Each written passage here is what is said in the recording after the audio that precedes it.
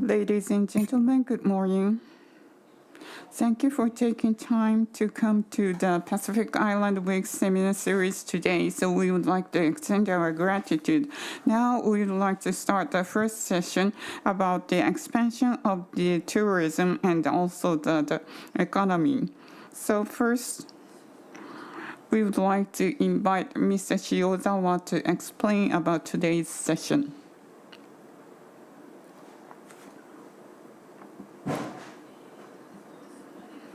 And also, we would like to we would like to invite those panelists who are going to join the panel discussion for today.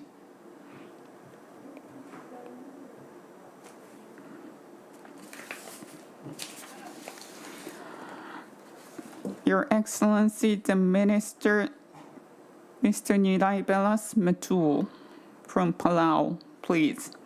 And also from JAL, Vice President, Mr. Sekiya.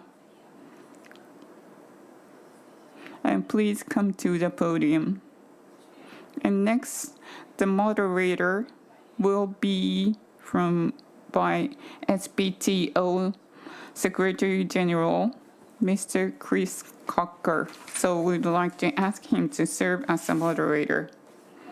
So we would like to first of all invite Mr. Shiozawa. So this is Shiozawa speaking.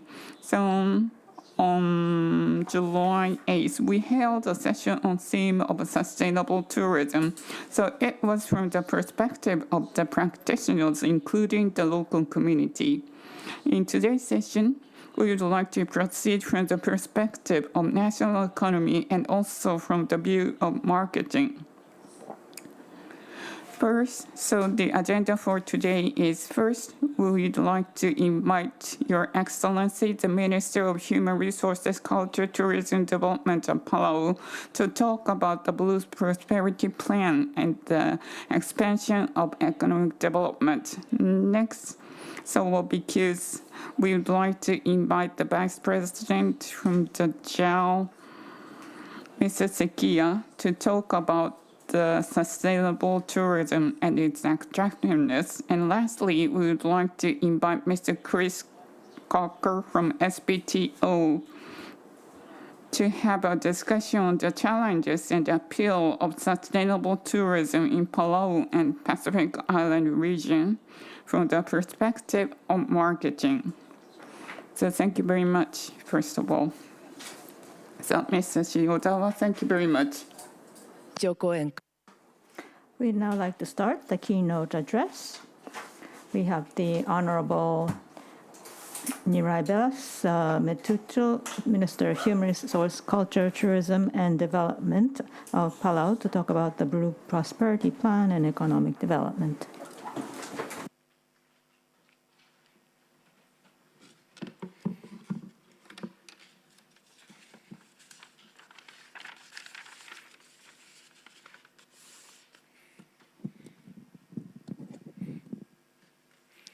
Ali, Ohayo gozaimasu. Again, my name is Ngiraibelas Tmetuchl, and I'm the Minister of Human Resources, Culture, Tourism and Development for the Republic of Palau. A few days ago, I presented on Palau's cultural tourism and its community-based tourism development. And I used the word connection. And I believe that connection is a big part of what we're trying to discuss in these seminars. It is again my pleasure to share this morning Palau's air connectivity and tourism marketing for Japan and Palau. But the word I'd like to use today is partnership. Connection requires partnerships. And partnerships, I believe, helps us grow and develop.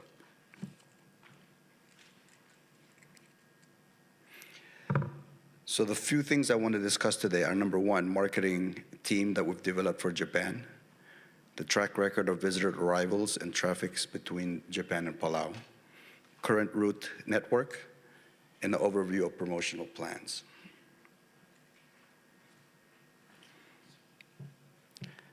First, I would like to introduce our marketing team for Japan.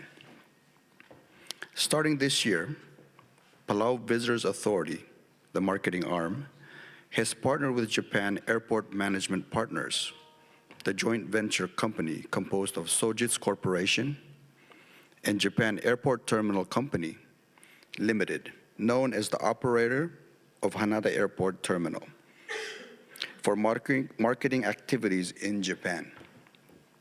Sojitz Corporation obtains vast global network in aviation sector, having over 50 years of business experience in the industry in Japan.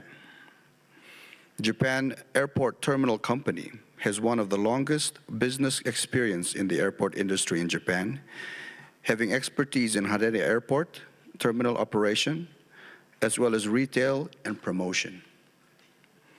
These two companies are representing Palau for tourism promotion, as well as airline sales marketing in Japan, utilizing their rich resources. The partnership between Palau and Japan Airport Management Partners have started in 2015 for the development of Palau International Airport Project. This was a JICA project. We thank Japan for that project, by the way. The project includes the operation and management, as well as renovation and expansion of the Palau International Airport Terminal. To implement the project, the government of Palau and Japan Airport Management Partners have established Palau International Airport Corporation in 2017 and officially started the operation in April 2019. Following the commitment of operations, the renovation and expansion project was completed in May 2022. This is the first public-private partnership infrastructure project in Palau, and we are looking forward to this long-lasting partnership with Japan. Now I would like to get into the technical side of air connectivity between Japan and Palau. This chart shows the transition of visitors from Japan to Palau and air traffic between Japan and Palau for the past decade. Since 2014, the visitor arrival as well as air traffic between Japan and Palau have gradually decreased, and COVID-19 pandemic occurred in 2020. The market was restarted due to the pandemic, and the numbers are steadily recovering from 2022 after the travel restrictions being eased. As you can see, air traffic between Japan and Palau is strongly recovering this year, as the number up to May has already exceeded that of the annual total of 2023. Currently, there is no scheduled direct route from Japan. It's unfortunate, JAL. But Batik Air has operated 7 seasonal direct charter flights between March and May to accommodate tourists in spring break and Golden Week. Although there is no scheduled direct route from Japan, the market is strongly recovering, utilizing connecting flights through Guam and Taipei. We want to emphasize this current demand from Japan and introduce our tourism promotion plan in the following slides, targeting to stimulate potential unopened demand to expand the overall traffic volume, so the airline would be encouraged to operate not only the seasonal charter flights, but also the scheduled route as well. Based on the statistics and market study, unopened potential target is a younger generation between ages of 20 to 30. Since the beginning of this year, we have been focusing on development of the digital marketing to raise the overall awareness of Palau in Japan. By the end of next month, we will launch an official Japanese promotional video of Palau, the Japanese tourism website, to provide essential information and key vitals to potential visitors in Japan to stimulate their want to travel to Palau. In order to expose our digital context to as many viewers as possible as we can, We will publish online advertisements on major SNS like in Japan, like YouTube, Instagram, and Google. In addition to digital marketing, デジタルマーケティング in Haneda Airport by having physical promotional events of Palau. By utilizing the location of Haneda Airport, we will be able to reach approximately 50 million passengers to raise recognition of Palau. By fully utilizing the team's resources, networks, and expertise, we will stimulate and stabilize the air traffic demand between Japan and Palau and work with airlines to achieve the commitment of sustainable direct flight services between the two countries. Now, I say that because I speak of Palau, but Chris, this has to be an opportunity to connect to the rest of the region. And I believe that it's important that Japan plays a strong role in connecting all of us in the islands. Last but not least, I would like to share that Palau will be exhibiting at the Expo 2025 in Osaka. Through this 6-month exhibition, we would like to promote Palau tourism and especially strengthen the cultural ties between Japan and Palau following the historical connections. There's a lot of connections between Japan and Palau, and I feel that the younger generation are losing touch, and it's important that we share and get them involved in this part of the world. We are planning to highlight historical connections by presenting the life and work of Mr. Hisakatsu Hijikata, a Japanese artist who moved to Palau in the early 1900s during the Japanese administration era. He is the founder of the famous Palauan cultural artifact, the storyboard. We are working with Kochi Museum, where many of his work and records are kept, to plan to exhibit and spread his wonderful story to the visitors in Japan. This is an example of a storyboard. And what happened in the early 1920s, Mr. Hijikata came to our men's meeting house and saw how we were painting stories in our men's meeting house called a bai. And what he did was he said, you know what, we can cut pieces of wood, carve the stories, and sell them as artifacts. So he is actually one of the first people who started commerce in Palau in trying to help us develop an artifact for people to buy.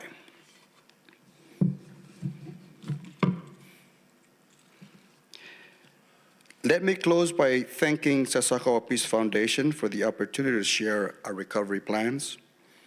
I believe that Japan and JAL can play a big role in reconnecting Palau to the Japanese people, and we look forward to working hand in hand to make flights resume soon. Let me leave you with this thought. We are stronger together with partnerships. Partnerships strengthen and help us build a world that is free, independent, prosperous, and secure. Komral Msulang, arigatou gozaimashita.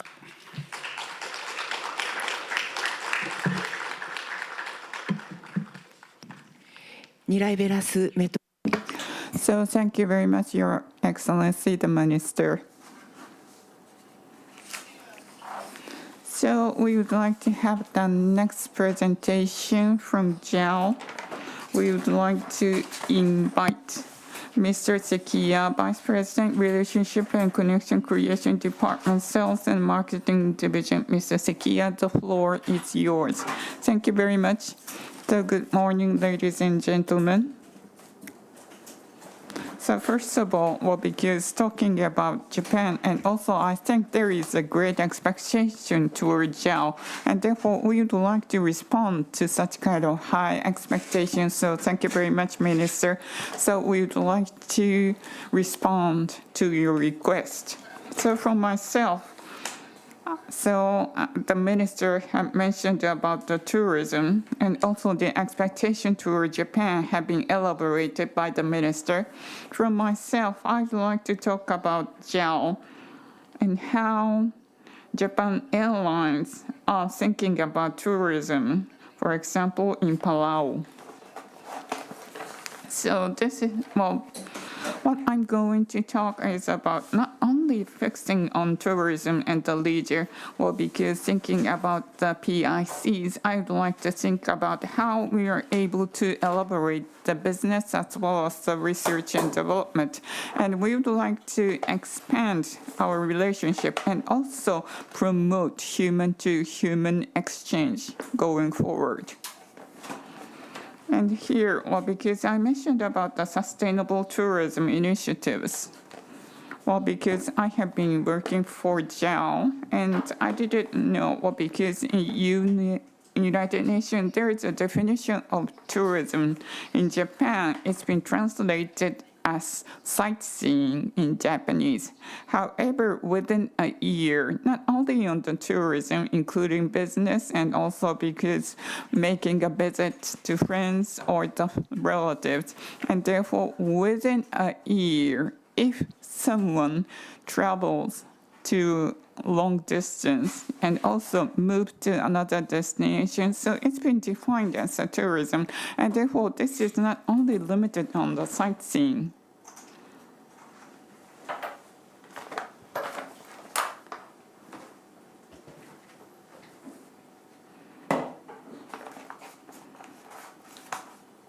So thank you very much. So I'd like to introduce myself. Well, because with the Pacific Islands, I do have a long connection. Well, because I first started to work in JAL in Okinawa, and we have a very beautiful sea, and also, well, because without the social infrastructure as airlines, we are not able to travel to Okinawa. And talking about Japan Airlines shown here, well, because we are going to create a relationship. So therefore, I'm in the charge of sales and marketing division. And therefore, for today, thank you very much for inviting me and giving this opportunity to talk about Japan Airlines.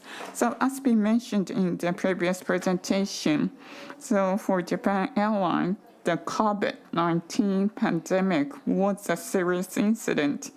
Until then, because we are able to have an increase of the passengers, and therefore we have purchased the airline aircraft, and also we continue to increase our human resources. However, after the pandemic, we are seeing a completely different picture, and therefore right now, well, because we are in the recovery status from the pandemic, and therefore we would like to serve as a new airlines company. So what I felt most is before the pandemic, so there was a kind of mass tourism, or because there was a kind of group tourism was a main pillar, or because during the pandemic, so before the pandemic, those who will make a visit to Palau, or because they have worked in a group, and therefore we have invited this kind of group tourism before the pandemic. However, recently, well, because talking about 2 days ago, there was this phrase, there was this kind of community travel, well, because they like the local areas, and also they do have the relationship, and therefore they would gather in a small group and travel. And therefore, this has been mentioned as a community travel. So, well, because it locates in between the group tourism and also the individual tourism. So this is something being defined as community travel. So talking about JAL, so our strategy, so I'd like to touch upon this strategy. So shown here in this chart, so until 2030, we have created JAL vision, and I think there are two engines for growth. One is safety and peace of mind for the society, of course. And also, well, because we need to have a safe and security in order to travel around. And therefore, well, because as airlines, we need to provide a safety and security. So that is the most important priority. And that is another growth engine. One is about So this relates to today's session, talking about the sustainability. So in a green box, well, because we need to feel a hope, but because those tourists need to enrich their lives. And therefore, I think it is necessary not only for Japan, however, this is going to contribute to the regional growth as well. So in order to achieve this JAO Vision 2030, we do have a midterm plan, and there are 3 pillars. One is that we are going to create building relationships and societal connections. In my department, we are promoting this agenda, and this relates to today's session. And next is talking about the GX. Well, because the aircrafts, so because in Europe, so because they would like to use the trains, well, because aircrafts emits a large CO2. And of course, there are such kind of factors. However, in order to avoid such kind of negative impacts, we need to implement some IT or the technologies. And by FY 2050, we would like to achieve net zero CO2. So that's our vision, because so we would like to utilize the SAF, that is a sustainable aircraft fuel. So we would like to implement those. Another one is, well, because this is based on human capital management. In today's session, well, because we need to improve our diversity, and therefore we need to improve diversity. So, well, because looking at Japan, and this time, there are so many representatives from the Pacific Islands. However, they do differ in cultures, and although it's the same Pacific Islands, they have a different tradition, and therefore, to those, how we are able to have a better understanding. So that's an important pillar. And therefore, we need to promote diversity based on human capital management. From that, so I'd like to touch upon how we are going to contribute to a sustainable tourism in order to expand the relationships and societal connections. The first point is that, well, because we provide the air routes, and therefore, as I have mentioned, so flying an aircraft, well, because there is so much burden to the environment, and therefore, we would like to eliminate as much as possible this burden to the climate, and therefore, we would like to promote this one. So another important point is this relates to the branding, and also it relates to the marketing as well. So GSTC, Global Sustainable Tourism Council, and this has been established from the UN body. So, well, because there is a standard for international sustainable tourism, and based on that, we would like to promote a sustainable tourism. And the reason is because in Japan, and also in Palau, and also from the Pacific Islands, thinking about the tourism, I think we share the same notion. So foreigners who come to your country, you need to elaborate in a simple manner, and therefore using this kind of international criteria and standard, we would like to promote the local culture and tradition. And therefore, well, because we need to give a thought on the STC, and also in Japan when we conduct some good things. However, maybe some would think it's only a Japan peculiar issue, well, because we are doing good things in Japan. However, well, because we need to share our best practice to the world. So that's our intention. 3点目はこれは関 Thirdly, this has to do with environmental initiatives, which is very important. From Japan, if you go overseas, you have marine nature or mountains, a variety of nature, and environmental conservation, naturally, in tourism will be very important. But that's not all, and I will touch on this again later on. Fourthly, And this is related to one. Towards the future, we have some investments, and this is the investment for SDGs, and it will be the social implementation for the future, and by so doing, the air transport could become more sustainable. That's the intent.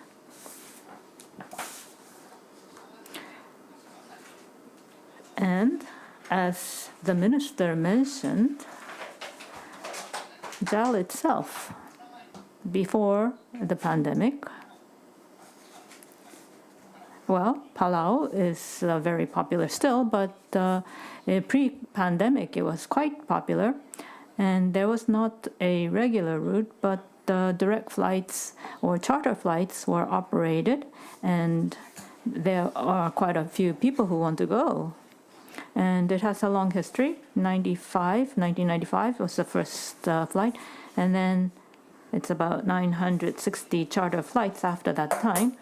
And after the pandemic, well, charter flights have been suspended. And personally, I think that this is regrettable.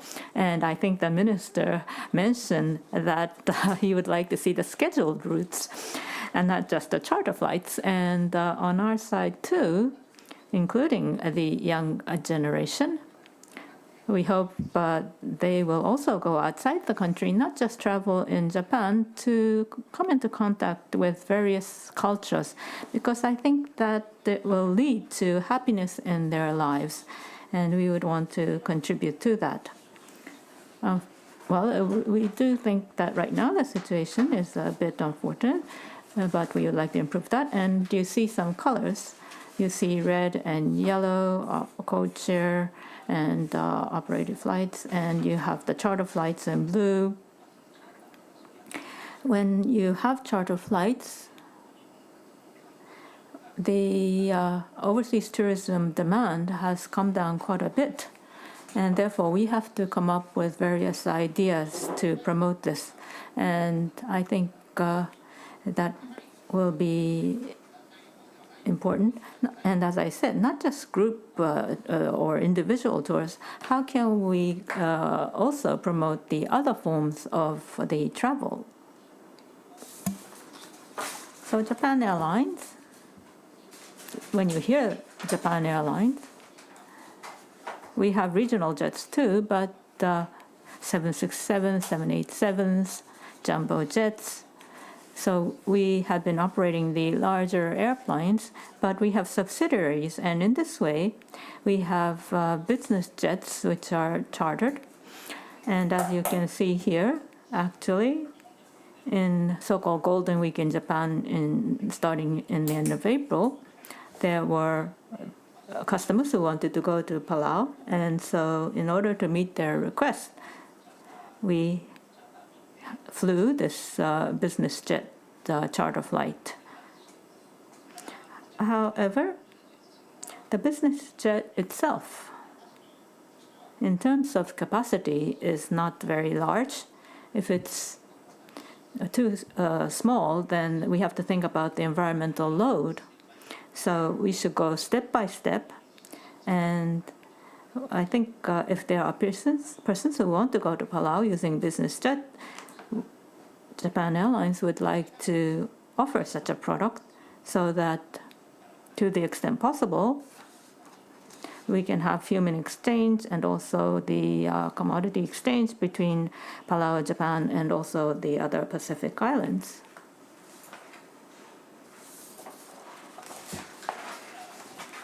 So this is about our main line of business. What is it that we do? You all know probably, so I will be very brief. And why our aircrafts are like this?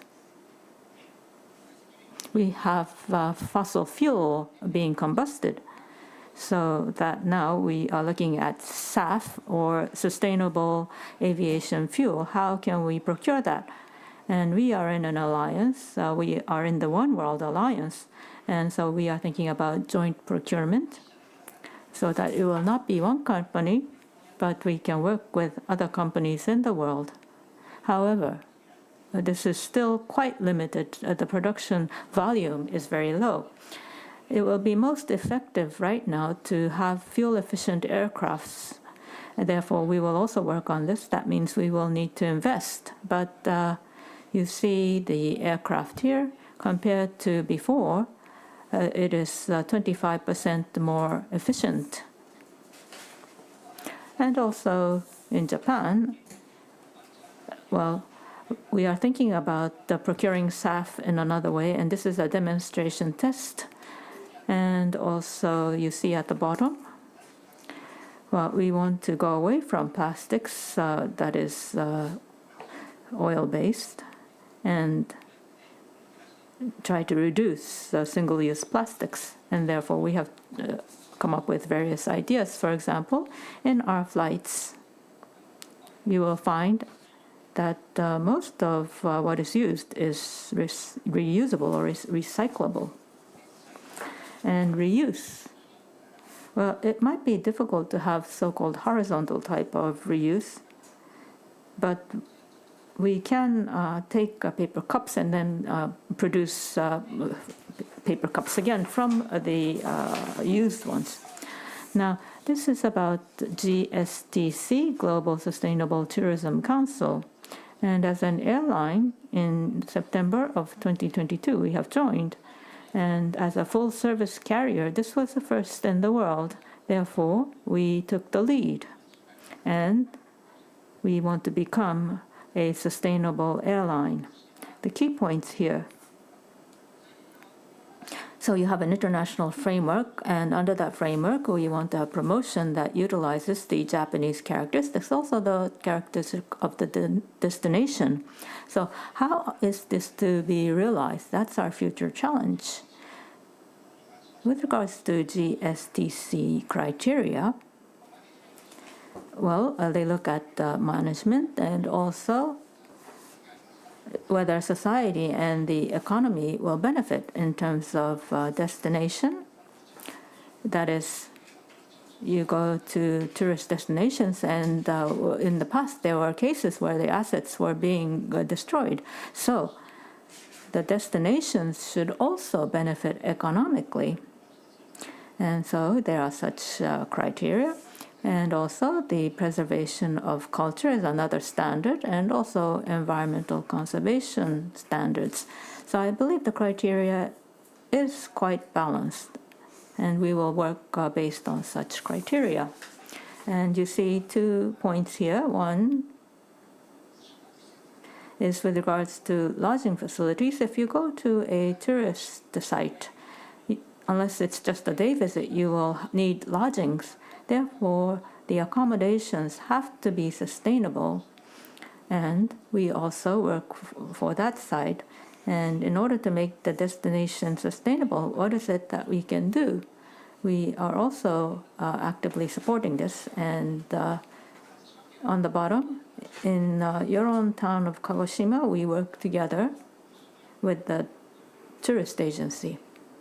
And somehow, there are about 5,000 people on the island, and I think Palau also has islands with 5,000 residents or so. So on such an island, how can you have sustainable tourism, and also how can you benefit the local community economically? We are doing such demonstration tests. So I've talked about the lodging facilities, and it's just started in Japan. So there is the third-party certification body, and we tie up with them in our endeavors. And actually, persons, the inbound tourists, are asked about this, and 70% of the people asked are concerned. So, as you see on the graph, it's only about 100 or so lodging facilities that are certified, but this initiative, as you see here, it's an international criteria or standard making, and therefore we would like to see this popularized in Asia. So because in Japan we do have a gel named airlines, and therefore we do have out of 43 those GSTC criteria, and therefore if we are going to expand globally in Palau, we had a Nikko hotel, and this is very popular to Japanese tourists, and therefore in that sense, well, because we would like to have these kind of measures if possible. So the third point, well, because talking about how we are going to protect the environment, well, because thinking about the environmental initiatives and tourism initiatives, I think it is very important to think about that. So therefore, well, because this is in order to revive the coral reefs. So therefore, well, because if you're going to destroy the coral reefs, we are not able to revive that, and therefore it cannot be used as a tourist within the tourism. And therefore, this is something that we need to work with the local community.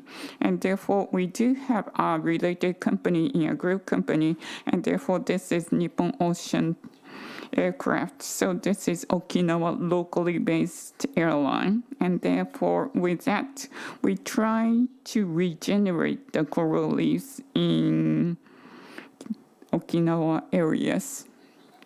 So below this, so well, because this is the eco tour, in order to have these kind of biodiversity, well, because we need to utilize as a mangrove planting and ecotour. Well, because it being called as ecotour and workation, well, because we would like to develop such kind of products in order to invite more users, and therefore we are tackling on that. Well, because providing experience to the person, and therefore, well, I think there will be more repeaters of the tourism, and therefore, for example, we provide this kind of studied tour, and by having a diverse tours, we are going to invite more tourists, and also we are going to re-invite those tourists to come again.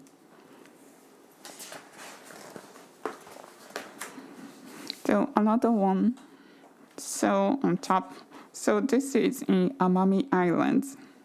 And here, well, because we need to think how we are able to support this as a tourist destination, and therefore, not from the tourist. We are thinking how we are able to invite more tourists and also at the same time have economic development in this Amami Islands. So we are taking such kind of measure, for example, using a drone, and we are conducting proof of concept or the POC. So in the center, so this is about the blue carbon. Well, because using the wakame seaweed cultivation, and we would like to use the blue carbon for the POC. So as an airline company, this is a very important initiative for us. Well, because when we fly the aircraft, we do emit lots of CO2, and therefore we need to think about how we are able to absorb the CO2. So this is a societal issue, and therefore we are promoting this blue carbon, well, because to the Pacific Islands like Palau, so to those representatives from the Pacific Islands, well, because the tourism is an important resource for those Pacific Islands. However, this is a key for the future sustainable tourism.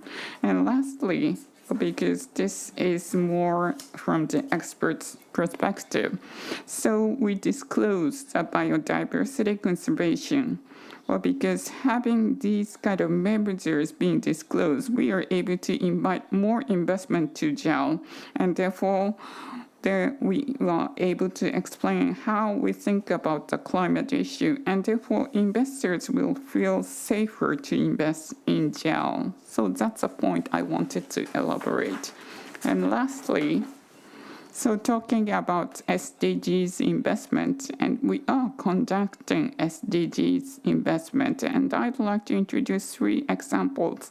Well, because, so I think this is a kind of set, for example, island sea and airlines. So listening to the minister's presentation, there is a great expectation toward Japan as well as that JAL, and thinking about that. So we are being asked, and therefore we are so happy we are able to have the flight to those Pacific islands. ベンチャー So we would like to invest, and this is a venture investment, and we can utilize these routes too. And the intent here is, for example, in the destination, as I said at the outset, there should not only be tourism, but there should be human exchange for business purposes, and that will be globally necessary. In that sense, it's not just about tourism. New technology utilization business can be promoted together, and that will create the flow of business persons and exchanges among business persons. This is a Japanese company, and this is called a battery tanker. Simply put, in the case of an island, electricity, because, well, if it's a big chunk of land, you have transmission lines, but if you have an ocean in between, it's difficult. So you use the storage battery technology, and the ocean itself will be a transmission network, and you can carry it power in this way. So that is by a Japanese company, and this will be necessary in the future. That's what I wanted to introduce. And the second example is interesting too. It's an American company called Captura. And as I said before, well, for the airlines, it's important to remove and collect CO2, also for the destination sites. And among the technology, it says here DOC.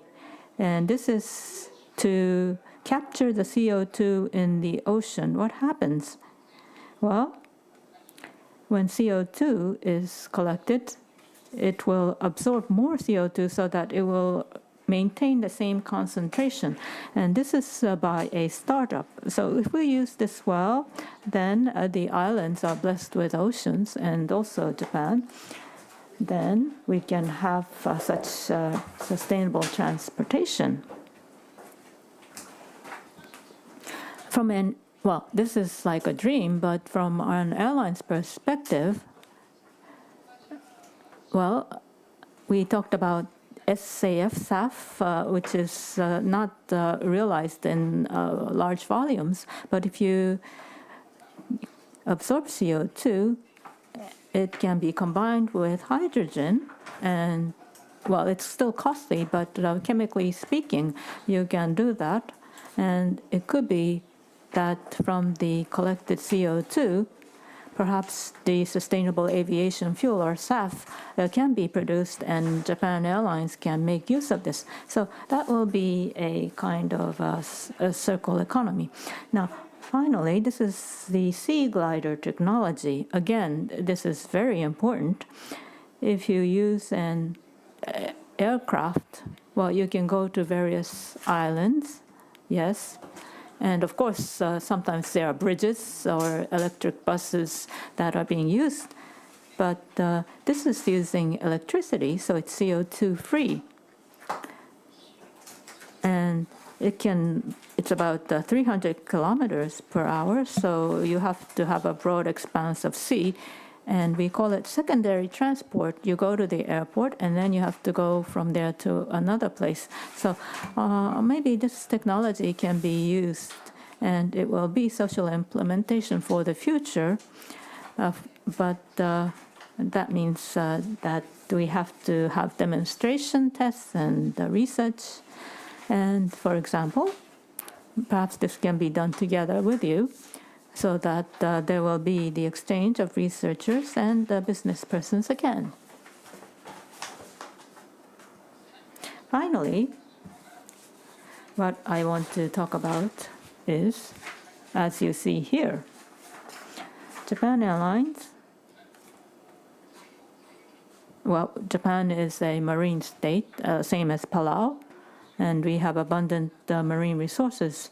And with the Pacific Island countries, we want to protect the environment, and we want to have effective utilization, make use of resources, and then promote tourism and business. And we want to have exchange with the relevant persons and expand such population where we can have the relationships. And in order to realize sustainable development, we will continue to take on this challenge. Therefore, we hope that we can have continued exchange of views with you. Thank you very much for your kind attention. Sekiya-sama. Thank you, Mr. Sekiya, for the interesting talk. それではただいまよりパネル Now we'd like to start a panel discussion. From the viewpoint of the marketing of sustainable tourism, please discuss the attractiveness and challenge of that. Moderator is Mr. Christopher Coca, CEO of Secretariat of Pacific Tourism Organization, SPTO. Thank you. おはようございます、ladies and gentlemen. Thank you very much to our esteemed panelists, the Honorable Minister from Palau and Mr. Sekiya from jail. You've raised key important issues, and I'm also thankful for SPF or Sasakawa Peace Foundation because, you know, one of the key challenges that we have in the region is that the aviation and tourism sectors work as silos. And there is a key move in the Pacific to bring these two sectors together because we are very dependent on both sectors. And if you look at the statistics that I had alluded earlier on Tuesday, 74% of our visitors into the region are through air transport, and only about 26% is through cruise or shipping in this case. So air transportation is probably is the key obstacle for unlocking tourism development to happen in the region. And there is still an uneven distribution of the wealth and benefits of tourism amongst our Pacific nations. As you probably see that out of the 19 member countries of SPTO, probably only 5 to 6 are benefiting from it in this case, and you saw the numbers. You know, 85% of the tourists of our regional tourists that come to the Pacific go to Fiji, French Polynesia, New Caledonia, Cook Islands, and also Samoa in this case. And then the rest of the 15% are shared. So air aviation is a key issue. And of course, our key challenge that we face in the Pacific is we're the most expensive to get to and even to fly within. We do not have direct air connections from our major source markets. And of course, we have the challenge of having air connections between within our region, in this case, limited connections. But in the area of sustainable tourism, as you probably heard, that it's very important that we move towards the Pacific nations have committed themselves to move away, and we've learned that, of course, mass tourism will not happen in our region. So although we see some evidence of that happening, but it is more into sustainable tourism, which is very important to balance our economic, environmental, and social cultural impacts in this case. Promotion, as you have heard, that the way forward for our Pacific region, because it's such an expensive exercise, is digital transformation or promotion, in this case, more cost effective. But I just want to go back and summarize what the two panelists have said, and the Honorable Minister's presentation, and I think what came out very strongly, Minister, is partnerships that help us grow, and the strong link between marketing and air connection, and finally digital promotion, in this case, to help increase air arrivals. And Mr. Sekiya's presentation, the building of relationships, which is very important, and your GX strategy, which I congratulate on environmental measures, particularly fitting into the global scale, and also human capital management. But I think to start off our conversation, I'd like to ask the Honorable Minister, in terms of partnerships, what would be, the best partnerships to make tourism happen in Palau, particularly for recovery, from your perspective, Minister? Thank you.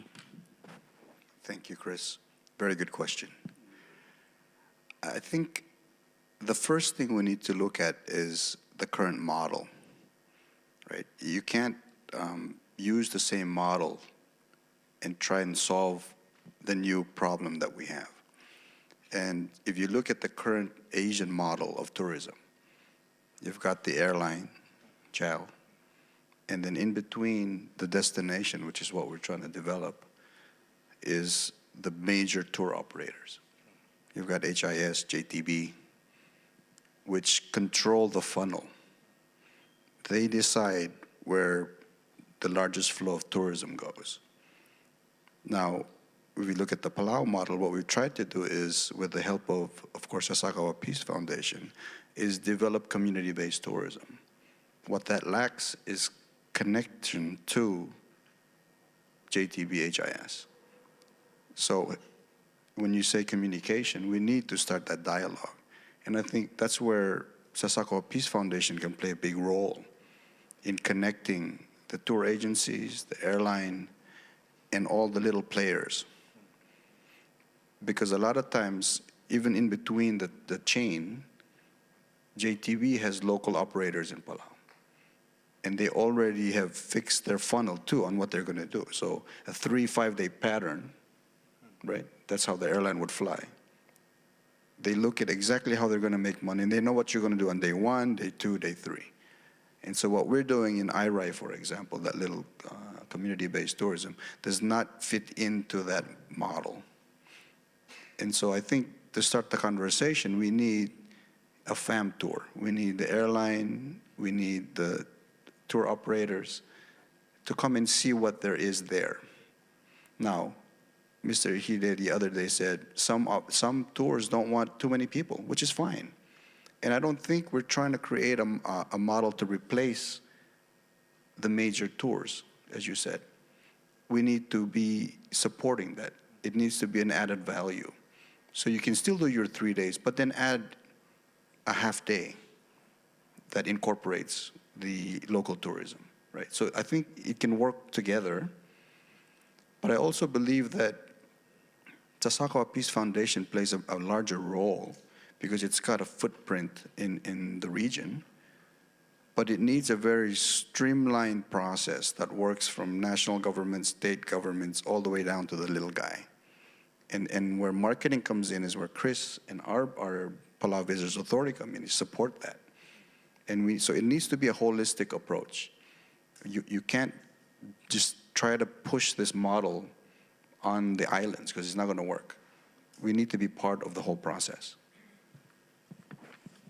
Thank you, Honourable Minister. I would like to see what I'm interested in GEL's perspective on the proposal by the Honourable Minister, because I think, I'm a keen supporter of starting small, and you can always have a pilot project. And I'm thinking of the pilot project that the Australian government is funding, particularly Air Nauru, to fly from Brisbane to Palau at the moment. But maybe be interesting to hear from GEL's perspective, particularly on community tourism, if there's any interest, particularly under your building of relationships in this case. Thank you, Mr. Sekiya. 質問どうもありがとうございます。 Thank you very much for a kind question. Yes, really, as you said, Chris-san has said, and the Honorable Minister has said, we are keen on community-based tourism. 2 days ago, I also said that fun tour, the Honorable Minister mentioned, but the education of the people sending tourists out is also necessary. For example, then through those education, people know more about Palau, and so farm tour should be utilized to have experts or people who know Palau very well visit Palau, because they will become repeaters. So we have to establish that kind of environment. And I mentioned GSTC earlier, and that system, the platform, it has exactly the same idea, I think. Rather than mass tourism, we have to fit the people in, fit the tour to the destination, and tour operators do not decide everything. Instead, Palau local tourism operators, we hope, will become economically affluent, if you like. And that kind of concept is included in GSTC framework. So that concept I'd like to expand. Another thing is that within the framework, JTB actually is involved, and Japanese tourism agency is also involved. So we have to utilize their involvement. With cooperation with private and public should be utilized to expand our tourism. You. We go back again to a connection, and Honorable Minister, the GEL presentation spoke about charter flights, which had happened in Palau anyway in the past, but also the introduction or proposal for business jet services. What's your perspective from Palau's point of view of charter flights? And also like the business jet services, do you think it will work? We actually have both models and regular flights. So we dabbled in all those three models. Private jets are great, but they're typically affluent. And so they would bring their own food. It's a different niche. So we get those groups. We get yachters. We got people with private yachts, private planes, but they never spend time on land, barely. They live in their own world. So in my perspective, it's not a really good community-based tourism model. It's good for taxes, but they don't come down. They just really hang out in their own world. So that's one market. Then we've got the regular flights. That's more FITs, right? People who are freely independent travelers. But that requires more activities, which is what we're trying to work with Sasakawa Peace Foundation. How do we create longer stays because you've got more things to do, right? Right now, the model is 3-5. But again, this goes to the challenge that we have with the tour operators. They've already fixated their ideas on a 3-5-day pattern. So we need to change that mindset. We need to sit down with them and say, listen, there's other options, right? You don't need to just do 3 days of water. You can do other options on land, right? Which is what we're trying to do. So that's the discussion we're having. The charter flights are great, but they're seasonal. As I mentioned, it's Golden Week. It's during the special holidays that we get them. So if you look at a tourism model, it spikes and then goes down and spikes, as opposed to sort of a more flattened curve. So what we need is a flat curve. How do we slowly build it? You can have 1 flight, 2 flights, 3 flights. That's kind of how we did it with Taiwan. We started with 1 flight, 2 flights, 3 flights. A lot of times everybody wants to jump to 4. I believe in baby steps. Another thing we need to look at is regional cooperation, right? So what Sasakawa Peace Foundation is doing, building these little pockets all over. I think airlines need to look at how we can work with existing airlines or build new chains. How do you, for example, fly from Narita to Palau to Brisbane? I don't see why you can't do that. So I think we need to revisit the current models and see if it works. Because you may not fill the plane to Palau, but you may be filling it to Brisbane. So going to Fiji, going to Tonga, wherever it is. But we need to look at the region and do an assessment on what can you do in the region. So it's not just Palau. How do you make the entire region a product? So we're marketing the region to Japan, not just Palau, right? And you just said repeaters, but we can make it a game. You can go to Palau for this vacation, go to Tonga the next vacation, go to Nauru, go to Tuvalu. So, like Europe, you have a Euro rail. You can just get on the plane and just go around. That's the dream, right? Thank you, Honourable Minister. And you raised a very important issue there on island hopping. And of course, it is a challenge, particularly for commercial operators. You could do it probably by charter, but I wanted to ask Jill, in terms of what the Honourable Minister is talking about, an island hopping, particularly on charter. I know you will probably look from it from a commercial perspective in this case, but if there was a possibility of linking some of our islands, whether it be just Micronesia as a baby step in this case, with JEL connecting from Tokyo, what is your opinion on that? Thank you. My opinion. No? So thank you very much for the question. So because from Japan to Palau, we don't have a direct flight, and therefore currently we don't have a direct flight, and therefore those who love Palau, so because they might spend some time in Guam, and I think it takes time, and therefore maybe they would change their tourism destination. And therefore, in the past, we had a lot of chartered flights. However, because we would like to smoothly implement that and invite the Japanese tourists to watch and enjoy the nature of Palau, because if make one visit, they will be loved. So therefore, I think they will be. So Minister mentioned about the island hopping, so I think it's a very good idea. So in my presentation, I talked about the secondary flight, whether using the airline or using the ships, or because in the nearby island, we are able to have that kind of tourism. So I think we are able to have a lot of diversity, and therefore if we come to one island, they would like to visit another island. So we need to develop such kind of tourism. And therefore talking about the charter flight, and also first we need to implement the direct flight and implement the new tourism. So have a better understanding of the culture and of Palau. So we would like to introduce such kind of products and invite more fans of Palau. And that is going to connect to the direct flight, and also we are able to have more tourists visiting Palau. Part of the challenge with charter flights is you can't get the connectivity from other destinations for us. So for example, the regular charters coming in from Narita, nobody from the US or Europe can use Japan as a hub. It's difficult for them to buy those tickets because they have to go through an agent. They're not available online. So that's part of the challenge, because Japan and Taiwan play a bigger role than just tourists from Japan. It's actually a hub, because we have passengers coming in from the US mainland and we have people coming from Europe. So it opens up those pockets.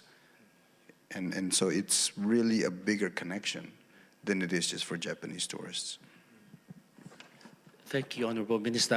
While Mr. Sekiya was talking, I picked up during your presentation on your talk, on your mention of One World Alliance. And of course, Fiji Airways is part of the One World Alliance. How can you work with Fiji Airways, JEL in this case, part of the One World Alliance, to be able to improve air connections between Japan, Fiji Airways, etc.? And I'd also like to add, because Fiji Airways has now adopted the open sky policy on a case-by-case basis in this case. And I think they'll probably use that for the US. But what's your point of view on partnerships with Fiji Airways in this case moving forward? So thank you very much for the question. Well, because the Fiji Airlines is a very important partner for JAL. And therefore, so I'm not a person in charge of that, and therefore I cannot elaborate what kind of discussion is ongoing. However, the alliance is a very good framework, because that is not only to give benefits to JAL, however, from Fiji to Japan, and also if the Fiji can be a hub to the Pacific Islands, I think we are able to create a win-win solution for both. And therefore, I would like to utilize this as a hint and how we can develop more collaboration with Fiji Airlines. Another point that I would like to mention, well, because changing the topic, talking about Fiji, well, because currently there is a global attention toward the Pacific Islands. So I mentioned about the global sustainable tourism will be convened in Singapore this year. I think next year they're going to convene this world conference in Fiji. It's once a year. And therefore, there is a global attention and focus on Pacific Islands. And I think if we are able to regenerate and also rediscover, so we need to disclose and send a message. And there will be more notice and interest toward the Pacific Islands. So I'd like to utilize those. Honorable Minister, you'll be still here next week for PALM. And this is when all our leaders come and meet with the Japanese leaders. From this session here, what would you like to recommend to push and lobby for the PALM to make things happen in this case from your perspective? And I know tourism is very close to in aviation, but I'm interested from your view. Thank you. I'll say something because our president. 大統領は常にこう言ってます。ウィップス大統領ですか。太平洋との連結性、コネクティビティ、これは人と人の交流の話だけではなく、商業の話だけでもなく、セキュリティ、安全保障なんだと。そして太平洋を安全にするために、島々の経済の能力を高めねばならない。経済的なセキュリティというのは、So it's very vital that we look at it from that perspective, not just about the little guys making money. The little communities making money builds confidence in the economy and builds support for Japan and makes a safer region. And so it's important that we look at it from that perspective as well. So that's what I'm going to recommend is connectivity that helps the islands grow and gives us a sense of identity and supports our economic development, because that builds on the security for the region. Yeah, thank you. And I think it raises also a key issue because, air connectivity was one of the key agendas amongst our leaders probably 10 years ago. And it fell off the radar because of climate change and NCDs coming as a big issue, of course. But I think now with the 2050 strategy and a thematic area focused on connectivity and technology, it will come back to the agenda of the leaders. And I know that the Micronesian Leaders Group air connection was very important, a key issue that was raised by the Micronesians. I just was thinking, thinking of a scenario if the Japanese government funded or subsidized JAL to do a flight direct, increase your direct connection to Palau, or do island hopping in the Pacific, in this case of 2 to 3 destinations. What's your opinion on that, Mr. Sekiya? どうもありがとうございます。 Thank you for that. I think it's a good suggestion. And as the minister said, connectivity, air connection, that has to do with the security of this region. It will always be linked to the security of the region. So to promote that in some form, if there is some way of promoting this, then it has to be through public-private partnership. Therefore, in that sense, if there is such an opportunity, we would want to make use of the opportunity and try to meet your expectation. It has to be not just private sector, not just the government sector. I think it has to be all of us, and we would want to create such a format. Yeah, thank you very much. In addition to security, it's also cargo. We forget that, agriculture. So what we're looking at also with Air Nauru flying from Brisbane is moving fruits, vegetables, meats. So we're transporting also produce. So there's cargo involved in this airline. So if we can combine both humans and cargo. Don't forget there's tuna. Right? Something on a plate every day in Japan. So these are commodities that can be moved through the airlines. Because I think with air connections, of course, it's a sovereign decision. It's a bilateral between a country and another country, and also there's a high consideration of commercial operation in this case. I just wondered as well, from your perspective, if there was anything else that, and particularly probably the area of promotion, and this goes back to you, Sekiya. Promotion in the Pacific is very expensive because, and that's why we group together, so it'd be more cost effective. What kind of support can GEL provide for the Pacific in terms of helping us promote our destinations in the Japanese market to help improve visitor numbers in this case? I know there is the Pacific Island Center based in Tokyo. They are being supported by the Japanese government for recovery in this case, but I was just interested because a lot of our marketing promotions in the region, we partner with airlines, whether it's Air New Zealand, Fiji Airways, etc., in promoting, you know, particularly, especially if you've got a network to these places. But I'm interested from your perspective, from GEL, how you can work together with Palau or even the Pacific Island nations. ありがとうございます。 Thank you very much. With regards to promotion, whether it be in Japan, I think the tourist agency is coming up with ideas or helping out the airlines. We do have such frameworks, so we need to make use of the frameworks naturally, and we would like to promote it further. The challenge for Japan right now, well, Japan as a whole, the tourist demand to go abroad has come down quite a bit with the pandemic, and it hasn't recovered. So how can we support this? And I think the government is also concerned about this. And for us, how we can recover the tourism from Japan, especially with regards to the Pacific Islands.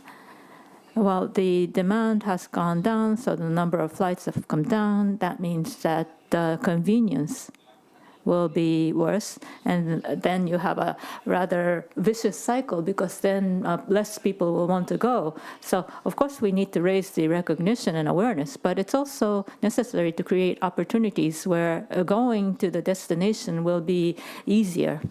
For a while, we've been talking so much about the inbound tourists, and we've, I think, not been able to emphasize the outbound tourists. Therefore, I think government also needs to take countermeasures to try to prop this up. So, from Palau's perspective, in terms of, you know, what kind of support you would see if there's any partnership with GEL in terms of promotion in Japan? I think that's part of our strategy. And part of the reason we employed the Sojits is to look at every possible partnership we can develop. And so we felt that not only did we build the airport infrastructure together, we wanted to now transition to a marketing strategy where they would look at to their entire network, not only in Japan, but globally, and to work with the airlines to find out. So, for example, we're working with Sojits in Korea to see how we can, you know, entice airlines to fly. So, I think partnerships both in Japan and global, the global reach of these Japanese companies is important because they can essentially use Japan as a hub, Korea as a hub, to bring the globe to our region. So it's that power that they have and the reach that we need to really harness and work with. Thank you, Minister. You also, and I think with the presentation by GEL, I see a door of opportunity for partnerships, and particularly when you raised how GEL is moving towards encouraging more environmental sustainable initiatives. And you had raised and highlighted in your presentation, you know, coral garden replanting, etc. is there an opportunity for us to work from the Pacific with GEL in terms of furthering that? Because, the key to preserving our environment is educating the visitors in this case. Could you sort of elaborate what kind of partnership from, especially if it could be initiated by SPF and also SPTO, and, especially for our Pacific nations in this case? Thank you. ありがとうございます。 Thank you very much. Yes, with the people of Palau, we want to have a good partnership and we want to promote projects. As the minister mentioned, the airport in Palau, Sojitz is involved, and so Sojitz, as you know, they have various networks, as you said, and they have, in terms of implementing projects, a lot of connections. And Palau, for us, well, I think there are Japanese companies already doing business in Palau, so it will be conducive for us also, SPF and also the Japanese Ministry of Foreign Affairs or the tourist agency. We could work together. And for us, well, we haven't had any discussions with Sojitz yet, but Japanese companies, in terms of infrastructure, are already present, and therefore I think the partnership building will be interesting from the Japanese side. If there are needs, we want to expand the circle so that more people, more companies can be involved, and it will be a good situation for both sides. I also want to mention that at the end of the year, we're opening a new hotel. So foreign investment is also key. So Mr. Yasuda of Donki is opening an Indigo hotel in Palau. And so that's another partnership with, the Palau Royal with the Nikko flag. So the Japanese local operators are now working with the airlines and Sojitz. And I'm hoping that we can meet with our partners and work something out with JAL. So it's basically really a vertical integration. But then now we need to do the lateral and connect all the other small players so everybody benefits. I just want to share, in my experience in Japan, I think the best model to look at is sumo wrestling. When you look at the sumo wrestling model, every small business benefits.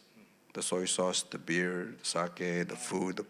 When you go to sumo wrestling and you buy and you leave, your ticket comes with everything. You get a shirt, you get a scarf, so everybody in the region makes money. And I think that's the model we should follow, is how do these little communities, of course the sumo is the big player, but how does everybody have a piece in the pie? And I think that's where we truly can help this growth in the islands. Yeah, and I think, Minister, you've raised a important point there, because post-COVID now, it's not only the triple Ps now, public-private partnership, but we add on community there.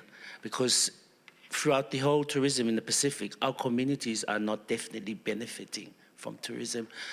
They're being employed, but the benefits have not gone down so that all our communities in the region benefit from tourism in this case. Only key hoteliers or the industry or private sector are benefiting, but our communities are yet to benefit in this case. Foreign investment is a hard nut to crack. It's very difficult in this case. Are there any plans from GEL that, sometimes the airlines partner with hotels to invest in countries? Are you doing certain projects like that? I'm looking at the globe in this case, which can be ideas for our part of our region. Mr. Sekiya. ありがとうございます。 Thank you very much.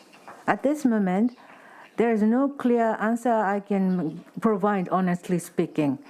But in the future, in order for us to grow and in order to collaborate with Palau, yes, we have to think of what we can do.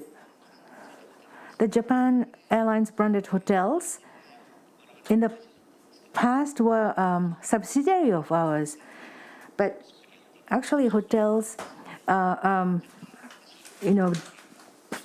promote connecting themselves with our brand. We have a still strong relationship, although the capital investment into each other is lower. But we have new hotels coming up. Well, there are new hotels coming up in Palau, and I think hotels are closely related to airlines, so we would like to have a solid partnership with them. Thank you. The two panelists probably are exhausted from my questions, but I would like to open this up to the audience. You've been warming the seats there in this case. Maybe you have questions for our two panelists, in this case, particularly on their presentations, or any burning issues that you've heard that you'd like to raise from there. I'll open the floor. Thank you.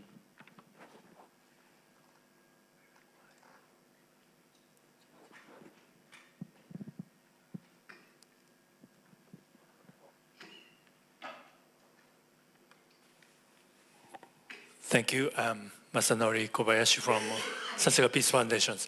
I'd like to ask a question to Minister Mirai that I think Mr. Sekiya mentioned this exchange of people would be a part of this tourism. And I saw that in 2022, our ocean conference, Palau, brought young people from a different part of the world. And that really presented this merit in having this students exchange, and Palau has resources of the human resources. And when Japanese people want to study English in the neighboring countries, they go to Cebu of the Philippines. When Japanese students want to study peace, they go to Okinawa. But Palau has also resources to share this English, share the peace studies, and I saw that Palau has a lot still offer, and I'm just wondering whether you have any exchange, or you have a plan to engage any exchange with the Japanese partners in terms of tertiary or secondary or even school students exchange. I think that would be key. And I just want to mention Mr. Sekiya, that we have a good case study of Yonaguni Island. This Japan airline has this short airline services, and they carry seafood in addition to the passengers. And when the passengers don't come, they still have this seafood to transport. And that really supports the regular, stable airline operation. And I'm just wondering whether you see any potential of not only carrying passengers, but also the goods, particularly between Japan and Palau and the other Pacific Island countries. Thank you. Honorable Minister. Thank you for the question. And yes, so the Oceans Conference, and you were part of that, Sasakawa Peace Foundation was a big part of the youth component. And I think it's the first Oceans Conference where the youth were not segregated, but were part of the panel. And so the idea was, how do we bring the youth from their kiddie table to the main table? And so they actually participated as panelists with the major leaders. Which is something I really believe we should do. And I brought my daughter here, Yars, for that reason. I think we should include our kids in everything we do, because a lot of times adults are here, but the kids tell the truth. And so what we think we are doing right is actually not. So we need to build their capacity, and we need to incorporate them into our policies. And at the moment, we're actually updating our tourism policy. And as I was listening to your presentation and all the other presentations the previous days, I think we need to integrate and look at where we have commonalities and build policies that work throughout the region and not siloed. I keep saying, that the idea of siloed is we're building our policy and it's going to be good for Palau. But I think regionally we need to share the ideas and see where JAL would help us, where we can help, Tuvalu or some other island. And I think that's where Sasakawa Peace Foundation can come in.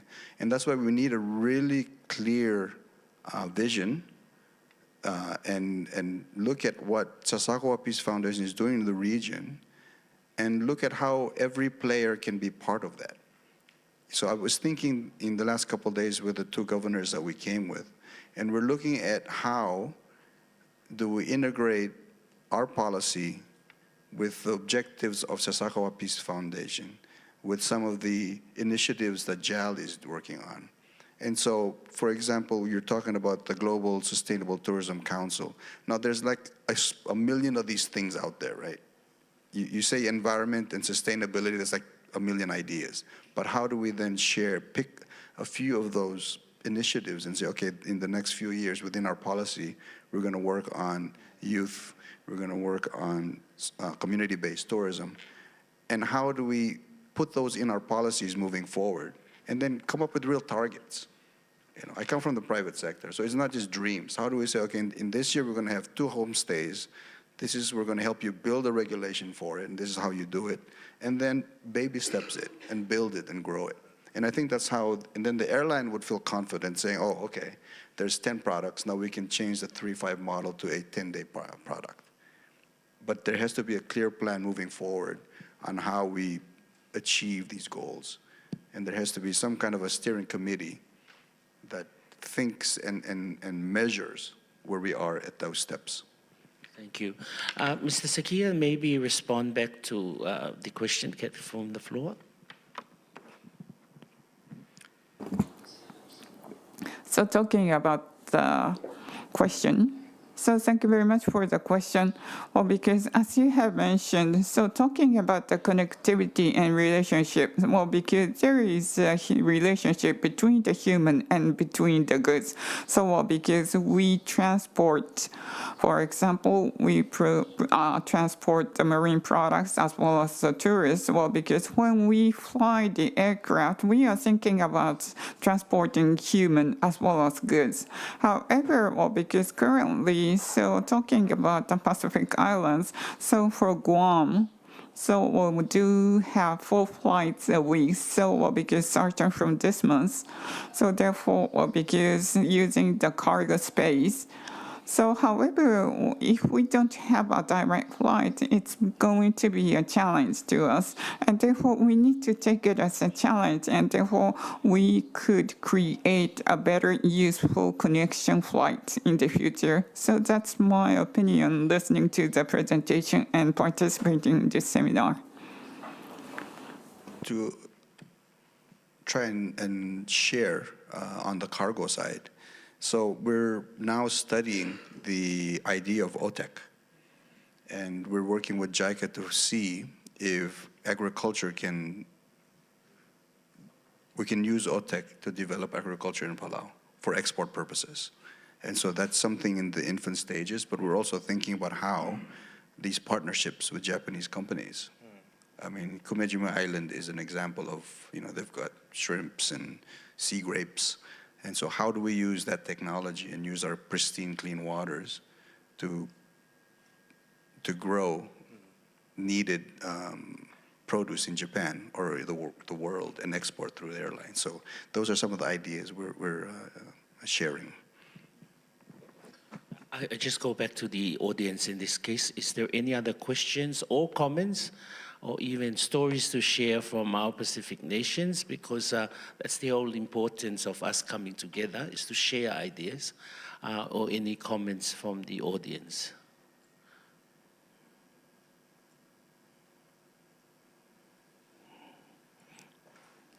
Our sister from PNG. Good morning, and thank you for wonderful presentations. My question goes to the Minister for Palau.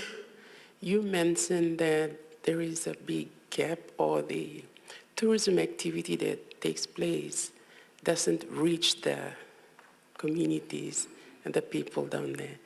Your personal view, why is that, and how do you think is the most appropriate way to address it effectively? Thank you.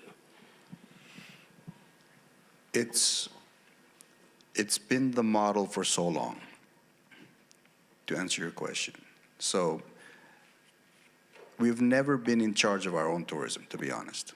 It's always been created by companies. Now companies are there to make money, and so they cherry pick and they would pick whatever the best money-making scheme is, and they just say, okay, we're going to do 3 days, 5 days. So in Palau, for example, a company would say, you have 3 days of diving. If you're there for 3 days, you're going to do 2 days of diving and 1 day of something.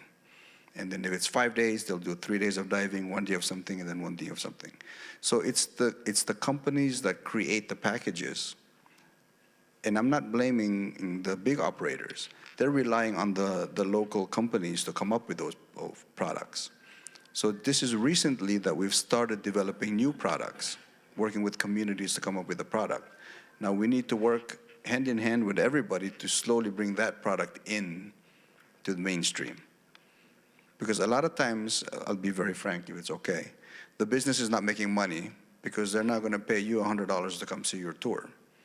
So we need to share the profit. In order for them to incorporate that into their 3-day package, they have to make something out of the deal, right? It's a business transaction. And I think that's where government comes in and says, listen, everybody can share. That's why I talk about the sumo concept. We need to say, listen, here's the regulation. You need to incorporate these into your tours. And it's a struggle because it boils down to commerce. If the operator is not making money, it goes, for example, in Japan every year, every 6 months, they print this booklet that says, this is where you're going to go the next 6 months. And if you're not in that booklet, you got to go find the options in the website, right? So we need to work with everybody to say, let's get these products in there. That's where Sasakawa Peace Foundation come in and say, listen, there's new products, it's indigenous tourism. How do we get into that brochure so we're seen?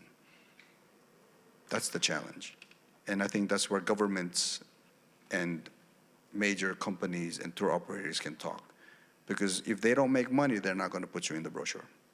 I'll be very frank. I come from the private sector, and I'm sharing stuff that I shouldn't be in. Mr. Sekiya, would you have any comments on that? 大臣と I share the same comment with the minister, but I think it's gradually changing.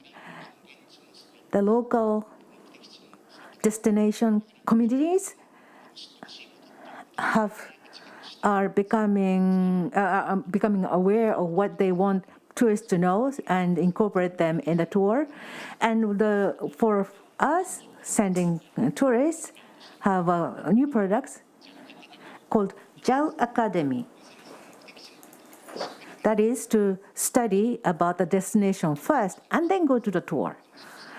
By doing that, I think visitors will have a stronger kizuna relationship, a bond with the community, and then when people get there, they realize what they have learned is actually there. And so, but it's challenging. It takes time for those products to flourish.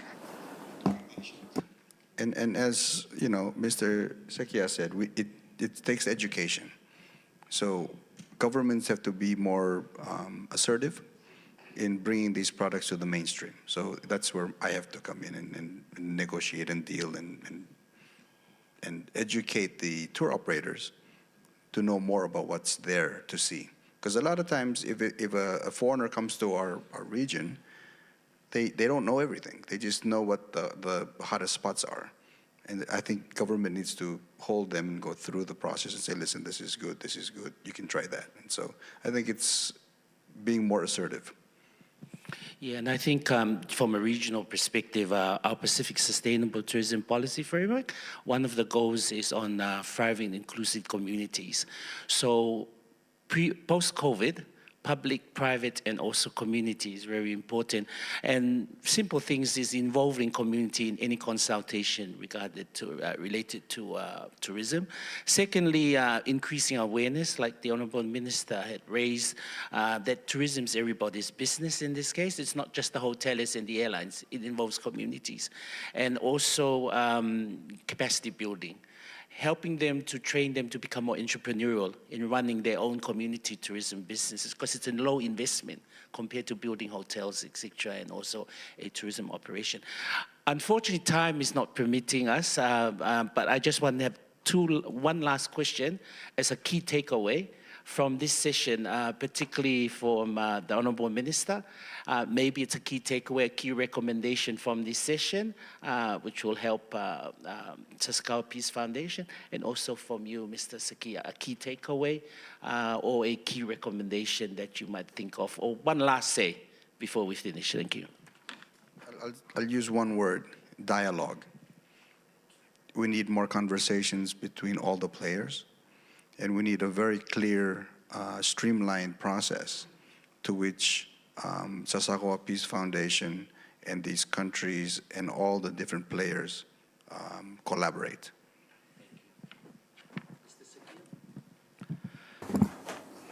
So from myself, because so it is very important to implement community level endeavors. Well, because there are so many stakeholders. However, in order to challenge to the target, so I think that's our mission. My end, I mentioned it to some of my colleagues. To innovate is to collaborate in this case. So I think we've said that all. Ladies and gentlemen, a big hand of applause for our panelists this morning. Thank you very much. ありがとうございました。 So thank you very much. So we would like to conclude the first session. So because in order to think about the sustainable tourism, so we have touched upon the safety, and also we have talked about the community and also the relationship between the humans. So Mr. Minister and Mr. Sekiya and Mr. Cocker, thank you very much for your participation. So big applause to all the panelists as well as the moderators. Thank you very much. 次のセッション2に移るまで少ししばらく、準備の都合で、お時間を頂戴いたしたいと思います。どうぞそのままでお待ちくださいませ。We need some time to get prepared for the second session, so please wait for a while where you are. Thank you. Now, session 2. Panelists of session 2, can you please come over onto the stage? Let me call the names. Ms. Susanna Tmetuchl, Solid Waste Management Advisor, Waste Management and Pollution Control Program, SPREP, Secretariat of the Pacific Regional Environment Program. There are two more panelists. From Fiji, Ms. Leba Iate Taite Kaunapinaka, in-country technical specialist, the adaptation team of the Climate Change Division, Ministry of Environment and Climate Change of Republic of Fiji. Please come over to the stage. Then the third panelist from Tonga, Mr. Taha Masiliama Shilakivai Manu, Disaster Works Officer, National Disaster Risk Management Office of the Kingdom of Tonga. Please come to the stage. And moderator is Mr. Hideyuki Shiozawa, Director, Division of Island Nations of SPF, of OPRI. Let's start the session. Mr. Shiozawa, can you explain the purpose of this session? Good morning, ladies and gentlemen. My name is Shiozawa. Since 2003, I've been involved in the Pacific Island countries. And first as a high school teacher of Japan Overseas Volunteer, that's 20 years ago. And the issue over there at that time was waste management, especially Marshall has very few land. But economic activities were really good, bustling. So many waste were generated.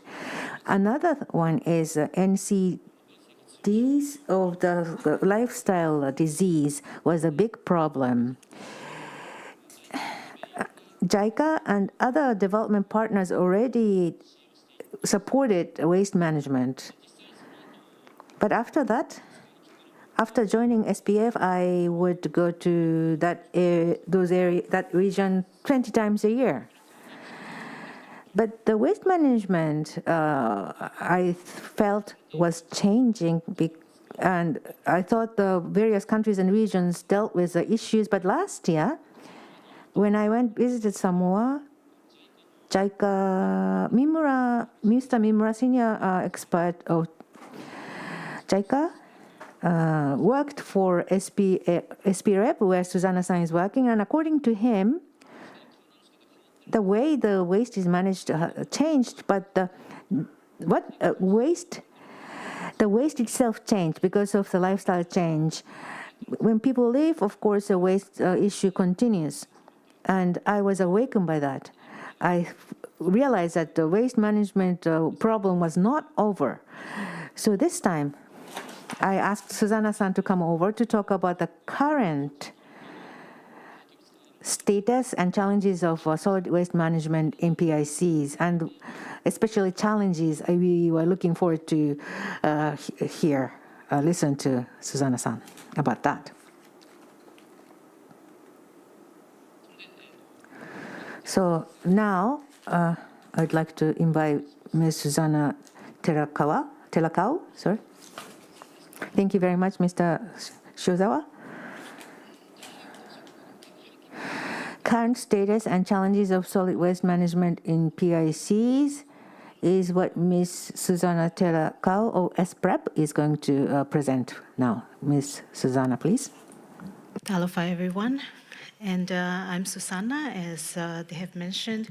I'm the Solid Waste Management Advisor for SPREP, and I'll be presenting on the current status and challenges of solid waste management in the Pacific Island countries. And before that, I just want to have a brief overview of the SPREP organization, which I worked for. It's a secretariat of the Pacific Regional Environment Program. Sorry, how do you go to the next slide? Okay. So the Secretariat of the Pacific Regional Environment Program is a regional organization established by the government and administrations of the Pacific, and they are charged with protecting and managing of environment and natural resources for the Pacific. So it was established in 1993 in Samoa, and it looks at promoting the cooperations and provide assistance in environmental protections and improvement of the Pacific Island country regions, including the waste management. So it's covering members of 26 governments and including the 21 Pacific Island countries and territories, not only limiting to the Pacific Island countries, which I'm presenting on, but also extending to the territories.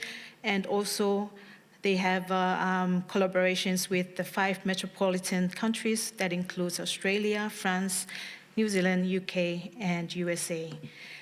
Just to touch base on the coverage of the Pacific Regional Waste Management and Pollution Control, that SPREP is using a strategic management framework, which is the Cleaner Pacific 2025. And it is a guiding tool in terms of the regional cooperation and collaboration between the regional, the Pacific Island countries and territories. Also, SPREP provides assistance and to Pacific Island countries in terms of the implementation of this regional strategy, which is looking at waste management and pollution control for all the Pacific Island countries. And also, not only looking at the regional waste and pollution, it also is a secretariat for the Waingani and Basel Convention, and also looking at the joint implementation of the Basel and Waingani Convention, which is the transboundary movement of the hazardous waste. Moving forward, I will be only focusing on the status of waste management, focusing on solid waste, as well as the challenges for the Pacific Island countries. As you can see on the slides, it's covering the Pacific Island countries, including the Polynesians, the Micronesians, and the Melanesians countries.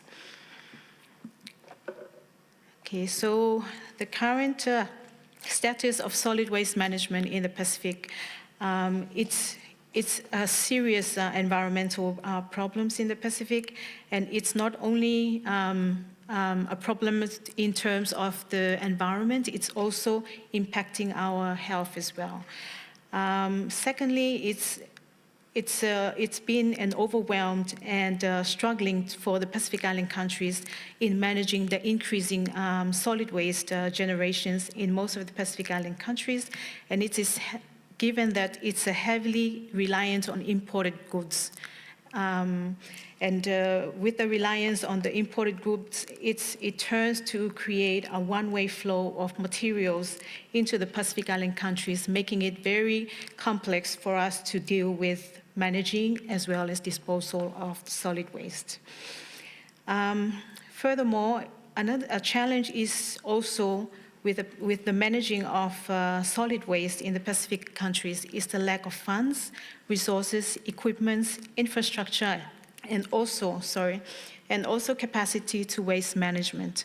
And this limited capacity to dispose of solid waste management linked to geographical isolations, limited available land for waste management facilities, high costs of providing collections, disposal services to small and dispersed populations, and small economies of scale.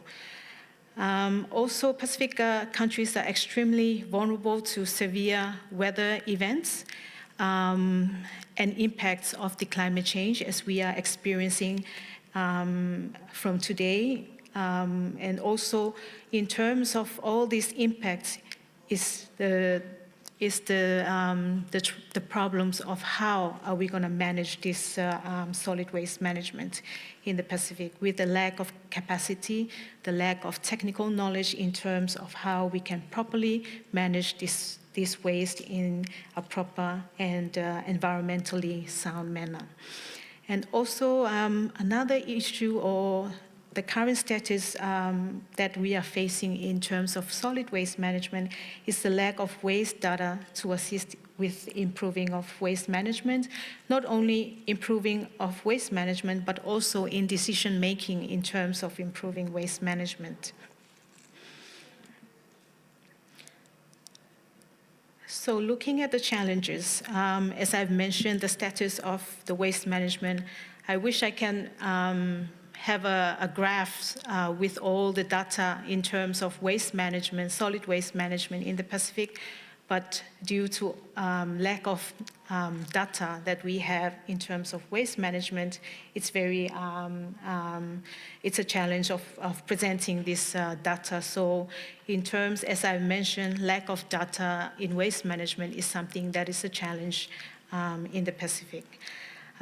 So the first one is the challenges that we face in terms of solid waste management in the Pacific is the lack of effective waste management planning and implementation of plans, which is something that the Pacific, the SPERP is working with the countries to ensure that they have plans and as well as strategic plans in place in terms of how they can manage their solid waste management in country.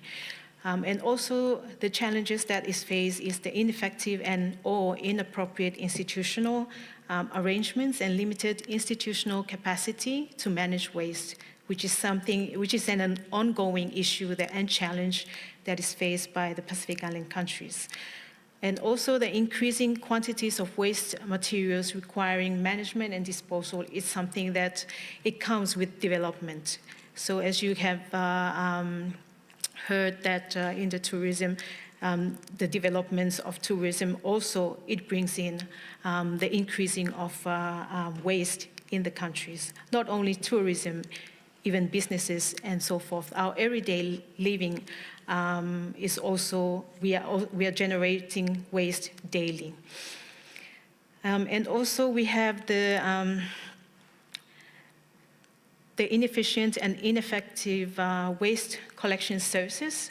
In some of the countries, they have challenge in covering all the areas, especially the rural areas, in terms of waste collection. So this is another challenge that the Pacific countries are facing, and we are trying to see how we can strategically improve these waste collection services. And also is the lack of land available for disposing of waste, of solid waste. This is, I think, is a challenge, especially with the atoll islands with very limited land space available to be able to dispose of this solid waste. And also the limited facilities of waste collections, the recycling, storage, and treatment, it's another challenge that we are very limited. We don't have these sorts of facilities in place so that we can deal or properly recycle, properly dispose of solid waste in the Pacific region. And also is the lack of legislation and enforcement. I think with the implementation and improvement of solid waste in the Pacific, it also has to go aligning together with the legislation and enforcement. And I feel this is also something that is lacking in the Pacific Island countries and need to be improved. Just to recap on what the challenges and the status of the solid waste management in the Pacific is just to highlight some of the how we can overcome the challenges. Talking from the regional side of things is to focus on reducing the volume of solid waste. This is something that we have been struggling with because in the Pacific Island countries, as I have already mentioned, we are relying heavily on imported goods. So it's very hard to decrease the volume of solid waste coming into country. And also, it's not just that, it's also the capacity of dealing with solid waste management in the country. And also with the increasing, and also to increase the collection services, as I mentioned, some of the rural areas in the Pacific countries, there are no waste collection services reached out to these rural areas. So this is something that even though we have awareness going into the communities, but if the awareness is going into communities on how we can manage our waste properly and there's no services available, it's just, it defeats the purpose of waste management. So it's very important that we have to look at the collection services to be in place and also to strengthen the disposal system. I think this is another issue that it causes a lot of impacts to the environment, is how we dispose of our waste. Looking at some of the landfills in the Pacific countries, we have some landfills, they use the Fukuoka method, but in some it's just an open dump site. So with the ones that we don't have a Fukuoka method or having engineered landfill, it turns to have a lot of impact on the environment as well as going down to our marine lives as well. And with the Pacific countries, we rely heavily on our marine life in terms of food security. And also looking at how we can overcome the challenges through the region is to have a regional waste data collection, monitoring, and reporting of framework so that we can try and improve on how we can better manage our waste, and also not just to improve the data collections and also the management, but also we need to have a monitoring and reporting framework in place for the region. And also looking at that, we also want to have regional corporations so that we will be able to help in unify the rules on types of products and packaging that enters into the region. We have to have an agreement between the countries in the Pacific Island countries on how we can cooperate, we can collaborate in terms of things that are coming into our region and how we can better manage our waste. And also is the establishing of regional recycling network. I think this is something that we are trying to implement in the Pacific, and it takes a lot of funding to have this in place. And establishing this regional recycling network can increase the economics of scale, help make recycling a more economically viable solutions, and also it attracts the private sector involvement. And a regional solid waste management network can also meet economic, social, and environmental objectives, starting with high-value waste, such as abandoned cars, tires, and scaling up over time. So these are some of the things that the Pacific Island countries can focus on in terms of addressing the challenges. And also, the last one is moving towards a circular economy and sustainable financing. I think this, as I mentioned before, the challenge is the funding. So this is something that we need to establish, is to have a sustainable financing system within the Pacific countries so that we will be able to generate finance support so that we can improve our waste management, especially our solid waste management.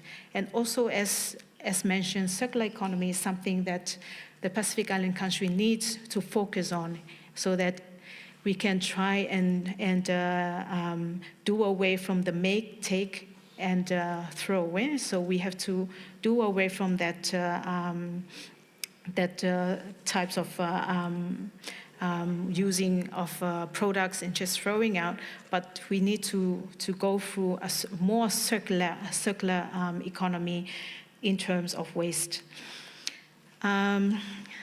So that's how we can try and overcome challenges, looking from the regional work, especially with the work that our current projects are working with the Pacific regions in terms of improving waste management, not just solid waste, but also hazardous waste and all sorts of waste management, waste streams within the Pacific. And also thinking that we also have support from JICA through the JPRISM 3, which we are working closely in terms of assisting and providing technical support to the Pacific countries in terms of managing solid waste. And in conclusion, although Pacific countries are facing a lot of challenges in managing their solid waste, but there are works that has been progressing. We are taking baby steps, as I've heard also in the earlier session. We talk about baby steps. I think that's how we can manage. We have to move forward in terms of progressing forward in terms of waste management. We have to take baby steps, especially with the Pacific Island countries. We take baby steps so that we can be able to achieve our vision, which is towards a clean and safe Pacific environment, and also noting that waste is everyone's responsibilities and should be made priority at all levels, not just the national. It has to go through all levels, national, regional, international, in order to be successful in the Pacific Island countries. Thank you very much, and thank you for the opportunity to share this in this platform. Thank you very much. どうもありがとうございました。 Thank you very much. We'd now like to start the panel discussion, and in the Pacific Island countries, the present status and challenges will be discussed. And we'd like to ask Mr. Shiozawa to moderate. Thank you, Susanna. So waste issues, including Japan, is deeply connected to our daily lives, and so it is very interesting. And I think we can look at this from various angles. The region or Pacific Island as a whole, or each country or each community in the country and each resident. So there are various levels, and it's quite complex. So first of all, my own experience, or what I thought is a change in the area. 20 years ago, I was in the Marshall Islands, and there was a box to collect waste. And how do I put it? Every 500 meters, there will be such a box. So myself included, the residents just threw waste into those boxes, and occasionally some people tried to put in old vehicles, and so inclusive of JICA, recycling and sorting of waste was started. So sorting is now done. But at that time, well, you sort when collecting, but in the end, it's all mixed together and processed and treated. And so I'm wondering if that's changed. Susanna-san, right now. So well, it won't be for all countries, but you are in Samoa right now, Samoa, and you're from Tuvalu. And so in those two countries, when waste is collected, is it sorted? And when it is treated, is it sorted separately? Thank you for the question. Talking from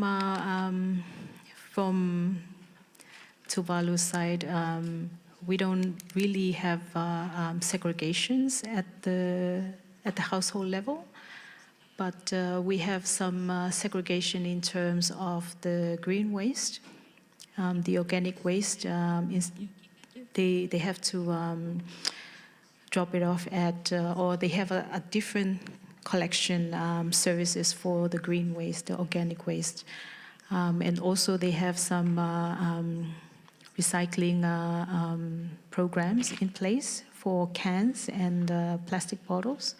So those are the only ones that they are segregating for Tuvalu. In terms of Samoa, they are also, most of the time, it's just collecting as general waste in the household level. But they have the SWAMA, who is the Recycling Association in Samoa. They have cages, they have sites that they have cages for recycling, collecting cans, aluminum cans, and plastic PET bottles for recycling. Thank you. Thank you very much. So same question, Leva-san, in Fiji, how is it in daily life? Is the garbage sorted or segregated? It's the same. So we have the main waste disposal is collected by the municipal councils within the within Fiji's 13 municipal areas. But we have the same issue. The two main challenges being that we only have one sanitary landfill for a lot of the household waste, but also like the segregation of PET bottles and plastics are often in schools. We have facilities that separate waste, but they end up in the same, if they're not collected by the private sectors that like Coca-Cola Amatil, for example, and other for scrap metals with the scrap metal collectors, it all ends up in the main landfill areas. So we have the same challenge, and financially sustaining the operation of those facilities and scaling them remains a challenge for Fiji as well. Thank you very much. And Taha-san, in Tonga, what is the situation? Thank you for the question. I think for Tonga is similar to this other neighboring country.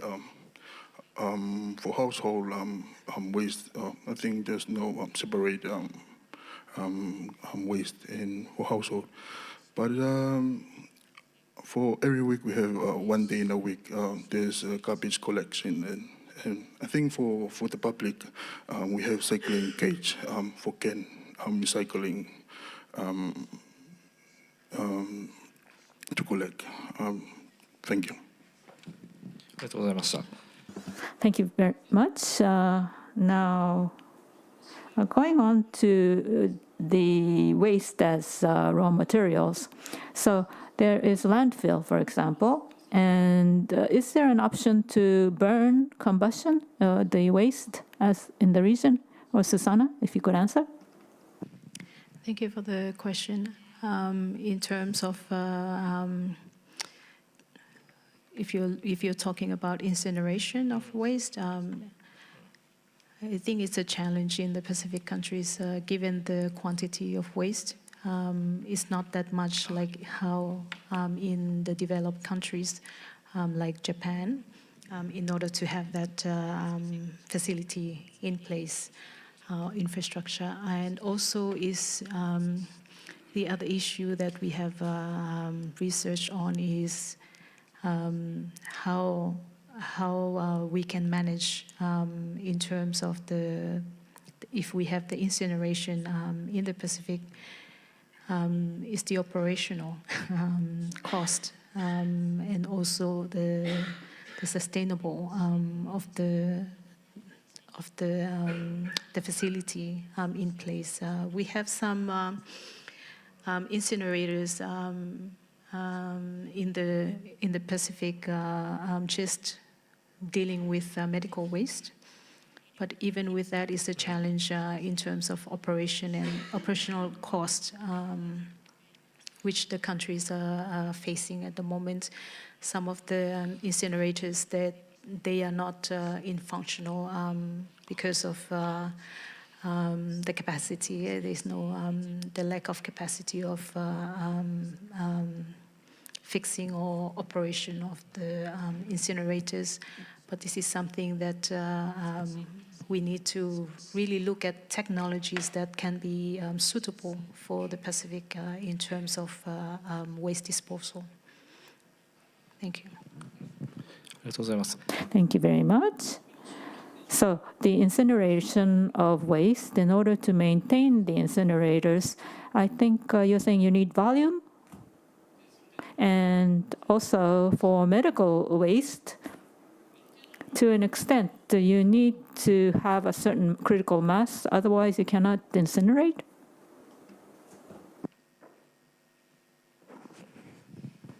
So for the incineration, you were mentioning the volume for the incinerators that they have in place. I think at the moment it cannot even cater for the medical waste that it's piling up, is stockpiling at the health ministries of health, and we are trying to also look at how we can improve, and also looking at other technologies that are able to replace the incinerators, or something that is more manageable in terms of the Pacific countries and the context of our very limited capacity, and as well as funding support to get these technologies operational in the Pacific countries. Thank you. So not just medical waste, but for what's difficult to treat or process during a disaster, inclusive of chemicals, there are hazardous waste that could arise. And for example, in Tonga, I think you'll be talking about disaster tomorrow, but if there's a cyclone or the volcano eruption type of disaster, then afterwards, do you have a specific experience of dealing with the waste? Taha-san? Thank you for the question. I'll be talking from the national disaster risk perspective, from my experience from the Tonga, Hongapai undersea volcanic eruptions. Ensuring the provision of sufficient food, water, and shelter remains a primary objective, emerging recovery effort. However, waste management emerged as a critical area that require focused attention. The challenges highlighted by the Hongapai eruption in Tonga reveal a significant gaps in the government capacity to handle a disaster of such magnitude in terms of waste management. Specifically, there was a lack of recycling method to control overflowing of plastic waste, and also resources and appropriate tools and equipment to effectively manage the volcanic ash and removal of bulky waste generated by the tsunami. For overcoming these challenges, we used the resources that available at that moment, and fostering of a community resilience through collaborative efforts. Community respond remotely by initiating cleanup activities at household level and extending support to clean the entire village, demonstrating their resilience and solidarity. The Department of Environment and Tonga Waste Authority played a crucial role in coordinating this community-led initiative. Additionally, the government utilized the National Emergency Fund. This fund, we only use this fund if the Prime Minister declare an emergency. So this fund is available to response. So this is part of the response, the National Emergency Fund, to mobilize resources, including support from His Majesty Armed Forces, Tonga Police, and Tonga Fire, and the Ministry of Infrastructure to deploy truck and bulldozer for debris clearance and clean up operations. But for plastic waste, we mobilized the community of Tonga in 2 days to collect an equivalent of 3 tons of compact plastic litter and ship it as one of the Australian HMF Canberra was in Tonga at that moment for the recovery effort, recovery phase, and ship it to, took it out from Tonga. But this integrated approach not only exhibit recovery efforts, but also underscore the importance of waste management in enhancing overall disaster resilience and sustainable planning from Tonga. Mahalo. ありがとうございました。 Thank you very much.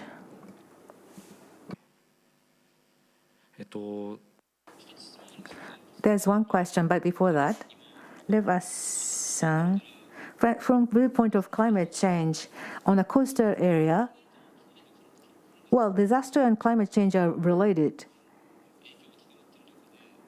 But the impact of climate change is increasing. And do you think the waste, in terms of the kind of waste, the volume of waste, do you think those are changing along with the climate change?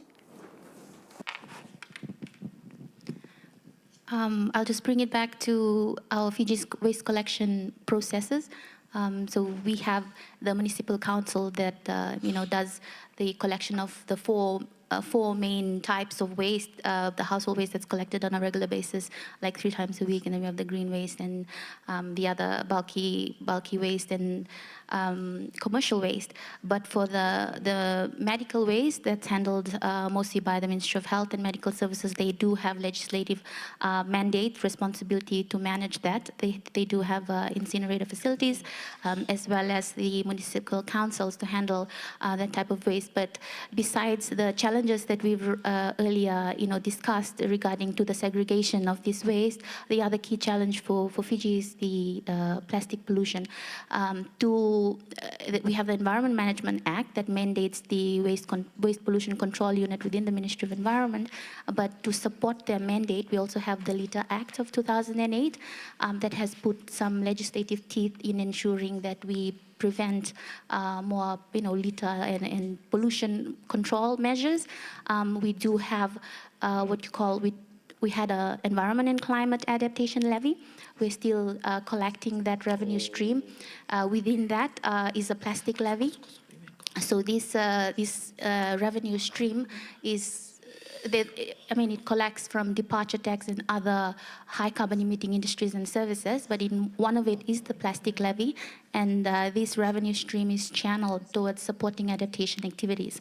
So we have like community projects, ecosystem-based adaptation projects with waterways that using funds that were collected by ECALA, and 3% of that goes towards supporting the Relocation Trust Fund for climate-induced human mobility. So connecting this pollution control and putting these measures around that, linking it to how we are addressing climate change at the moment. We do have waste management legislations and priority pipeline projects that's outlined in some of our key instruments. For solid waste management, we do have targets that are outlined in our NDCs. But for the climate finance strategy, it's more on wastewater management strategies. Again, reiterating that we do have like the two main ones, the two main challenges I would say is the lack of financial sustainability to support the separation of waste or recycling at large scale, but also supporting the littering, the issue around managing litter, and supporting recycling initiatives.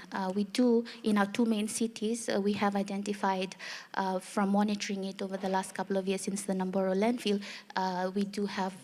we generate enough waste for the landfills, but the problem is the segregation at the collection level, and to enable the and maybe not really a large-scale recycling, but a lot more mini recycling facilities to address that.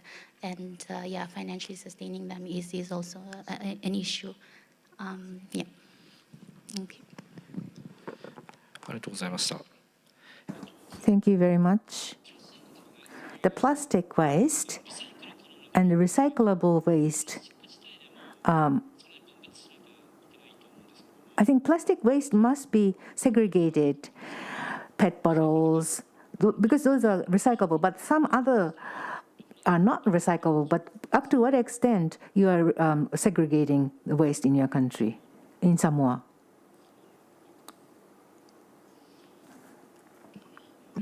Thank you for the question.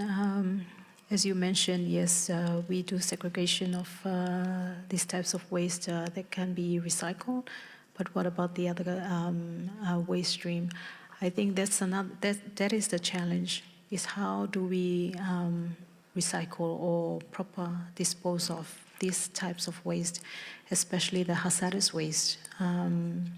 It's a challenge that now everything is stockpiling and looking at opportunities of exporting out to overseas for proper disposal or recycling. So this is something that, for example, used oil is another issue that we are facing. It's how do we need to identify the buyers, and also how we can properly export this out of the Pacific, given that there's no proper facility to deal with used oil. We have the Blue Scope in Fiji that is taking up some of the Pacific used oil.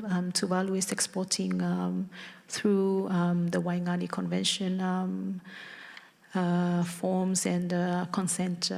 So they have been exporting used oil to Fiji through the Blue Scope. So, but even with the Blue Scope, they are not able to cater for all the countries in the Pacific to proper dispose of this used oil. So that goes with all the other waste streams. Bulky waste, that's another issue as well. But we are happy to have the Moana Taka, which is a partnership with the Swire Shipping.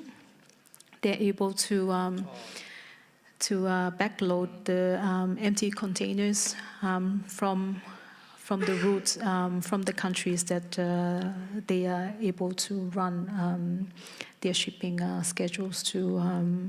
But unfortunately, for some other countries, they are not within the countries that is covered by Swire Shipping. So that's another challenge as well. Thank you. Thank you.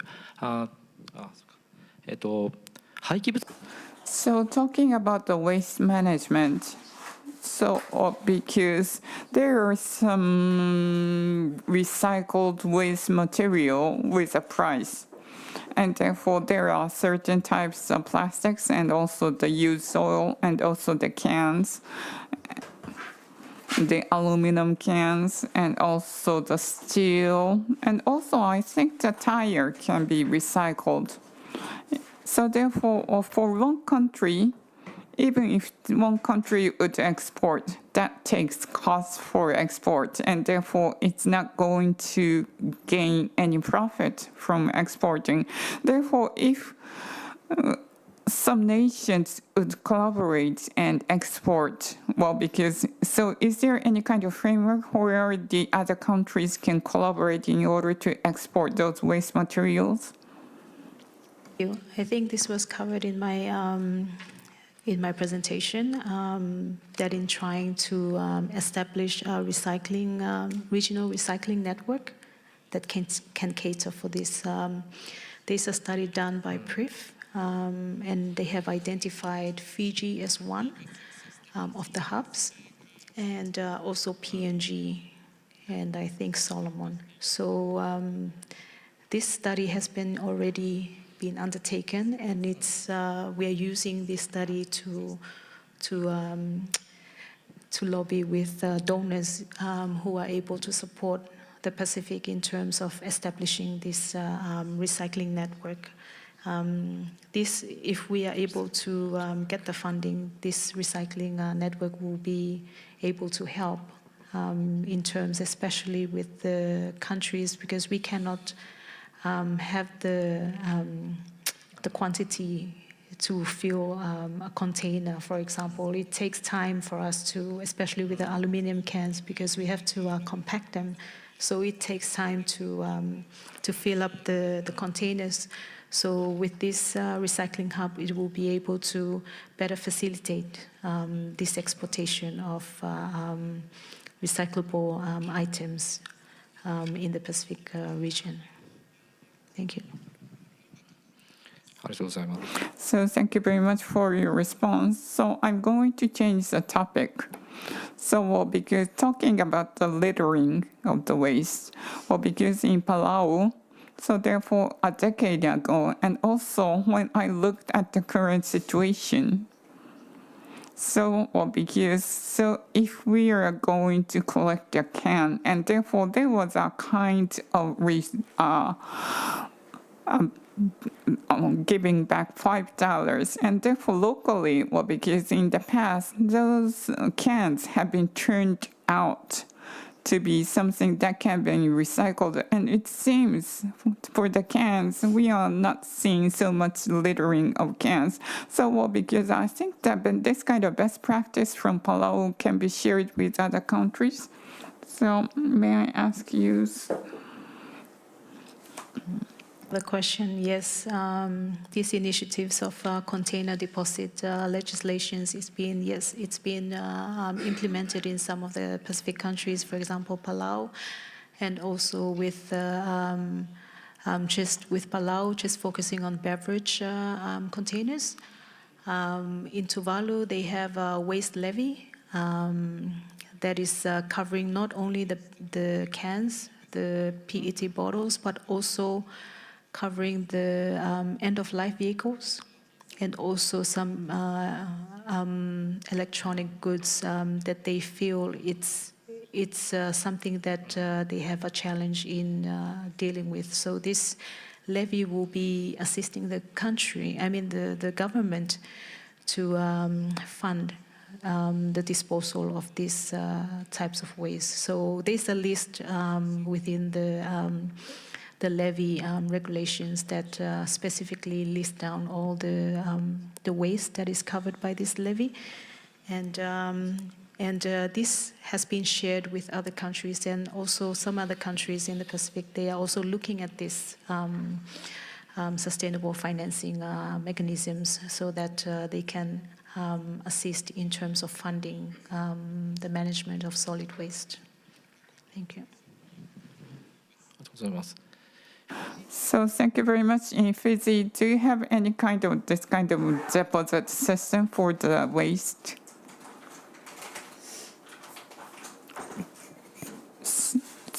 So do you have?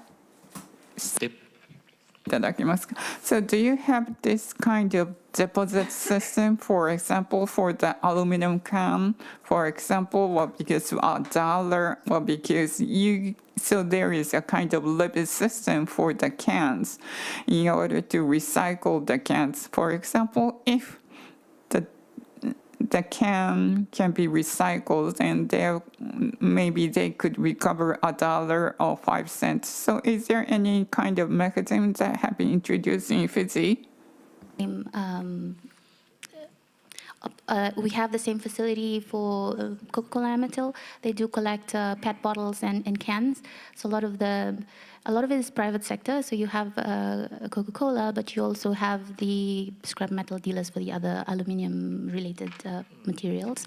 But most of the cans, they do get a return for it. It's not, it's not that much. But we do encourage the schools. The schools largely participate in this activity, and so they separate PET bottles and cans in the schools, and then it's collected by their designated district officers that can assist that, and then take it to the designated areas, and then return the levy that's collected to the school. So it's an avenue, but it exists. However, in the household level, it is something that is being promoted. There's a lot of awareness raising around that to sort of like raise and empower communities to also actively take that on. So thank you very much. So, because Mr. Tang, so could you share your practice in Tonga? Thank you for the question. I remember when I grew up in Tonga, a industry, we call it small industry. So basically, this industry, there's a multiple industry inside. But before, let me recall my memory, we have to collect the beer bottles and cans. So we go there and weigh it, and measure it. So it has a sense and a price for waiting for the weight of. So I still remember it. I grew up always collecting beer bottles and go there and for negotiation with things. That's it. Maro. So, because I think we shared the same experience in the past, because I did the same thing when I was a child. So, listening to your comments, because there have been so many ways, because 2 decades ago, it had been collected. However, now you need to have a segregation. So, for the example, for the green waste, it's being recycled right now. So therefore, there is an issue of volume. However, for the bottles and cans and the plastics, aluminums and the batteries and the steel, they can be collected. And therefore, I think if there could be a kind of profit out of that, I think there is a mechanism that you can export, or maybe in the region using Fiji as a hub. So you're going to create a waste management facility. So in that case, excluding the waste, there are some residues from the waste. So do you have any kind of countermeasures for those residues, which is not recyclable? Yes, in terms of those hazardous residue, I think there's always measures put in place in terms of managing this sort of waste. It also, given that we have also some conventions that we are part of in the Pacific region, and we are also abiding with what is being agreed in these conventions, and handling those sort of waste, as I've mentioned. We don't have the capacity in the Pacific countries to deal with this hazardous residue, but we are looking at how we can have a proper disposal sites or collection of these hazardous components until we have a place where to export for proper disposal. But there is no capacity within the Pacific countries to properly dispose these sorts of hazardous components. Thank you. Thank you very much. So you have to gather what's dispersed so that it's not escaping. Well, I'm afraid our time is up. So finally, if we could hear one final comment from each of you. Taha-san? in Tonga. Well, even not thinking about disasters, with regards to waste management in Tonga, what is it that you would like to improve?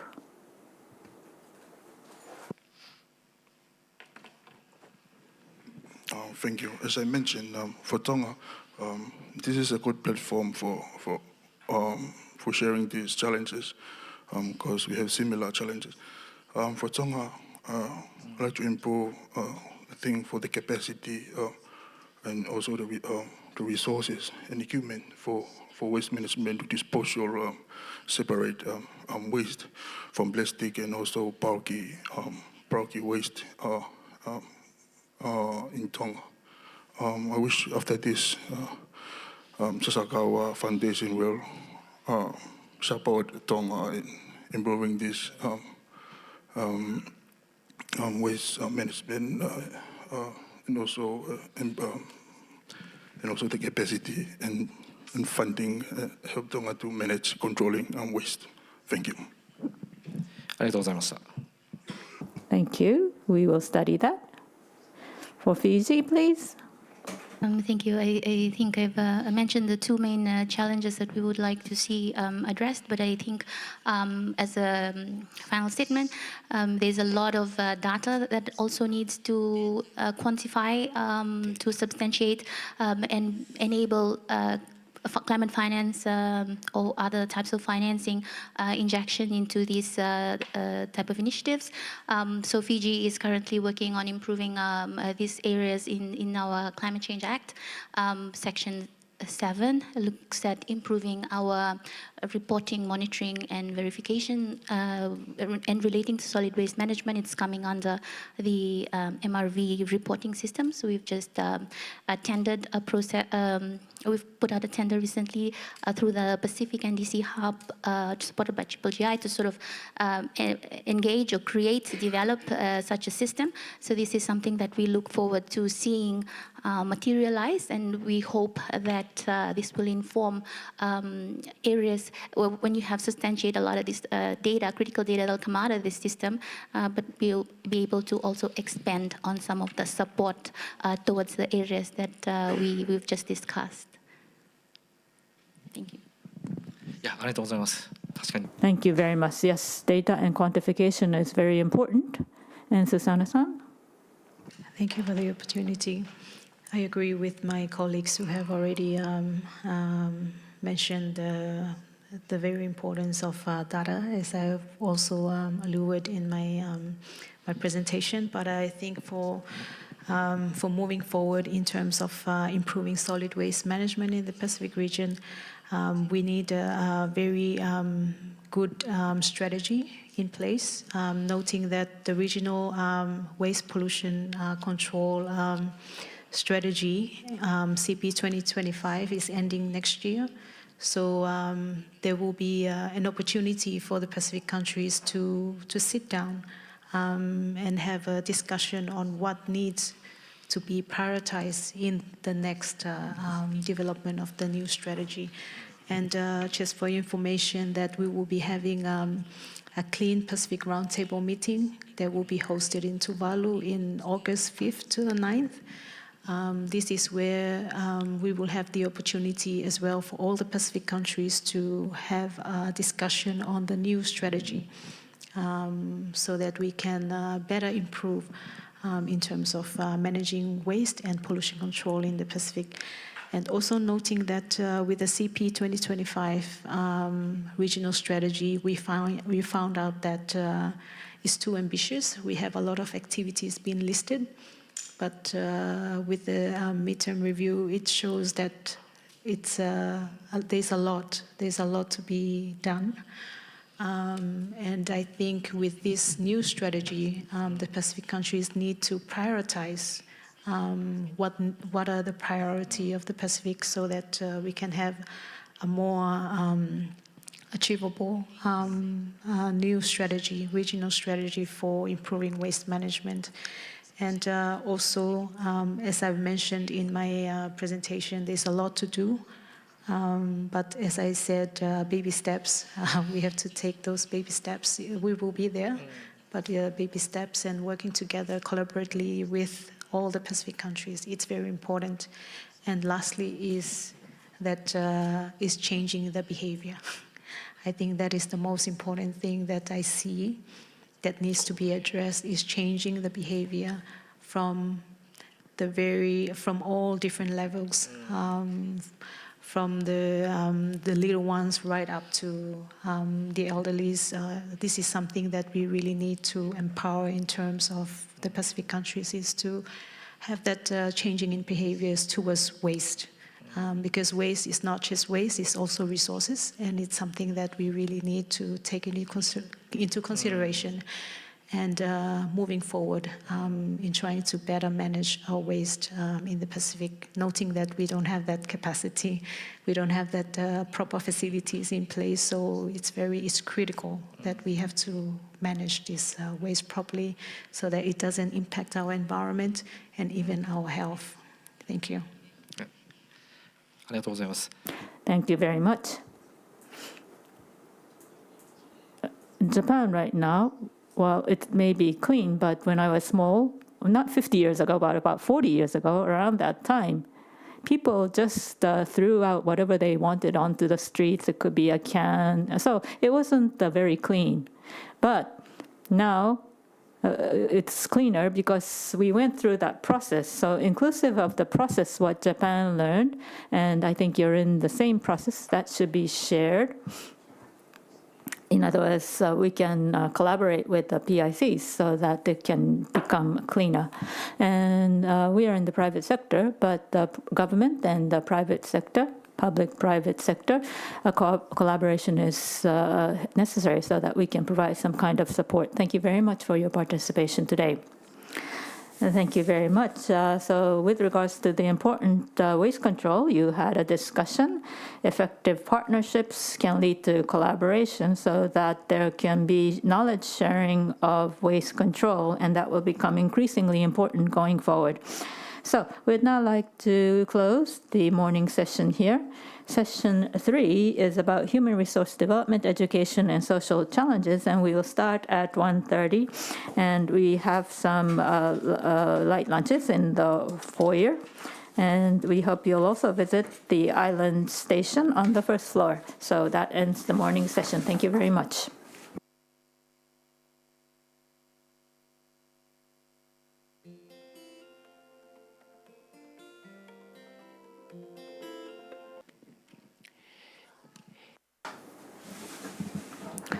Thank you for your patience. We'd now like to start session 3, Human Resource Development, Education, and Social Challenges. And at the outset, I'd like to introduce the panelists from the right in order. Please take your seats. First, the Public Service Commission, Tonga, Ms. Victorina Kiowa, CEO. Ms. Victorina Kiowa. And the next person, Mr. Hepeti Takehisa, Director for LTD, Primary Schools Division, Ministry of Education and Training of Tonga. Please take your seat. And then next, we have Campus Director of USB Cook Islands, Dr. Jebifuta Puati. Please approach the stage and take your seat. We go on. From Tonga Viola Hospital, Obstetrics and Gynecology Specialist, Dr. Falahola Fuka. Dr. Fuka, are you present? And Malini Nile, a PhD candidate in Japan, and from Papua New Guinea, Ms. Imelda Ambelier, lecturer and program coordinator of University of Technology. And Asia New Zealand Foundation, Ms. Pulotu Tupe Solomon Tanuai.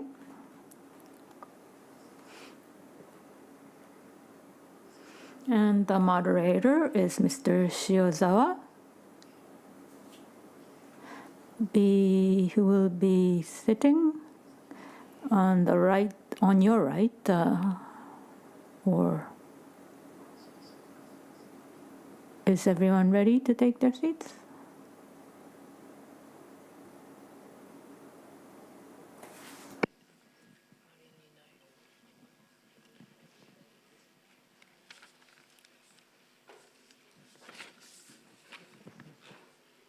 Thank you. はい、登壇者の皆 Okay, so thank you, panelists, and we'd like to start session 3. And first, Mr. Shiozawa will explain the intent of the session.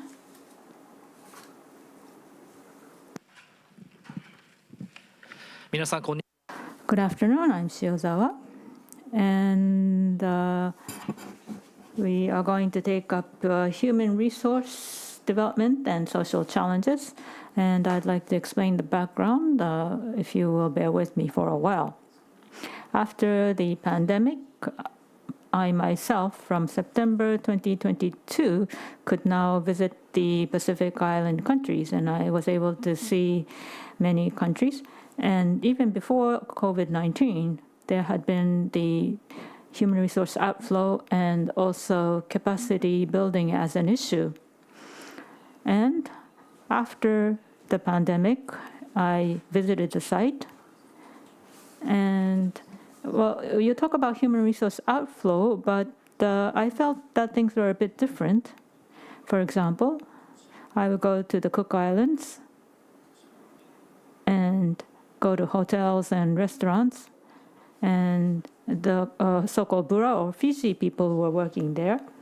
And I heard here that the people of the Cook Islands were working in New Zealand, and therefore people from Fiji were being employed to make up for the lack of labor. So this labor shortage was seen. Also, I hear there is a labor shortage in Fiji. So I think the reasons are economic. And with regards to the outflow of population, some say that it's due to climate change, and of course that may be a factor. But 20 years ago in Marshall Islands,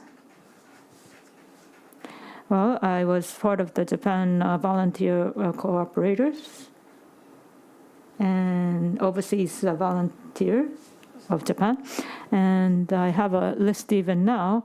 I was looking after about 100 pupils, and they are now about in their 30s, and 70% of them are in the United States. So I was researching the reason. It wasn't so much fear of climate change, but the reasons were more economic. For example, Majuro, of the capital of the Marshall, there is a region called Loretic with a relatively big land space. And so sea level rising, high tide would not be so impactful if you're living inland.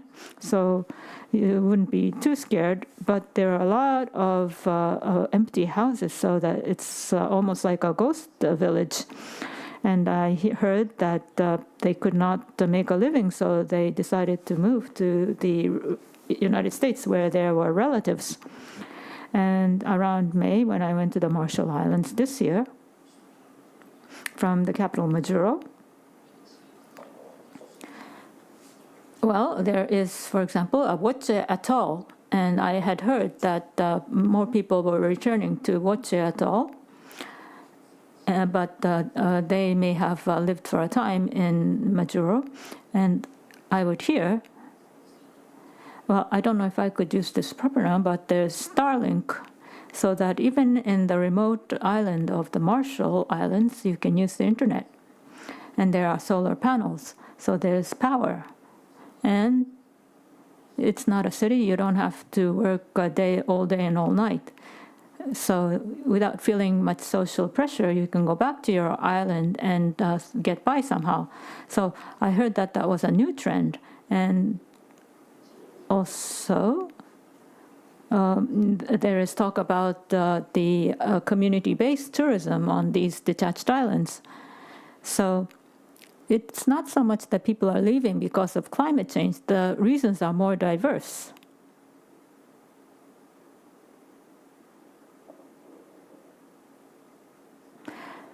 And also, in Micronesia, in Kosolato, it's Kosolai. It's called the Sleeping Lady. There's a beautiful mountain, and they have a lot of land on this island of Kosolai, but people are leaving and they're going to the United States because prices are so high and there isn't enough employment opportunities, and therefore they're having difficulty making a living. I hear also that the number of flights to this island have been reduced because of this, so that I think there is this kind of social anxiety. And I heard also stories in Tonga too, but I'm not going to talk about that. I would like to hear from all of you. And I think it was in February this year when I went to Tonga. I met CEO of Public Service Commission, Victoria, and her subordinate had studied, well, two of them had studied in Japan. And because of this relationship, I got an introduction.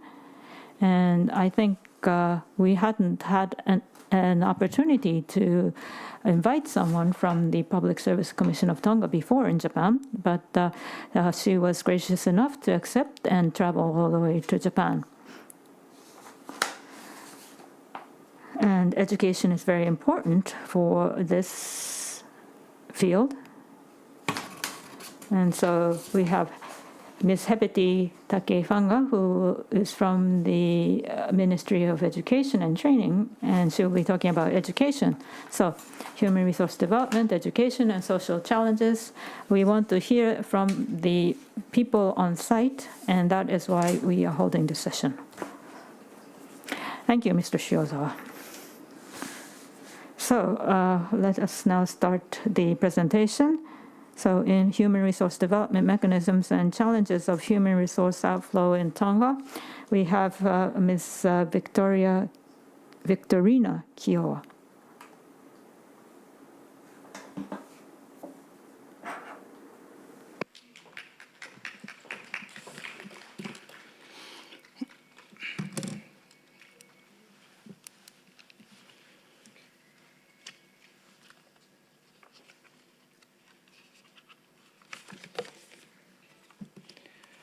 Well, firstly, I'd like to acknowledge the Sasakawa Peace Foundation for bringing us all together to this very important platform.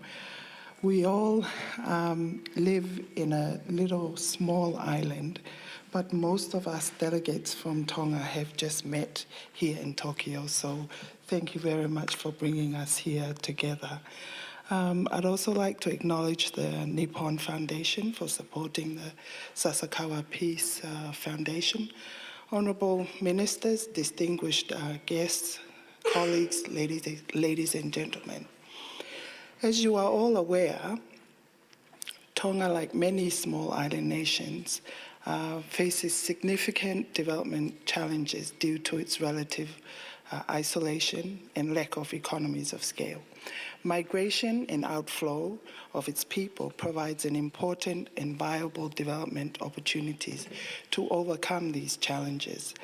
I'd like to just start with our Tonga census. If you can go to slide number 3, please. When comparing our census, oh, I have it here. Okay, thank you. Didn't see that. When comparing our census in 2021 to the previous census in 2016, our population declined by 5%. In 2016, was a total of 100,651 people. And in 2021, we're down to 100,179 people. The table shows an average annual growth rate of negative 0.1. The negative growth, according to the statistics department, suggests that the population of Tonga will gradually decrease year by year. A declining population can have significant implications for Tonga. It might impact our labor force, economic growth, and demand for various services. The decline is a result of various demographic trends, including aging, migration patterns, or changes in birth and death rates. However, migration is the main reason for this decline. I want to talk about where we are in the public service. Well, I'm just going to introduce everybody at the Public Service Commission.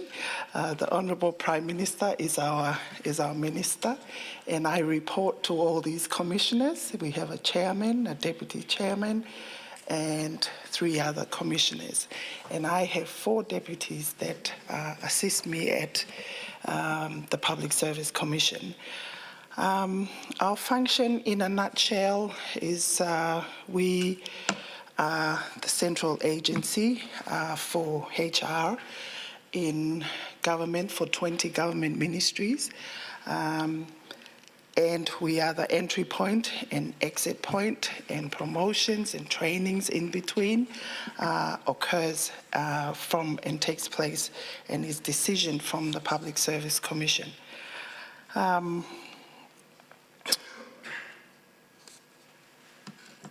That's our function.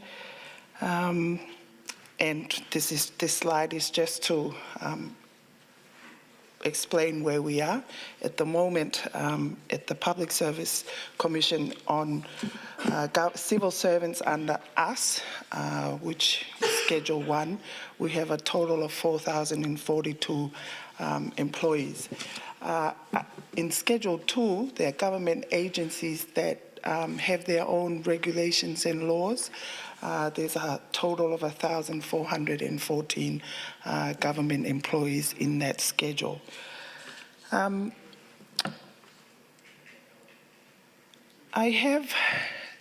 What I wanted to look at was to just share with you in terms of people leaving the civil service. We have in this table, in the past 6 years, a total of 1,182 have exited the public service. 44% of these people that have left the public service resigned from the public service. So I want to, the rest either retired or were dismissed, ceased service due to medical grounds, or unfortunately passed away during service. But I want to concentrate on the employees that resigned from the public service. And interestingly, Hide, that none of the reasons we cover here is due to climate change. Nobody left Tonga or migrated because of climate change. And if you can see all the reasons that they left, better job opportunities is 31.4%. The second reason was for personal reasons. I think they just didn't want to hurt their boss's feelings, and they ticked this box. That is 30%. And people that resigned to migrate was 22% of the total that had resigned. So I just wanted to share these data with you. I also believe that these outflow is a worldwide challenge that we all have to face. New Zealand and Australia are struggling to retain their doctors and nurses. And so we small island states will also feel the repercussions of these movements. Migration both census and exit data from the public service reflects that migration is one of the main reasons for the decline of the population and reasons for resigning from the public service. New Zealand and Australia are both increasing their number of candidates that will qualify for their Pacific Access category. 250 Tongans will qualify for that category, and 150 for the Australian Pacific Engagement Visa.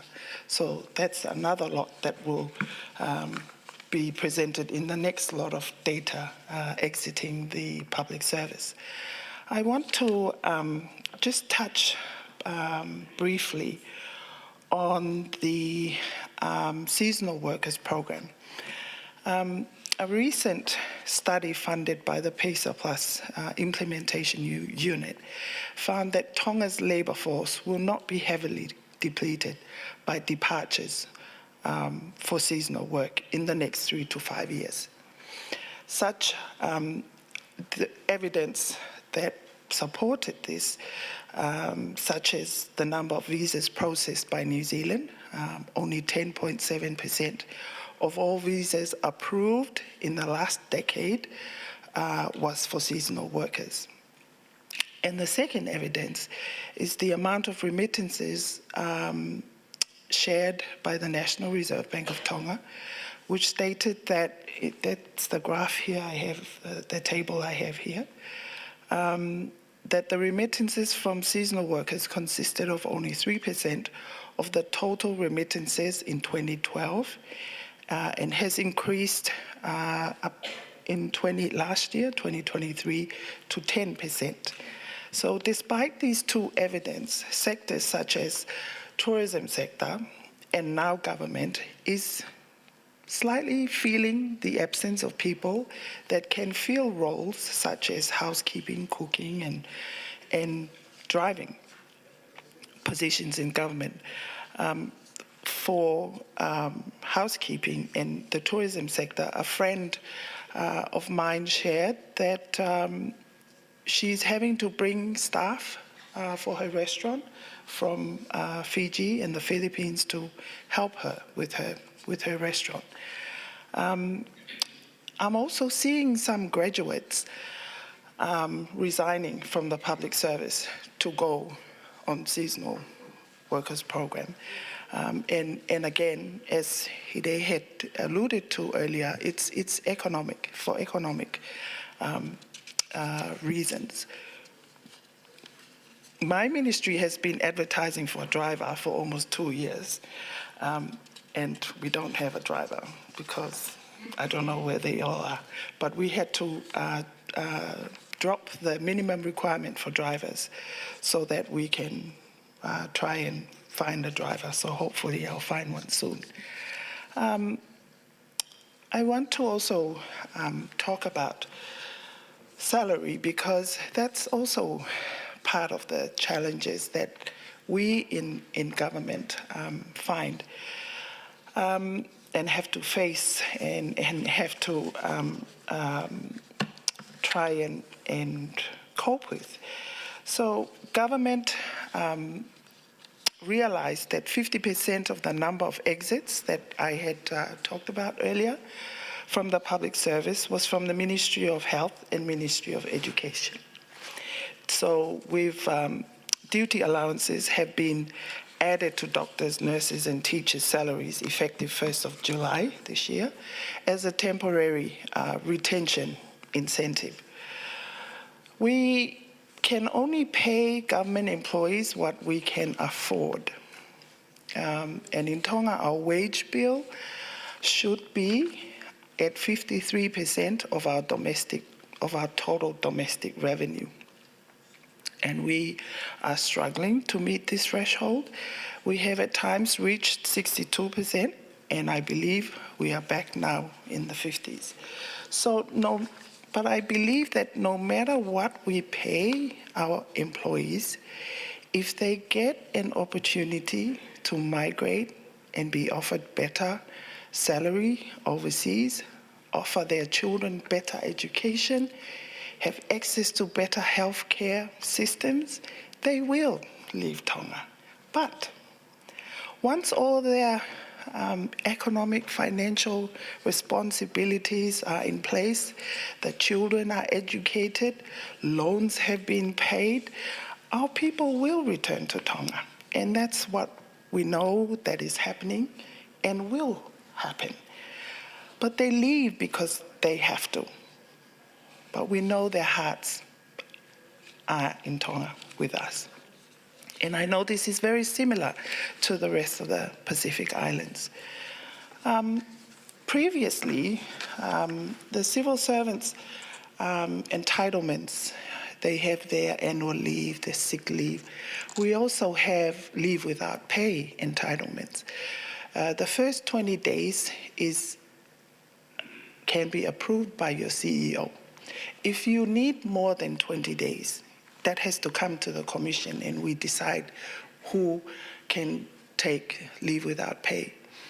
So in my time with the Public Service Commission, they have changed and they have decided that if anybody applies to be on leave without pay due to financial difficulty, they won't approve it.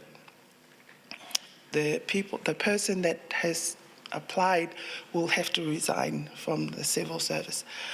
I challenged the commission and I asked them, why are you making this call? They want to make sure that the employee's priority is their job. Kind of beg to differ, but anyway, that's where we're at with special leave without pay. I just wanted to share that story because it will lead on to this story that I will share with you. I arrived on Tuesday night, and on Wednesday morning I got a call on my messenger. It was a lady that I didn't know who it was, but obviously she knew who I am, and she called and I said, can I help you? She was a nurse in one of the outer islands, and she was in tears explaining to me that she had to resign because she has a loan that has to be paid and she can't make the repayments with her salary as a nurse. And she's crying and I'm crying. I don't know whether I'm crying because of her or I miss my family and I felt I wasn't feeling well. And she's explaining to me how the struggle that she had to go through, she had to take 2 different types of loans to pay for her son's education. And this is towards the end of her son's education, and she can't, she's a single mother. Her husband had passed away when her child was only 1 year old.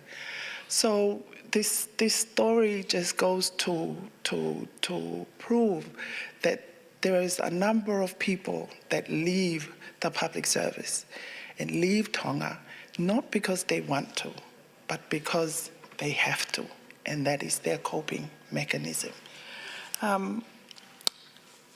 I want to continue on to some of the mechanisms that we are using at the public service to try and cope with these challenges that we're going through. But first off, I want to share that we should not and must never try and stop our people from moving away from home. They go and they come back. Often I hear, maybe it's political, but I hear on the radio that government should try and implement or put policies into place to stop people from leaving Tonga. I believe that is not the way to solve these challenges that is ahead of us. Government policies such as bonds for government employees and students to return and serve their country after their scholarships and secondments. So if you apply to for a secondment in an international organization, you are actually bonded to come back and return whatever the expertise that you have learned from these organizations back to government. And I guess these policies help at times. However, there are still a lot of employees and students that have breached these policies. But I still believe that these people still contribute to the country one way or another, wherever they are.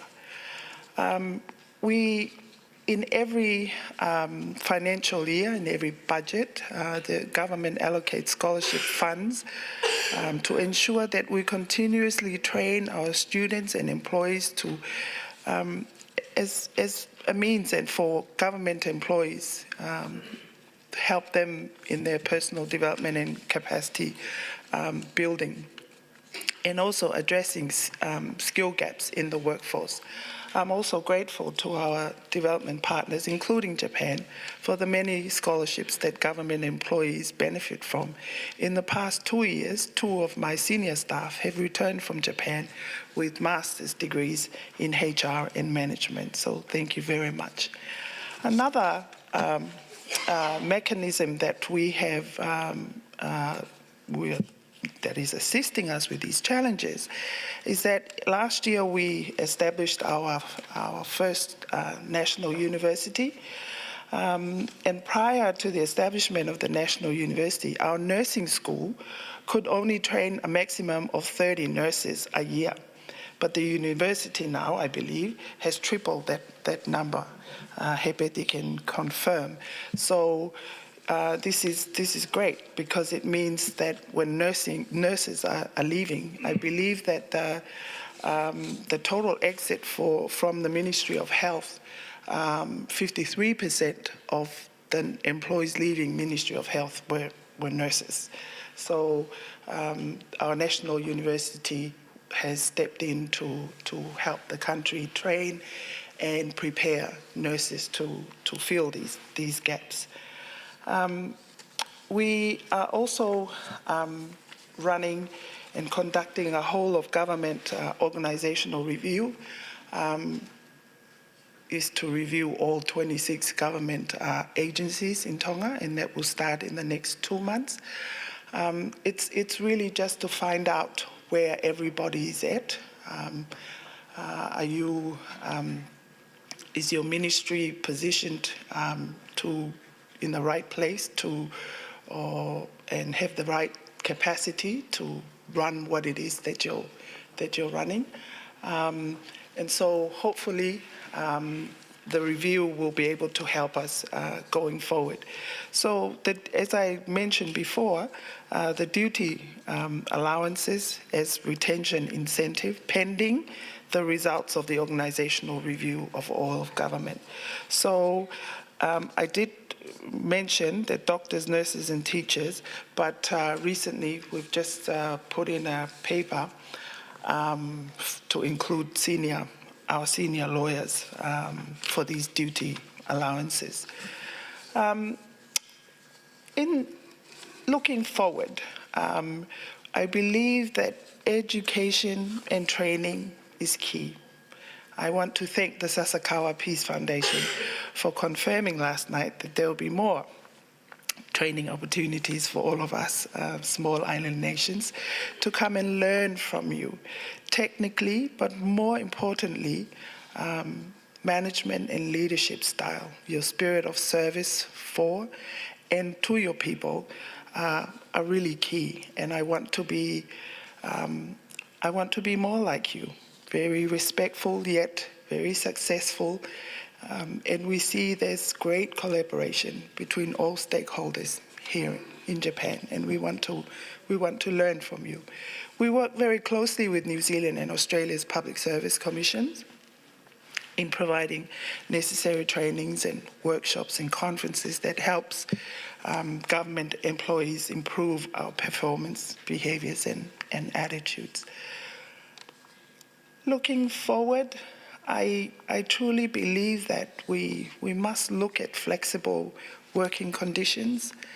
I believe that in the future, we in the HR field must be innovative and creative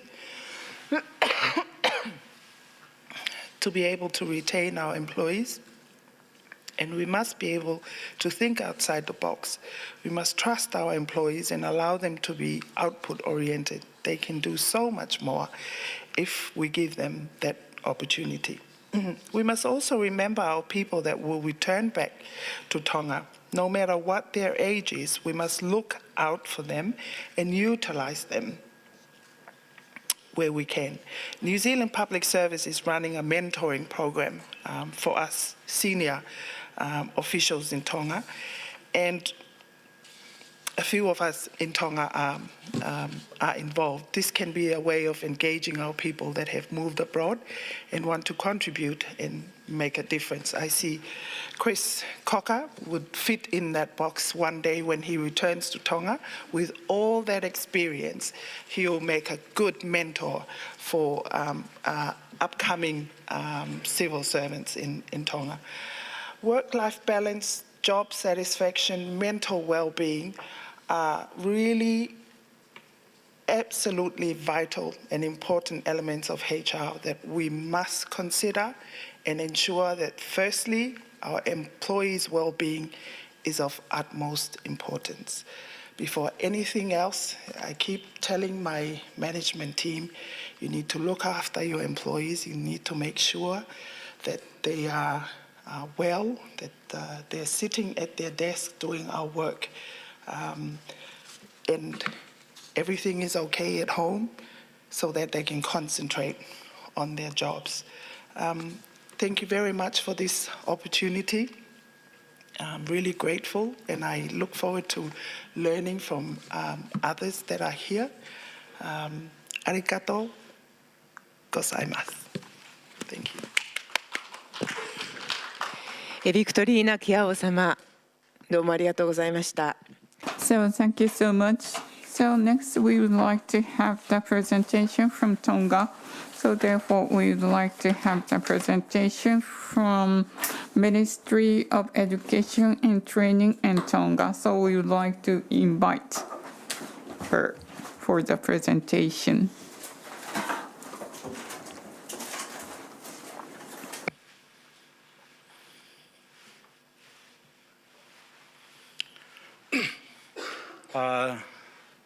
Thank you very much once again. Thank you for your attention. I'm here on behalf of the education sector in Tonga.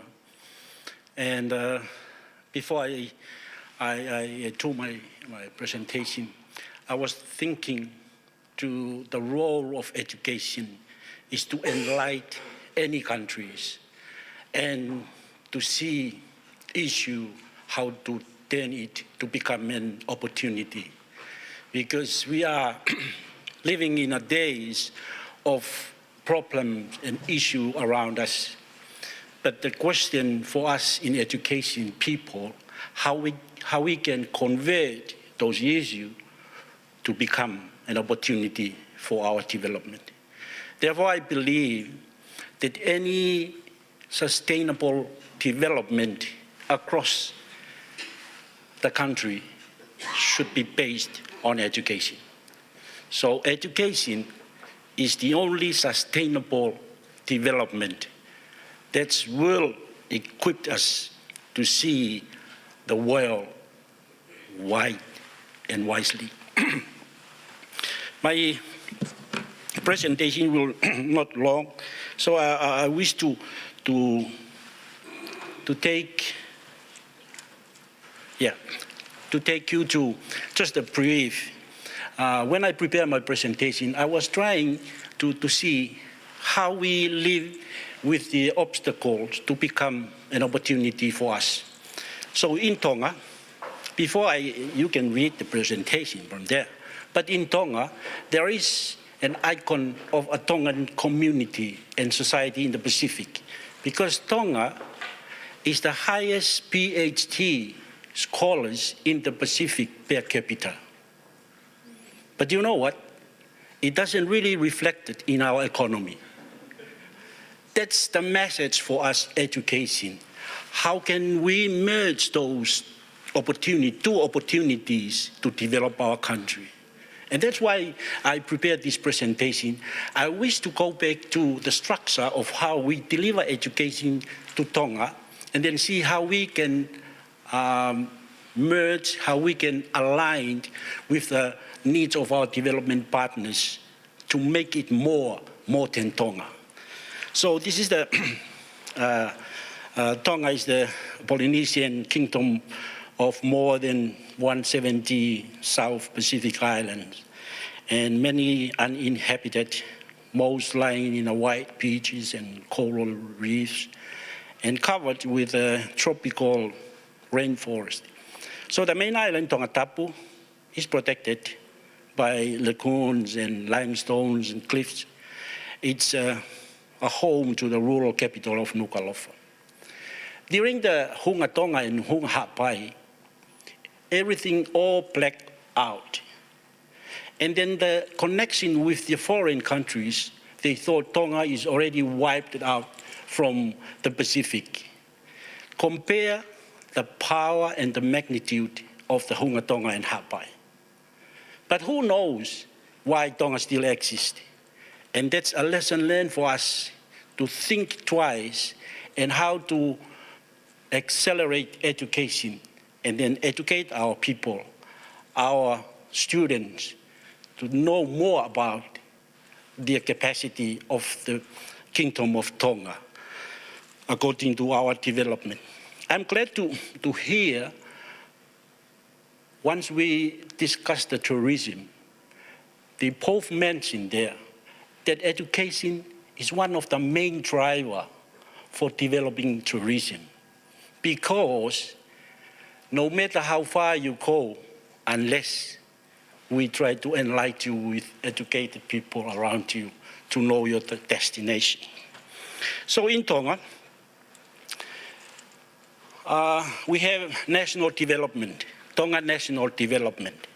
But there are so many framework linked to that national development. We have our own vision, we have plans, and then we put into two categories. First, the long-term development vision. And that's one of our long-term development vision, Tonga Low Emission Development Strategy. That's 30 years long. And at the same time, we have medium-term development plan, which is a second Tonga strategic development framework, which is 10-year plan. So which means there will be 3 medium-term development plan within the first one. Here in Tonga, we have our national development plan, then from there to our national planning framework, and then from there to our strategic development framework. To be more strategic, to adjust our development to face the consequences that we are facing today. So those two pictures, I wish to bring it up, those two pictures. There is a Soroban program class in Tonga, and I wish to highlight that because that shows the good relationship of Japan and Tonga. We learn the basic of education of Soroban in Tonga because it's very useful for our Pacific island. And that's how we train the kids to know how to use Soroban as a tool for mathematics. But there, I want to come back to the Tonga Strategic Development Plan. From there, we have Education Act in education, and then regulations down to our educational planning framework.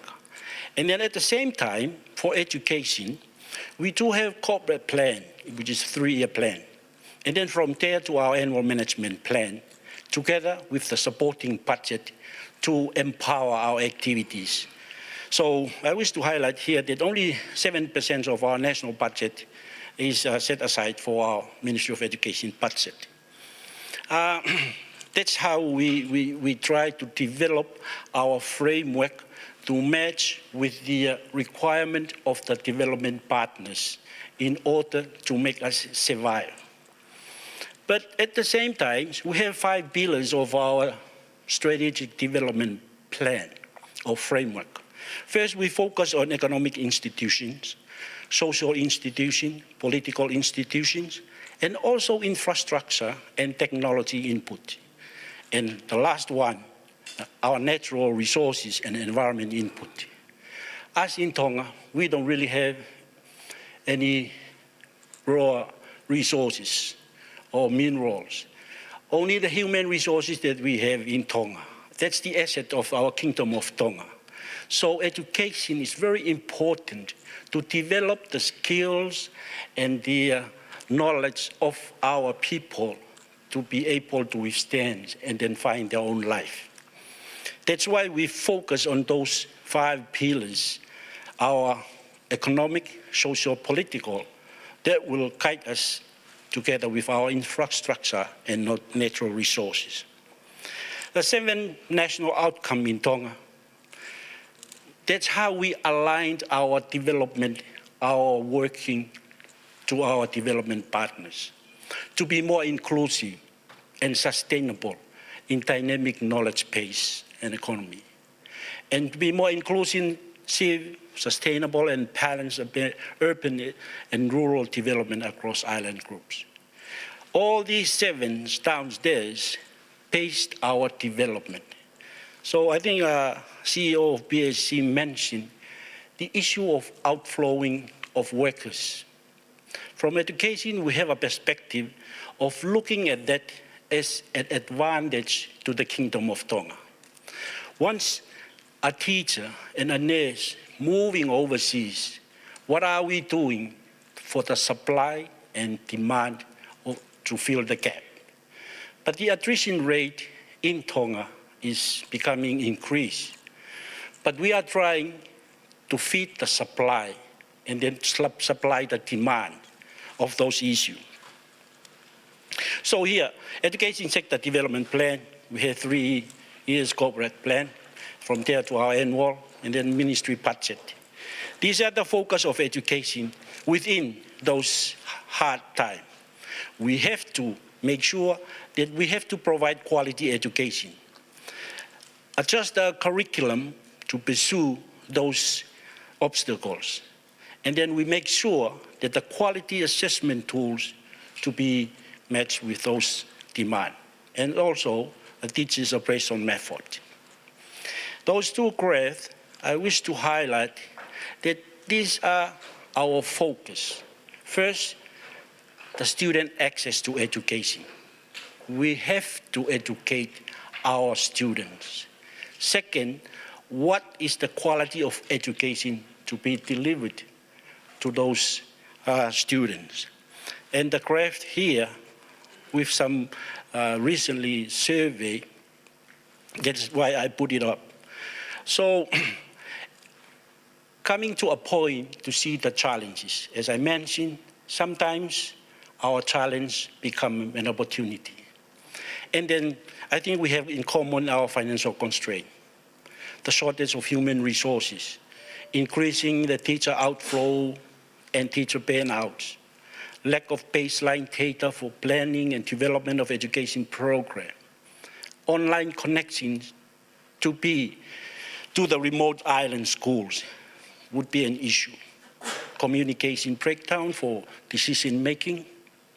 It's also the school dropout at secondary school levels increase, and to maintenance of school facilities like computer equipment, unstable of internet connection, especially to rural areas. Those are a big challenge for us.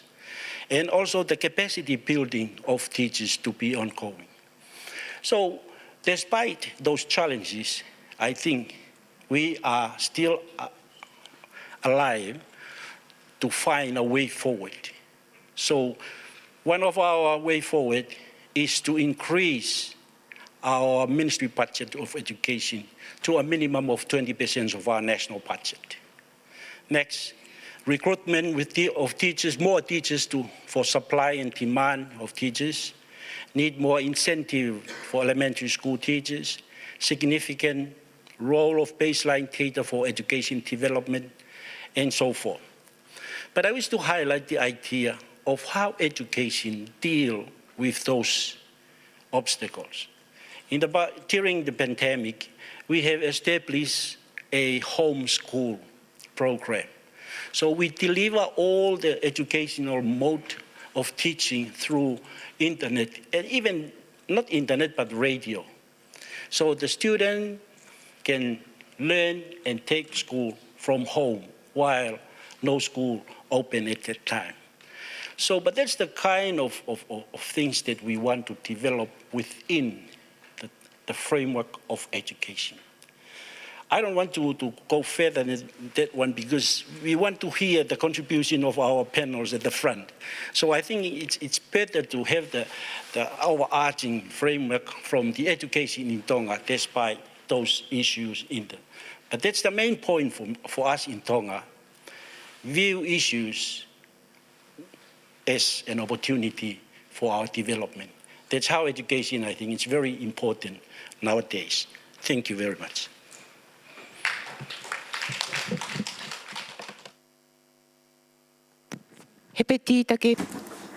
Mr. Hepeti Takefanga, thank you very much. From now, we'd like to start a panel discussion regarding shortage of people and other topics.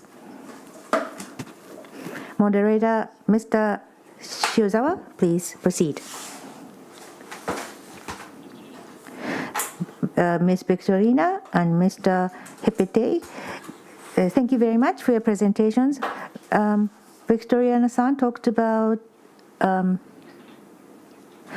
things which was impressive. That is a overflow of the people going abroad.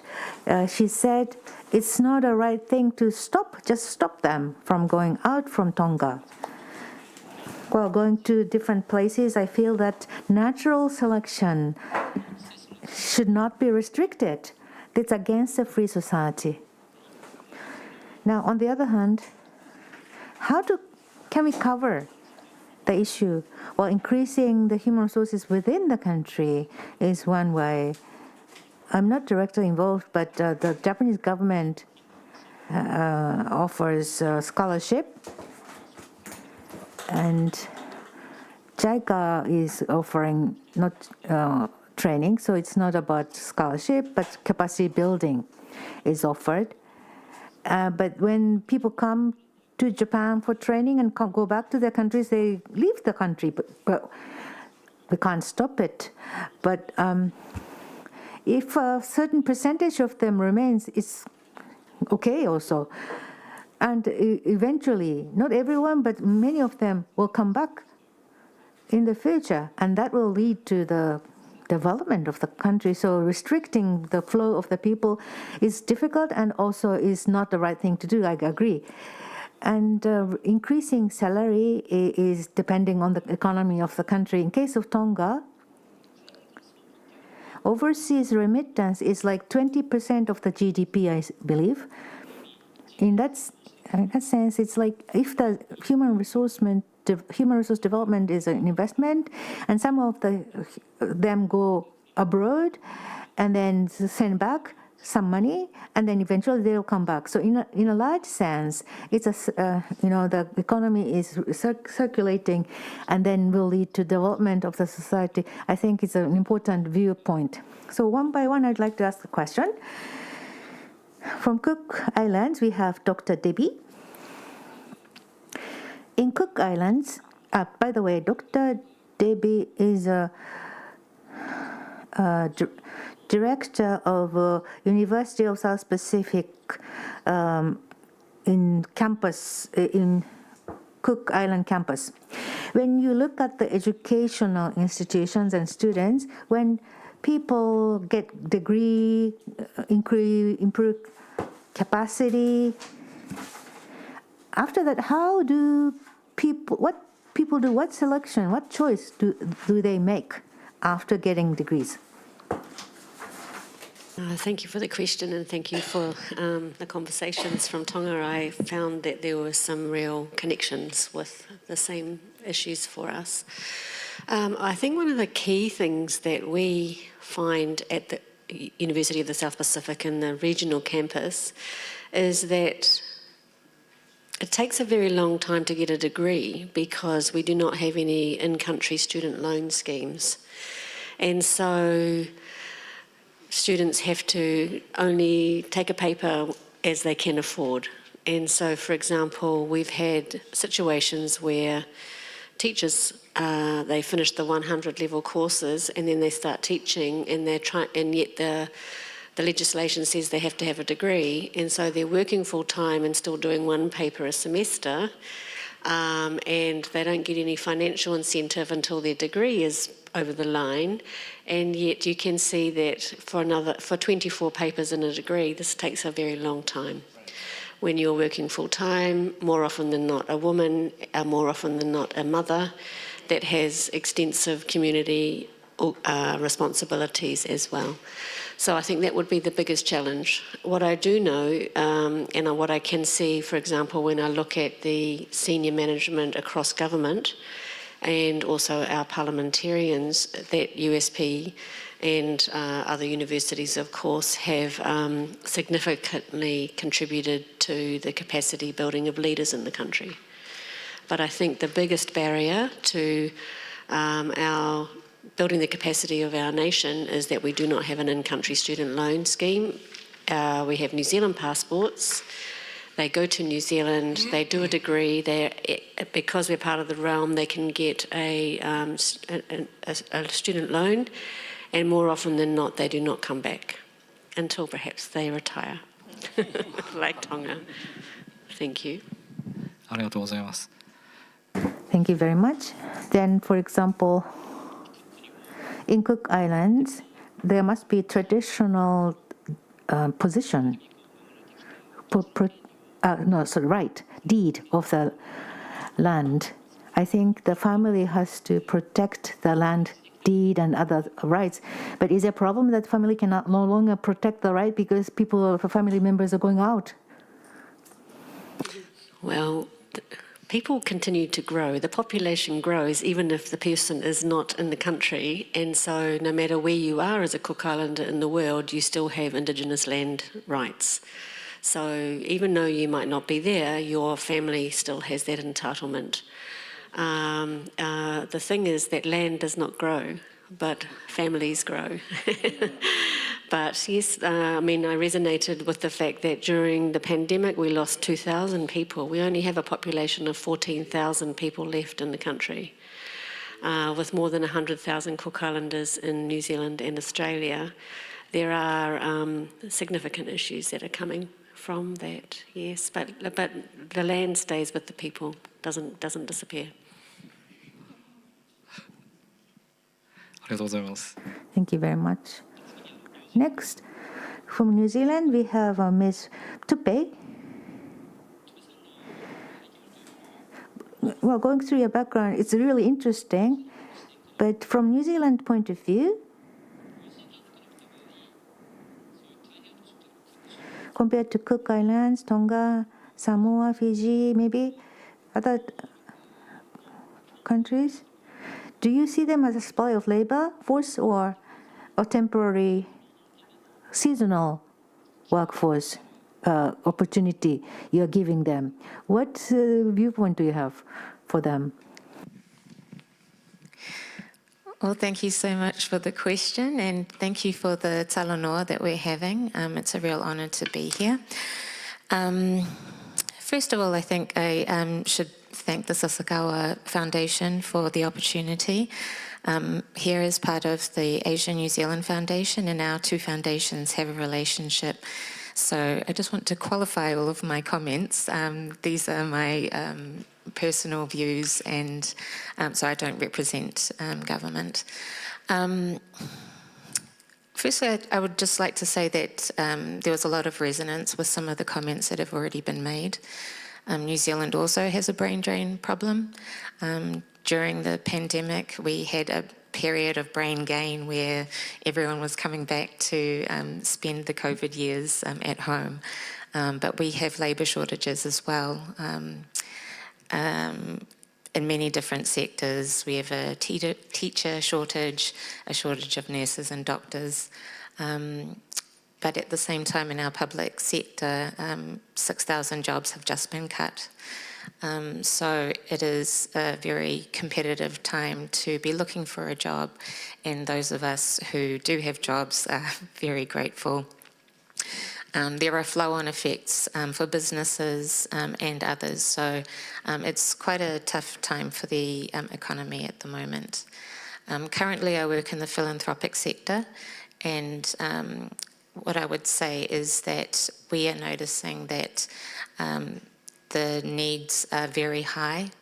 The requests that we get we get a higher volume of requests, and the amount being requested is, there's no way that we can meet the demand, but that's because funding sources are drying up from government and other sources, and the cost of everything has gone up. In terms of how we see ourselves in the region, we are a Pacific country. Our Indigenous population is Māori, 17% of the population. Pasifika make up 8% of the population. So, yeah, our relationship with the Pacific Islands is very much one of family. I was in Samoa earlier this year, where my family is from, and one of the things, I noticed there were a lot more cars on the road. The level of affluence had gone up, and a lot of people that I had spoken to in my village had said a big part of that was the seasonal worker scheme. I think there's quite a lot of profile in New Zealand about the scheme, and everyday New Zealanders want to make sure that when our Pacific whanaunga, when our family comes to New Zealand, that they are being well looked after.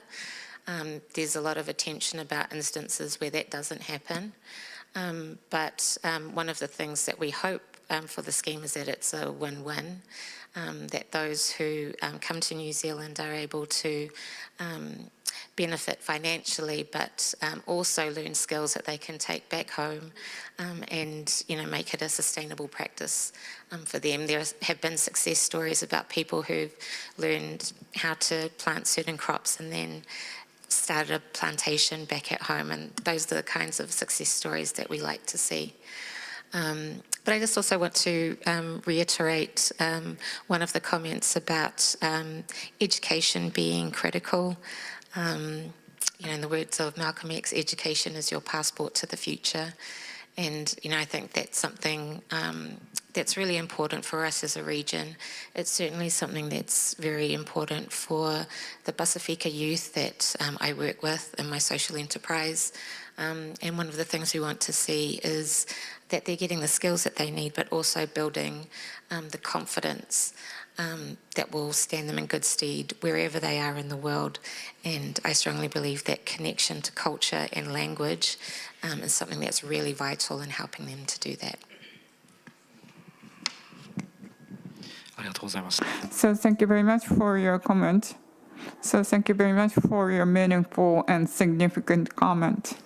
So next, I'd like to invite Ms. Imelda. So from Papua New Guinea, talking about the human resource development, could you tell us what are the challenges that you have? Thank you, and good afternoon, everyone. Papua New Guinea is, I would say, very different from almost all of the countries that are here in many aspects. And one obvious difference is that the population is so big, 11.5. The second difference is cultural diversity, 800 plus different cultural ethnicity and languages.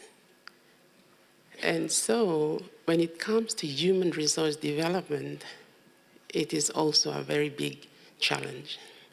I would like to share what it is like in PNG. I'm from the education sector, and I'm at the higher education, at the university sector. So when we're talking about human resource in Papua New Guinea, there is so many schools right at the elementary up to the secondary schools. Almost every province has a school and does try its best to have students access those schools. So the government has prioritized accessibility. So we try to have many students educated, at least getting the basic education that's needed.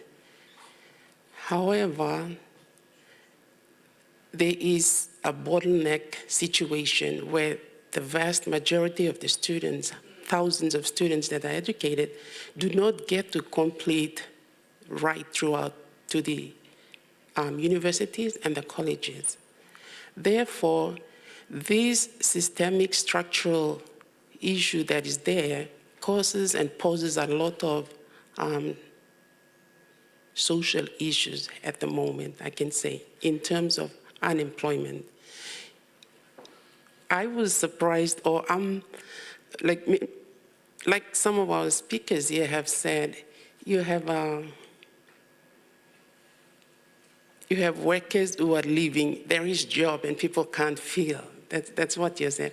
Ours is opposite. We are looking for jobs. There is so much disparity out there. There is no employment. The population is just growing so fast and big. This is the thing that is the biggest problem. It is a development problem because of the youth bulge that is there at the moment. The people that are educated have nowhere to go. There's no social safety net there for them to be taken care of. So we have a real critical issue in terms of human resource development. So those people who are already employed, brain drain, yes, we have it. We have a lot of our engineers. I come from the university that produces all the engineering in the country, and I believe in the Pacific as well, where most of our engineers are leaving the country to get better employment. Like, it's their choice, we respect them. So just like that, other people of other disciplines are leaving as well.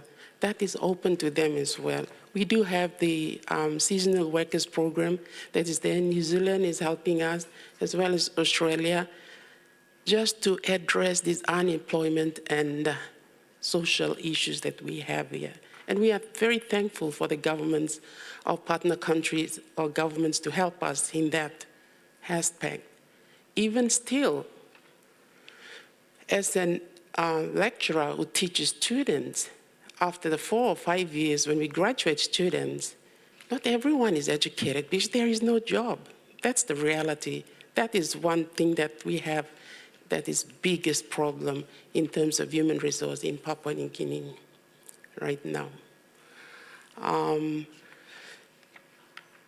So I personally think that the education system needs to be restructured, not restructured. It has gone through a lot of curriculum reform, structural reform, etc., to meet the needs that we are facing. But we still need to look at educating our people, our young people, where they become problem solvers, they become lifelong learners. They don't have to look at a job that will sustain their livelihoods all the time, but to see that education is something they have that they can make a living out of, a meaningful life in the country and contribute to the economy of the country. That's the need. That is how it should be addressed in Papua New Guinea. I'm speaking personally from my experience and my observation with students on an annual, everyday basis. So that is what's happening. We have so many people who are educated, and they are in the industry, in the public service, everywhere, but the need is still there, and it's growing, and it's a very big development issue where we need to address systemically through the education system and other organizations as well.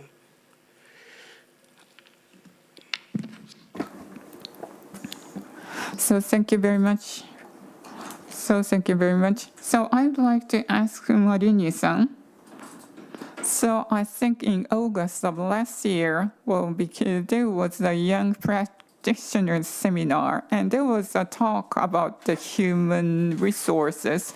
So based on your experience in Fiji, so we'll begin talking about the recent years. So because what are the issues of the human resources in Fiji? So could you share your experience, please?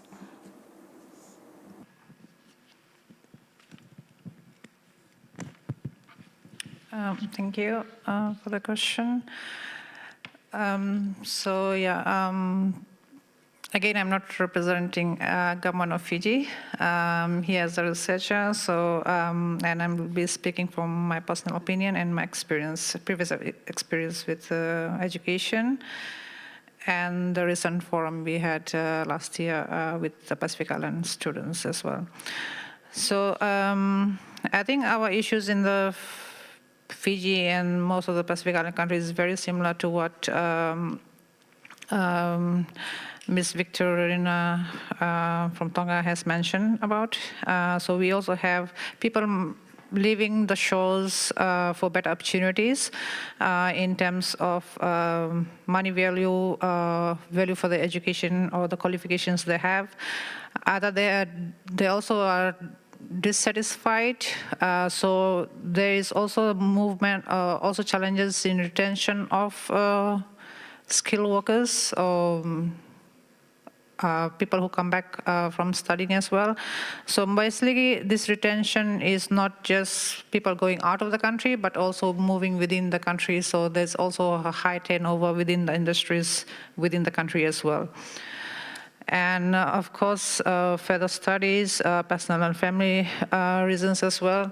And I would also agree, very much agree, like people will go and come back. And that is also, as a student currently, is also my mindset is that I want to work internationally, but at the end of the day, I want to go back to my country.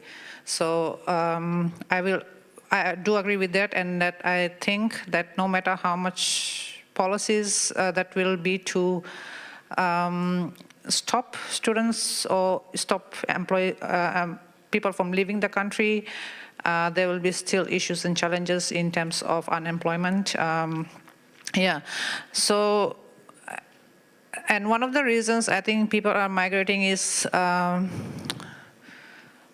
they cannot match their qualification with the industry. And there's also a stigma around, like, if you go for a lower job than what you have been trained or qualified for, then there's also a stigma that people will talk about it. But if you go and work in another country in a lower, for example, like, if you'll see many graduates going on a PALM scheme. So it's okay for them to work internationally, being away, but at the moment, same like provide support to the family as well. And other reasons people move is for better health and education, job security, because most organizations do provide contract, which gives them the job security for a short term. But if it's like an open contract, then people are more willingly to stay there as well. And so basically that's in education. And of course, the brain drain has left many, we have been talking with some of the communities. They said the schemes that people are migrating very fast, especially the youth population. If you go back to the villages in Fiji now, most of the villages, it feels empty because most of the youth has gone out, and there's lack of agriculture in terms of people working back in the farm as well. So that's a big problem, and so there's something that needs to be looked into, like how Fiji and other Pacific Island countries can utilize the agriculture to sustain as a source of income, and also retain the youth generation as well. So that's all. Thank you. ありがとうございました。じゃあ最後にThank you very much. Finally, Farahora-san, Dr. Farahora, as a viewpoint of a doctor working in a hospital, how serious is the shortage of labor?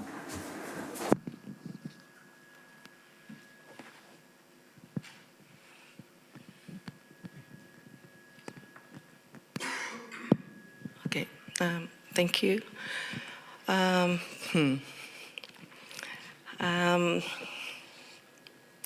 Well, firstly, shortage of workforce in the health sector is across the board, so we're all affected by it.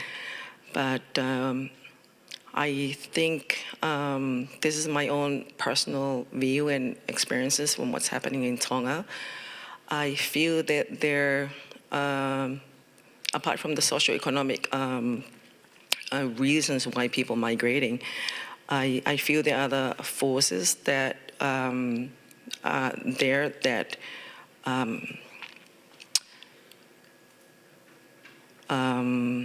affect how those health workers make the decision to move, and whether it's post-COVID effect and other things, it's possible. But I think we need to look at it from a different perspective. Brain drain was there, is here, and will be there. I feel we just need. I feel that we are more reactive instead of responding to these issues and these challenges. And if you look at it in a public health perspective, if you look at it from primary prevention, then we need to screen what are the factors for or against people are at risk, high or low risk of moving, and be able and come up with plans, strategies to address those in the primary prevention phase. At the same time, what we're doing now is secondary prevention. It's happening, so how are we going to deal with it? So then again, it goes back to the education and the BSC and other key stakeholders on how they can approach this holistically at a multi-sector and multi-levels, how we can safely say, you're going to stay, we're going to do this. If you're going, they're also make them feel that they safe to stay in an environment. So we need to create an enabling environment for our workers. What I feel from the health sectors, obviously across the board, we were being affected physically and mentally, and people are being burned out and not be able to spend quality time with their loved ones. So I feel that we are not focused on that aspect. So if you really sit down and ask the health workers, is it money? No. Otherwise, all the Tongans will move out. It's just not being satisfied, just not being happy. And if you really look at the analysis of the sub-analysis of these health workers migrating, it's actually the mixed skill, the experienced ones, the ones that has been working for the last 20 years. So why would someone working for the last 20 years suddenly decided to go instead of the young ones were, you know? So it's more of chronic dissatisfaction.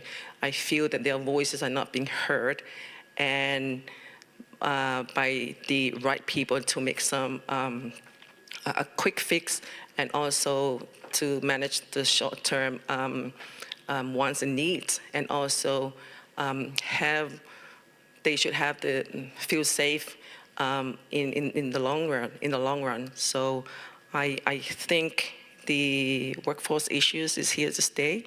We just need to contextualize it in a way that it's safer and not to compromise, at the end of the day, not to compromise the well-being of our country. Thank you. Thank you very much. Listening to your stories, the brain drain is not simple. We cannot simplify the outflow of people. As a partner, well, we can't just say, okay, there's a brain drain, but we have to map all the reasons, possible reasons, and think how we could fix those issues. Well, we can't help directly, but at least we can make a platform on which we can discuss with stakeholders and see how much we can improve in each country and region. But common theme is education. It's a passport for the future. I think that's common to everyone. So education how to offer education, how we make curriculum. We have to develop those, not for now, but for the future as well, while sharing information. So for development of each country, for each region. Thank you very much. Devi-san, please. I think we have in our countries is the possibility of an amazing lifestyle. And I don't think we utilise that as well as we could. And I think we've got stuck in our human resource management with not being flexible enough for being able to allow people to have the lifestyle that they want. You've all mentioned that it's not necessarily like we don't live in the cooks to be rich, right? We'd earn much more if we lived in other countries, and the same with you. So, but we've chosen to be there. We want to be there. So let's be creative and think about maybe our public service commissions, I think, could start the ball rolling in terms of thinking about how do we enhance the lifestyle of our workers. Can we have 4-day weeks? Can we have 6 weeks leave a year instead of 4 or 3 or whatever it is? Let's think outside the box. Can we job share? These things have been much more complicated than they should be in the Cook Islands. I don't know about your countries. I think Aotearoa has it sorted. But this is also perhaps a way that you can employ more people. One job taken by 2 people. With your unemployment issue, we have a 0 unemployment. And, so I think the answers are here, like the Minister has said, the answers are there. We just need to put our heads together and be a bit more open and creative in the way we think about some of them.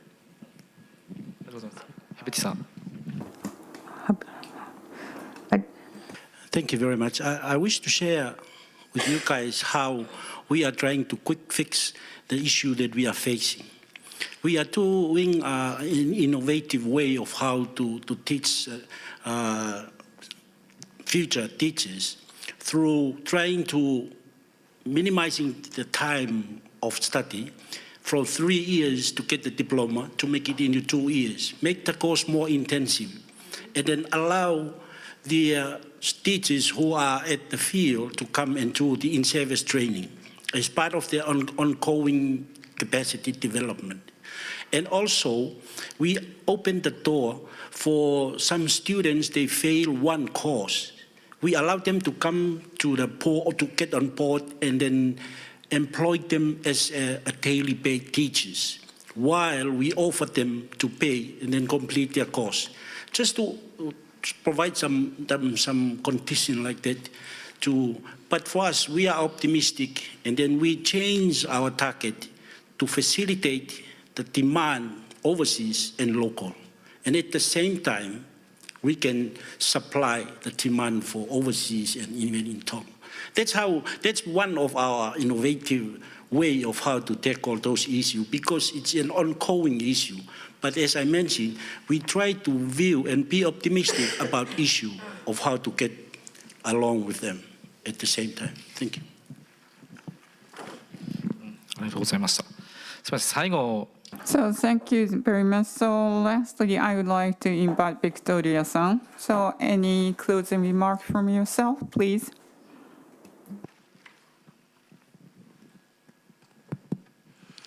I thought I already said enough.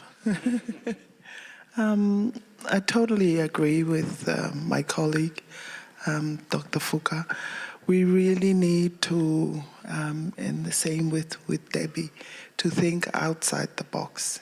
I was sharing with my colleagues in the vehicle that I tried to convince my commissioners our sick leave is 15 days, but we have to issue a sick leave for every single time you're sick.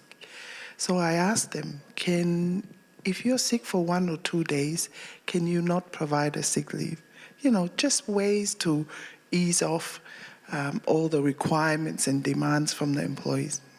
No, that wasn't approved. But we'll keep trying. Some of the challenges I have is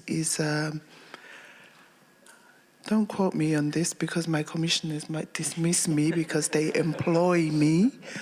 But you have to find the right people with innovative minds and be creative in doing things differently. You know, I read the 4-week.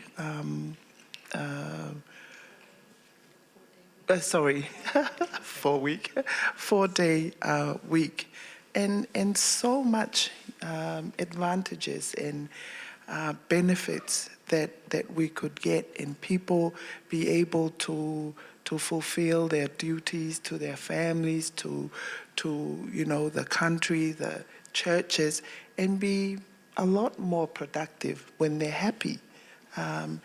But we'll keep trying. But that's my takeaway. I'm very happy to hear the exchanges and the sharings, and I won't give up. I will keep trying with my commissioners. But thank you very much. So thank you very much. So, well, because we have already reached the scheduled time, therefore we would like to conclude. So, well, because this is the first time to have these panelists on the podium.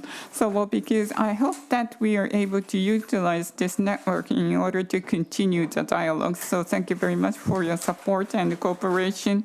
Thank you very much. So, well, because how we are able to nurture the human resources in the future. So we are able to have a very good discussion on the human resources development. So please give big applause to the panelists and the moderator, Shiozawa-san. So we are going to conclude this session 3. Thank you very much. So in order to start the session 4, we are going to change the seating. And the panelists, thank you very much. Please go back to your seats. Thank you.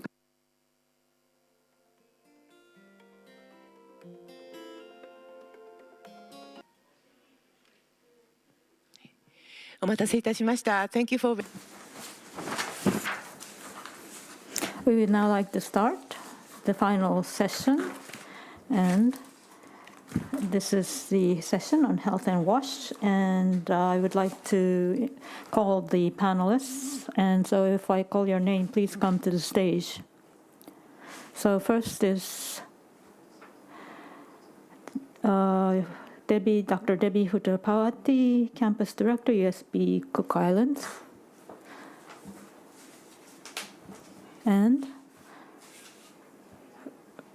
Dr. Fala Holahuka, Obstetrics and Gynecology Specialist, Viola Hospital, Tonga. And from Georgetown University, Dr. Eileen Natucci.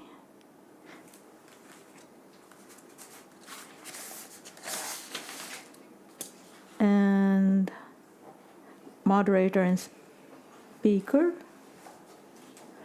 Ms. Malini Na, PhD candidate in Japan from Fiji, from Ritsumeikan Asia Pacific University. So first, as before, we'd like to ask Mr. Shiozawa to explain the intent of this session.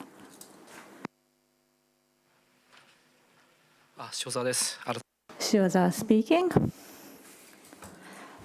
So in the Pacific Island area, there are various challenges on health.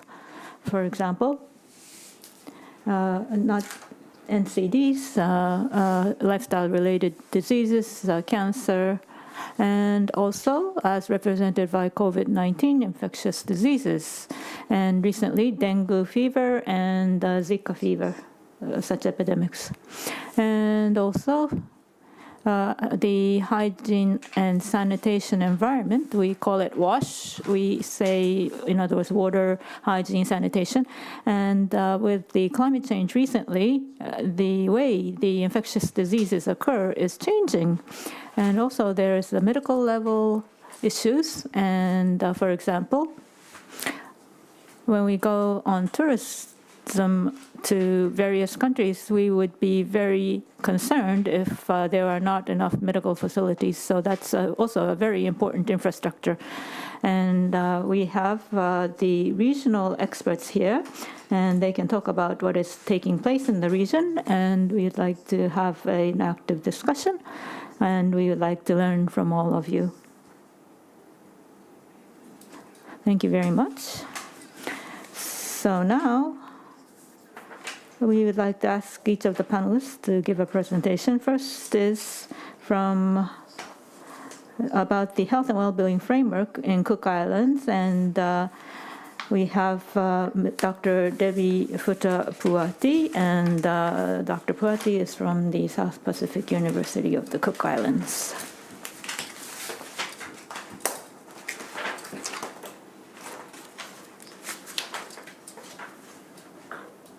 Say a very big thank you to the Sasakawa Peace Foundation and your partners for getting us all here to have this discussion. What I've put together today is the development of a cultural framework around health and well-being that has been established in the Cook Islands. I put this together with James Uripuati, who is at the University of the South Pacific as well as at the University of Otago. So we developed this model of health and well-being called Petu Whenua some time ago, and despite the fact that it was developed in 2003 and 4, it's still being used today, which I think talks to its rigorousness. In fact, what's happened with this framework is that it's morphed into other spaces within education. It was originally developed for health education in schools, and so I can see that there's this really important link between prevention and education in terms of the work that other people on this panel are doing in terms of as health practitioners.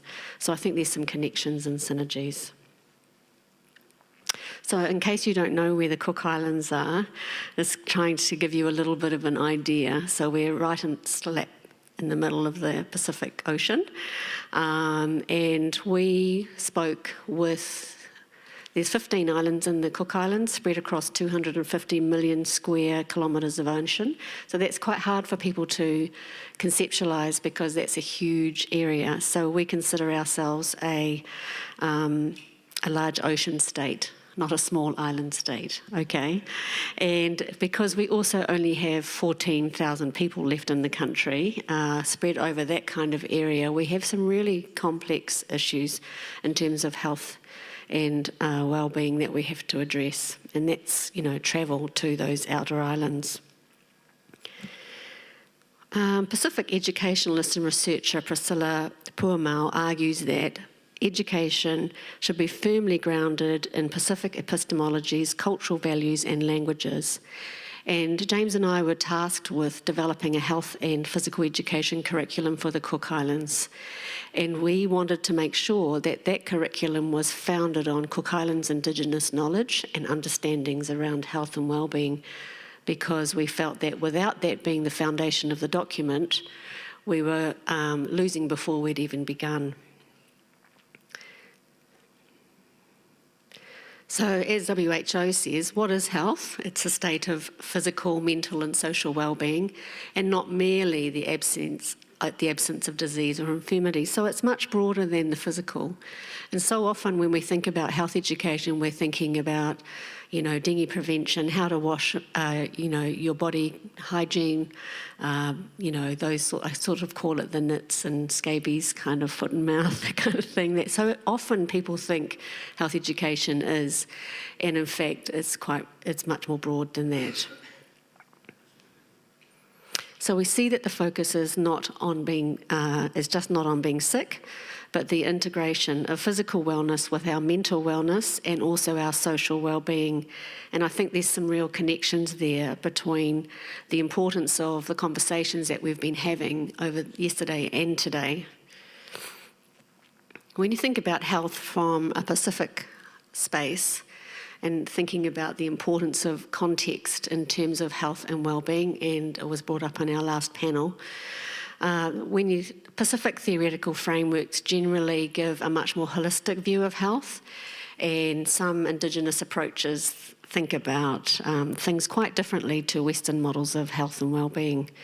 When we look at Pacific health frameworks, we think about connectedness between people, both the living and the dead, those who have gone before us, harmonious relationships with humans and the environment, spiritual well-being, happiness and the connection to well-being. So that's much broader than just your physical well-being and not being sick. So taking those things into the work with us, we started to collect some data, trying to ascertain whether there had ever been traditionally a framework of health and well-being from a Cook Islands context. And we did a lot of research from old books, talking to elderly people in the archives, trying to find some connection to a Cook Islands concept of health that we could tap into to utilise, but we didn't find one. So we started talking to people all over the country, student groups across every island, apart from two. Weather got in the way with two of them, very remote atolls. Teacher groups, staff meetings across all islands, all community groups and NGOs that work with young people and adult groups, because this was a health and wellbeing and physical education curriculum for youth. So anyone that was connected to health and wellbeing in the country, and both, of course, government organisations related to health and wellbeing, so our nurses and doctors, and also our initial teacher education students. At that time, there was a teachers training college in place. So with each of these groups, we asked two questions. We thought, let's keep it simple. We want people's ideas. We asked, what does being healthy mean to you as Cook Islanders living in the Cook Islands? And this was to identify a Cook Islands understanding of health. And the second question we asked was, what makes it hard to be healthy in the Cook Islands? And this was to identify the barriers to being healthy, or the social determinants of health that were present in the lives of everyone we spoke to. This is what this conversation looked like. We allowed the people that we were working with, or we asked them to self-choose their group so that they were working with people that they were comfortable sharing, we in some groups were quite intimate things. And on the inside of the body is all the things that being healthy means. It's some examples there of, having fun, laughter, being able to exercise, having friends, good thoughts, confidence, church, knowing the skills to cook good food, those sorts of things. This is just one example. Every group had something similar, although there were other things as well. And on the outside, all the barriers that people face, because, we don't live on an atoll in, 4 hours flying time from the main island of Rarotonga. We didn't want to make assumptions about what should be in the curriculum and what the challenges were. We needed to find out what they were. And you can see there's probably some similarities for some other Pacific nations. Dogs make it unsafe to exercise. Too much competition in PE, so I don't want to do it. Too many takeaways. Not on the atolls there isn't, but in Rarotonga there is, etc. Speeding on my motorbike, alcohol, having diabetes, junk food, and the list go on. So as this activity gave us a lot of information around the kinds of contexts that had to be addressed in the curriculum, and the kinds of skills that young people needed to learn to be able to address the challenges to being healthy. But it didn't give us necessarily a Cook Islands Indigenous foundational or philosophical understanding of health and well-being. It gave us the content of the curriculum, but not that sort of foundation. We came across this nakunga, or a saying by a traditional chief in the Cook Islands, Puati Mataiapo, and this speaks to the importance of knowing who you are as a Cook Islander. If you know who you are and your inua, your afterbirth, is planted back into your land, we talked a bit about land this morning, then you can carve out your world. And I think we landed on this nakunga as a way to create the philosophical document. Through this nakunga, in the Pita Whenua, as referred to in the proverb, reflects kinds of things like navigation, connection and nurture, life, endeavour and resilience, care and responsibility. All of those things are encapsulated in that traditional saying. So knowing these things and the importance of the connection to who you are, we felt this was a good connection to the concepts for Cook Islands health and wellbeing. We then created a metaphor for creating some understanding around this the Pitua Inua concept, and we used a waka, a traditional canoe, to start to think about these things.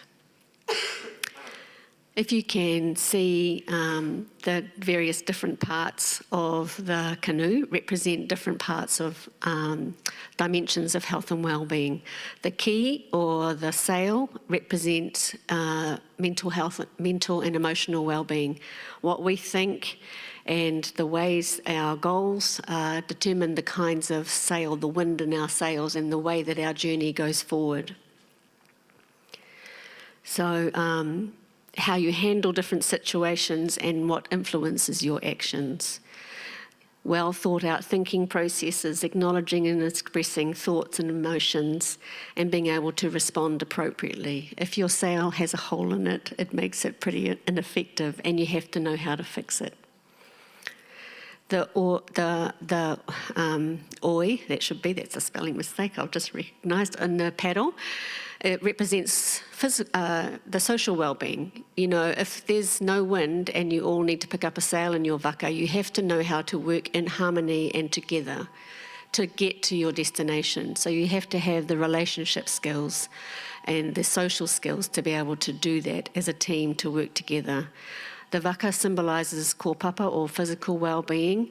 If there's a hole in that boat is not going anywhere. So you have to know how to care for the hull of the canoe. The ama represents the spiritual well-being. When you see a traditional waka, you can pop your ama up and you can still continue on forward. But if you go too far, you fall out. Equally, if you don't have the skills to be able to rebalance yourself alongside your own values and beliefs in your life, then you too fall over. And you need to know the skills to be able to get your ama back down onto the water so that you can continue your journey. Aorangi is the environment. Now, WHO have 4 dimensions of health. What we found from doing this activity was that Cook Islanders and perhaps other Pacific people are very connected to the environment, and we could not have a Cook Islands concept of health and wellbeing without thinking about the environment. That's represented by the waves, the conditions the waka finds itself in. Whatever the environment you need, that you find yourself in, you need to have the skills to be able to navigate those. So if you're cruising on a swell in your waka and you're going fast and you're travelling in the way that you want, that's fine. But what happens when there's no swell, or there's a chop, or there's wind that you can't manage and you can't get? You need to, in your life, have the skills to navigate tough times as well. So in terms of our health and well-being around the environment, we needed our kids to know how society influences us, the way we're shaped by our environment, that it can either be an enhancing environment or one that detracts from our health and wellness. So these are the kinds of things that we started to think about in terms of thinking about health and well-being and making it relatable to young people.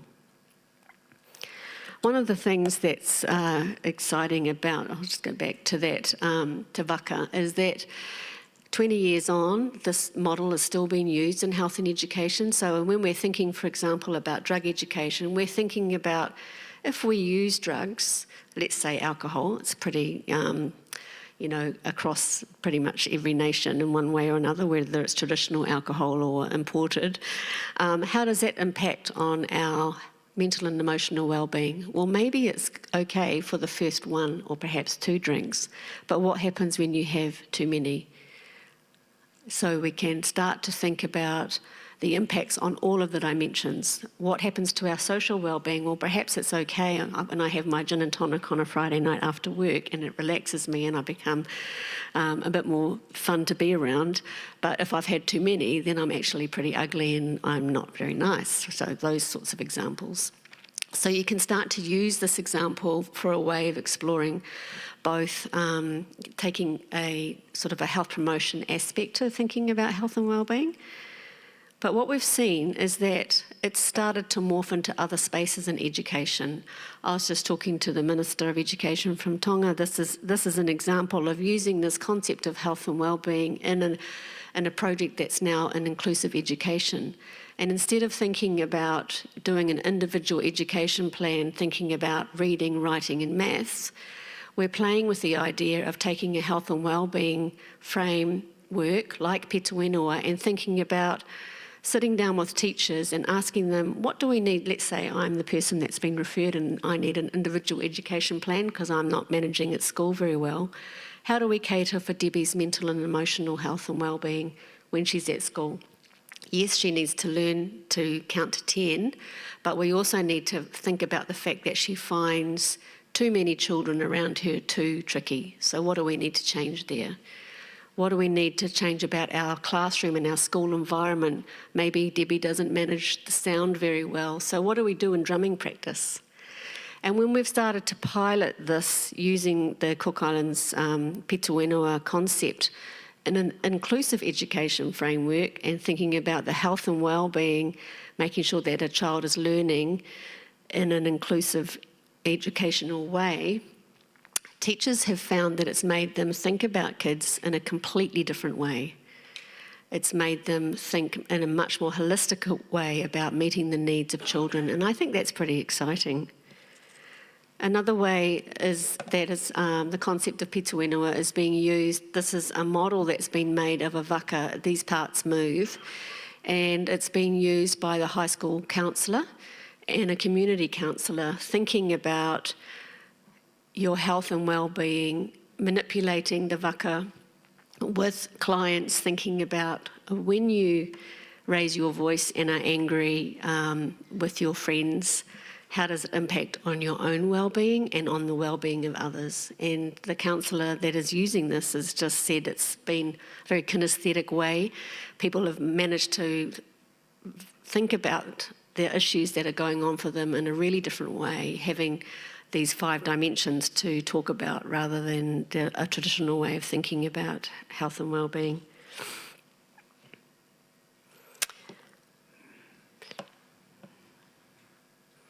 So the other ways that are being used at the moment is that schools and communities are thinking about using Peta Whenua as a whole school framework for a strategic plan, for their whole school strategic plan, thinking how do we cater for our teachers and for our students around these 5 dimensions of health and well-being as we teach them. So it's really getting people to think not just about subjects for school, but for children and for teachers, and that's really excited. So to finish, understanding the importance of language and cultural identity to health and well-being, this project set out to understand Cook Islanders' worldviews related to health, so that we could design a curriculum that was based from a traditional Indigenous viewpoint rather than taking a Western idea around what health might be in this context. The authors wanted the curriculum to be authentic, culturally relevant, content specific, useful to inform practice and beneficial to the end users, which were teachers and youth in schools. With these goals in mind, we set about finding or developing a Cook Islands concept of health and well-being on which to form the foundation of the curriculum. Using a traditional saying from a prominent chief, Puati Mataiapo, we designed the curriculum to thread Peta Whenua through the lived experiences of health that participants shared with us. In doing so, the education curriculum was founded on an authentic, reflective of context, culturally relevant model of health and well-being that's now called Petuinua. 20 years on, as testimony to this work, the concept of Petuinua continues to be used in schools for health education, but also has been developed and modified and applied in other spaces within both health. The Ministry of Health are using it, counsellors are using it, and also education. Thank you.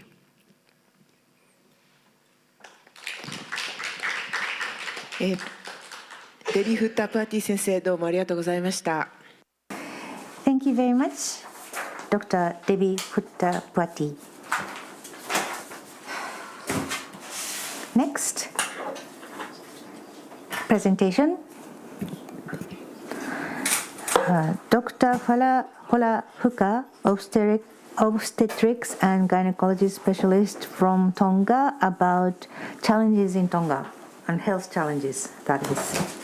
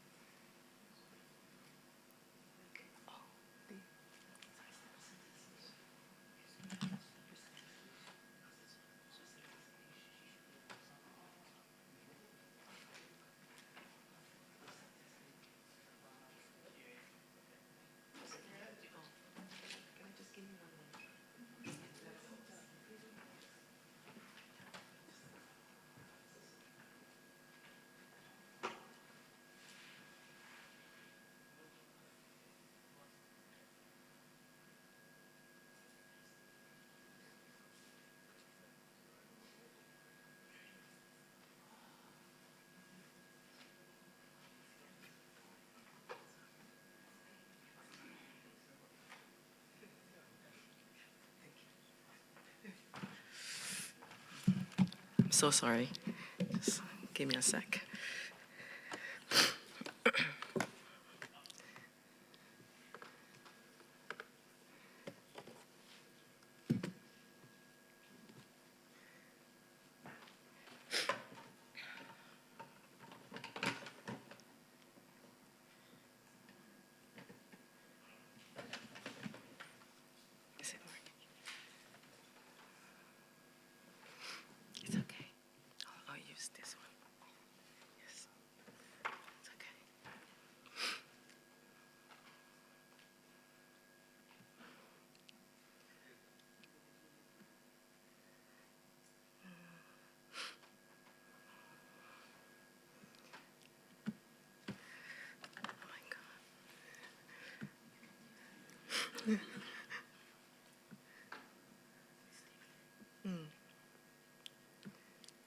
Apologies, please give me a second. It's not being very kind to me today.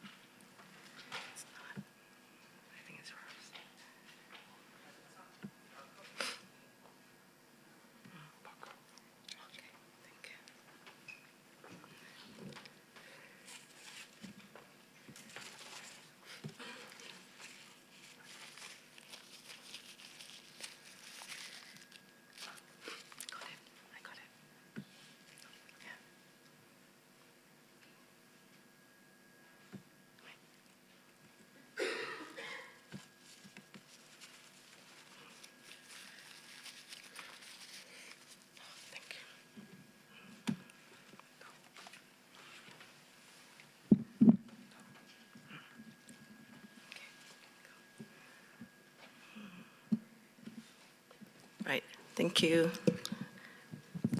Thank you for your patience. Good afternoon and maloe lele. Thank you for having me today. My name is Valahola Fuka from Tonga, and I will be sharing with you some of the health challenges in my country.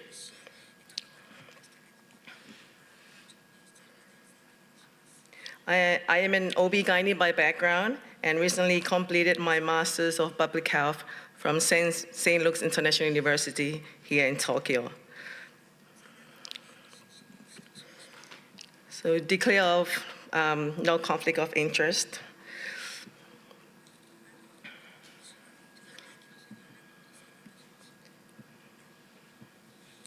Right. So a little bit in background. Tonga is an upper middle income country of about 170 islands, spreading across about 700,000 kilometers square in the Pacific Ocean, with only about 45 are inhabited. An average population of 105,000 with a decreasing growth rate of about 0.26%. A birth rate of 23 births per 1,000 population, and a death rate of 4.95 deaths per 1,000 population. The life expectancy is average at 77 years and with females at 79 years of age, while it's for males 76 years. The fertility rate stood at 3.2 per 1,000 women. So looking at the age structure, about 32% of the population aged less than or equal to 14 years of age, which is over about 6%, 65 years and older. And it highlights the fact that our people are dying prematurely. Tonga's GDP is relatively small, and the health expenditure accounts for just over 6%. Let me take you through the Tonga health system. Tonga has a public health system accounts for about 95% of the service delivery, funded by the government and free, apart from the inpatient service fee, providing primary and secondary health care services. At the community level, there are about 14 health centers and 34 maternal and child health clinics, 3 district hospitals in the outer islands, and 1 national referral hospital, which is located in the main island, where about 70% of the population resides. Specialized services are then centrally located. Therefore, those in the peripheries are deprived of these specialized services. However, patients get referred overseas for tertiary care. Privatization is still in their baby steps. So the Ministry of Health, their mission, vision, and values. So our mission is to improve the health of the nation by through provision of quality care, promotion of good health, reduction of morbidity, and prevent disability and premature mortality. And our vision is to be the highest health standard provider in the Pacific, and with our common values as stated. This is our organizational structure. It's very simple and self-explanatory. However, let's go back and have a look at our SDG snapshot of our country. The SDG progress of the Asia-Pacific region were reversed by the COVID pandemic on the graph on your left top corner, with the small island developing states with the greatest slower progress at just about 5.9%, comparing to other developing countries of 11 to 13%. Looking where is Tonga, as you look on the bottom, unfortunately, most of the Pacific Islands, there's no record of our scores apart from only Fiji and Papua New Guinea. So we have to ask ourselves, where are we? The snapshot for Tonga, as reported by the Statistics Department in 2020 for Goal 3, is moderately improving. Specifically looking at the indicators, number 1, non-communicable diseases remain stagnant with significant challenges. Number 2, on the rise, maternal health and reproductive health issues. And thirdly, efforts in achieving universal health coverage remains plateau. So what are the key health challenges for Tonga, as I've been alluded to in the prior slide? First is non-communicable diseases and maternal and sexual reproductive health issues. And if you design it in a way, in a framework where you can see the input and the output, and inside is the mechanisms, how you can diagnose and be able to evaluate the effectiveness of your programs. So the bottlenecks being identified, or the control knobs where you can adjust, if you can adjust this, you'll be able to achieve the expected outcomes. So firstly is you need to optimize the socioeconomic determinants of health. Secondly is to strengthen your health system to cater for the evolving challenges as we speak and as predicted in the future. And thirdly is your public health system. And the performances measured is the quality of care, is it accessible, and is it efficient? And the health outcome that we want to look at is the status of the population. Is it as being shown that high morbidity and mortality? Is the public satisfied with our services? And are they financially protected? And of course, the unpredictable factors are the clusters of communicable diseases, infectious diseases, and climate change health-related issues needs to be taken into consideration. In 2020, WHO reported that about 83% of deaths in Tonga is due to non-communicable diseases, with ischemic heart disease on the top causing about 84%, diabetes related to 72%, and stroke about 48%. Surprisingly, road traffic accidents stood at number 4, accounting for 33%. There is, on the graph, there is a high probability of premature mortality for the people of Tonga, as 23% of the population is expected to die prematurely. That's about 1 in every 4 people. And looking at Tonga's ability to combat this high prevalence of NCD, Tonga scored of 56 out of 100 in quality health care, putting Tonga globally in the 129th position of the 188 countries that are being registered. And we are number 5 out of the Oceania region. So, looking at why is this? What is this? What's the problem? Looking at the non-communicable disease risk factors from the STEP survey comparing in 2012 to 2017, Tonga population about 99.9%, we are at risk of NCD already. And if you look at the risk factors being assessed, is the obesity, high blood pressure, people with high blood pressure, people who are just inactive, and high sugar, which is at risk of diabetes. And if you look at the stats, the STEP survey in 2017, about a significant proportion of our population have these risk factors. What concerns me, if you look at the bar chart, about 43% in the top left corner, about 43% is our younger population are already having these risk factors. So this highlights that our populations are not too healthy and will continue to die prematurely if we are not going to intervene effectively. So the second health challenge for Tonga is women's health. And the maternal mortality ratio is as stated. Despite the significant reduction globally in maternal mortality in the last decade, a study in 2022 saw a spike in maternal deaths with a maternal mortality ratio of 274 deaths per 100,000 live births. This is exceeding the regional, the national threshold of about 140, and of course exceeding the SDG global target of should be less than 70 deaths per 100,000 live births.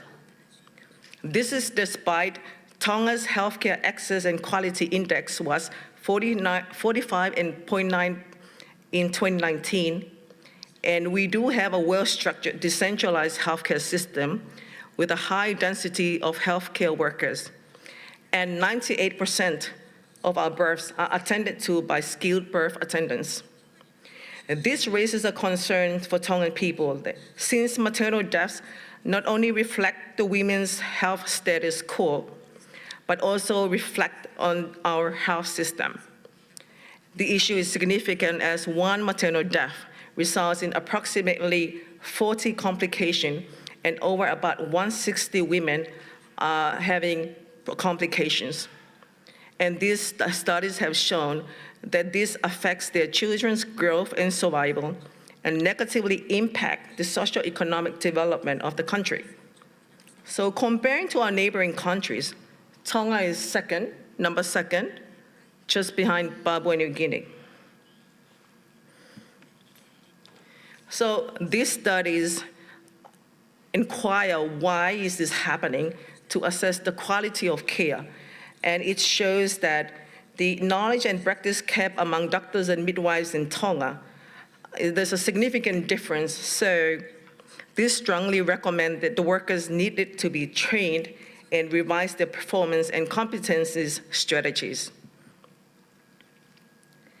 This table highlights the bottlenecks to provision of quality maternal health care for Tonga, categorized under the 6 pillars of WHO's in regards to the health system. This study demonstrated that poor quality of care during labor, delivery, and the postpartum period is the primary cause of Tonga's high maternal death rate, implying that the health system's commitment, coordination, and execution of maternal health policies are lacking. The health system has significant constraints in governance, leadership, health workforce, and service delivery. Therefore, improvements are required in health funding, health information, essential medicine and technology, be able to inform, well-informed decision-making. And in one of the highlights of the bottlenecks was the poor organizational culture that significantly affect the performances of the workers, therefore providing suboptimal quality of care. So as being stated here, that what has been alluded to before, why do healthcare workforce are leaving?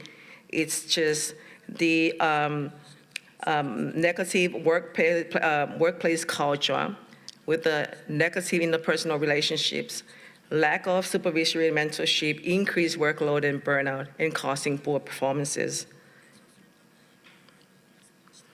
So,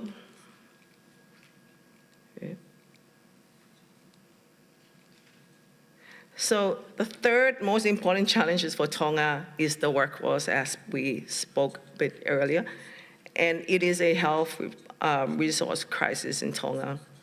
If we are to overcome the NCD and to improve the quality of care for our people, we need a functional and effective HR management system. The total number, as you can see in this chart, the total number of staff for the Ministry of Health had increased about 3.7%. However, if you look at it for the analysis, the position has gone down with about 108 vacant posts and 29 posts have been abolished. The HR challenges are due to shortages of quality health workers, inequitable distribution of health personnel, misaligned skill mix, and mismatch in training supply to demand as per patient and population needs. The working environment, poor motivation incentives, financial constraints, and weak monitoring and following through of HRH data for planning, forecasting, reporting, and decision-making.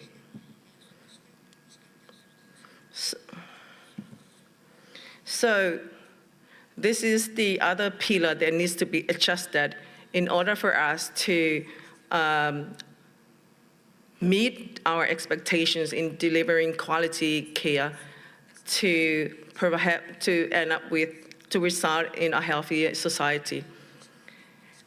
These are the 3 socioeconomic determinants that I able to look at: poverty, education, and employment.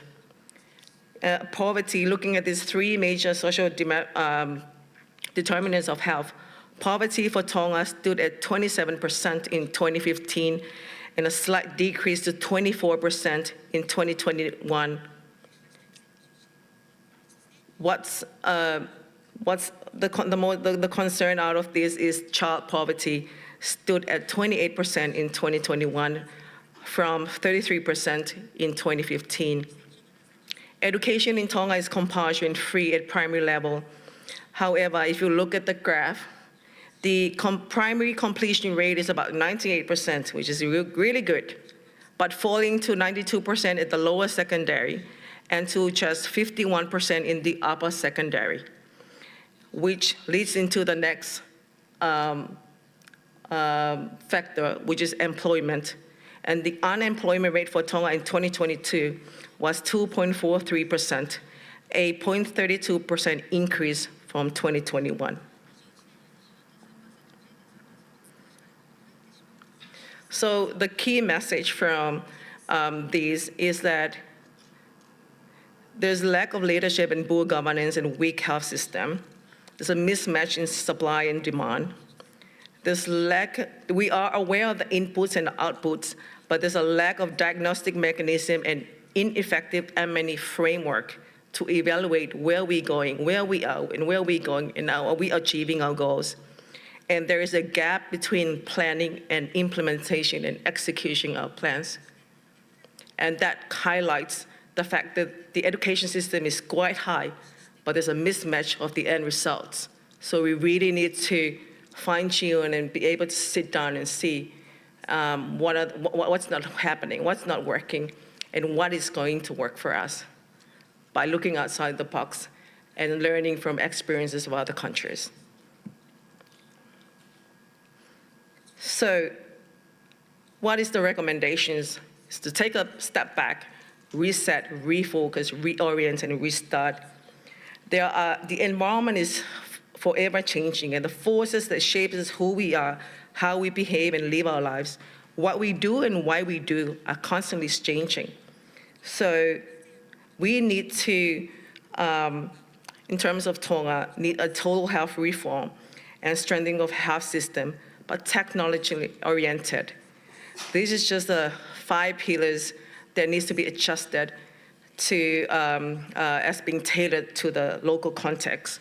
For example, you need to establish healthcare policies and guidelines and M&E framework, develop transparent financial national strategies, and encourage adoption of information innovations, design attractive packages for workforce retention, motivation, and training, and provide leadership training and improving organizational culture.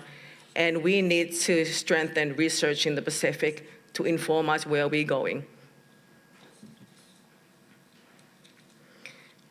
From the public health aspect of things, there is no one-size-fits-all solution, but we need to adopt evidence-based strategies and contextualize to the local context holistically.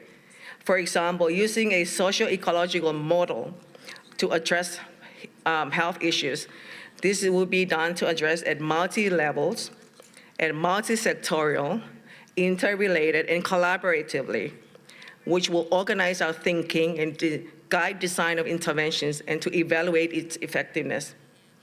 I think with great leadership and a team player, the right skill sets, attitude, and a happy, satisfied employee can lead any organization successfully. So I leave you with this. The best way to predict your future is to create it. Thank you for your attention. So thank you so much. So Dr. Fuka, so we have shared the issues of Tonga. And next we would like to invite the presentation for the Solomon Islands. So we would like to invite Professor Eileen Tsuchi from the Georgetown University, please.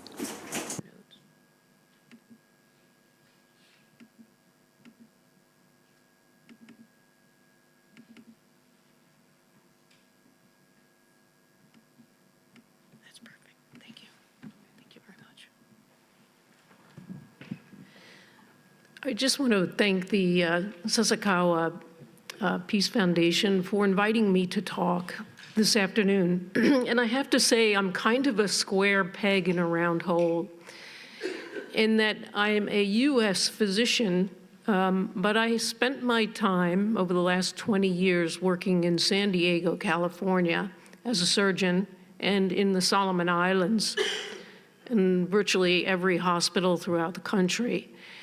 I have been committed to improving healthcare in the Solomon Islands, and my latest position is another square peg in a round hole in that I am a member of the Center for Australia, New Zealand, and Pacific Studies at Georgetown University. That's in the School of Foreign Service. I couldn't be more foreign to the School of Foreign Service as a physician, but I am.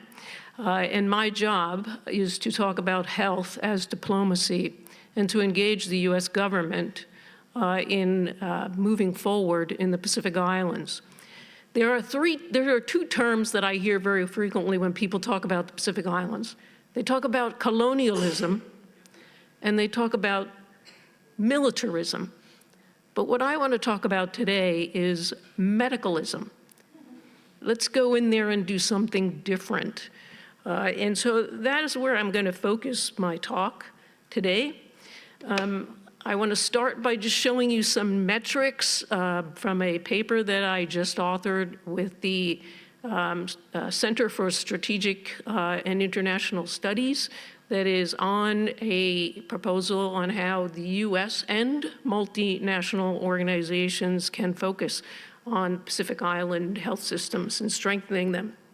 I'll follow up with the Solomon Islands changing landscape, Solomon Islands health system wins and challenges, and then present to you what development partners can do and what the Pacific Healthcare Initiative, which is going to be introduced to the US Congress in September, proposes doing, providing my government is able to get that job done.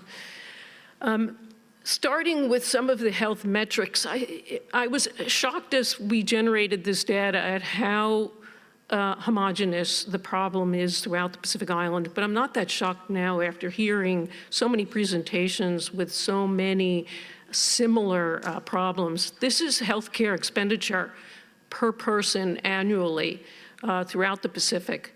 And the purple graphs are the United States and Australia as just a reference point. But you can see that the amount of money spent on healthcare throughout the Pacific Islands is relatively low.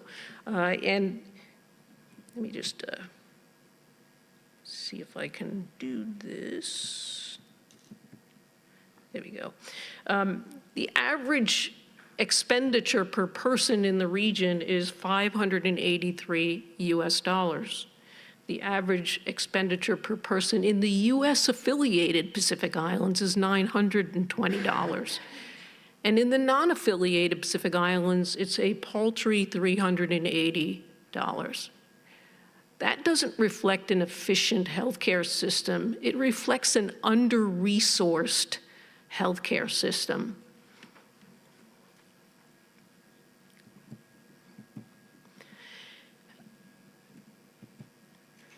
This is a graph that shows the density of doctors and nurses in the Pacific Islands. On the left are the doctors, and it's the number of doctors per 1,000 population. On the right is the nurses, the data for the nurses. And you've heard this. This is a common theme that is continuously talked about. The red line is the level at which the WHO recommends that a health system should have X number of providers per population, 1,000 people. Despite programs like the Pacific Basin Medical Officers Training Program that was done in Micronesia, there's still, and scholarships to study in Cuba and China and other countries, Taiwan and other countries, there is still a provider shortage throughout the Pacific Islands. And part of that is the brain drain out, feeling devalued, wanting to make more money. And I'll mention kind of what's going on in the Solomon Islands right now. So what are people dying from in the Pacific Islands? Well, the graph on the left side is from 1990.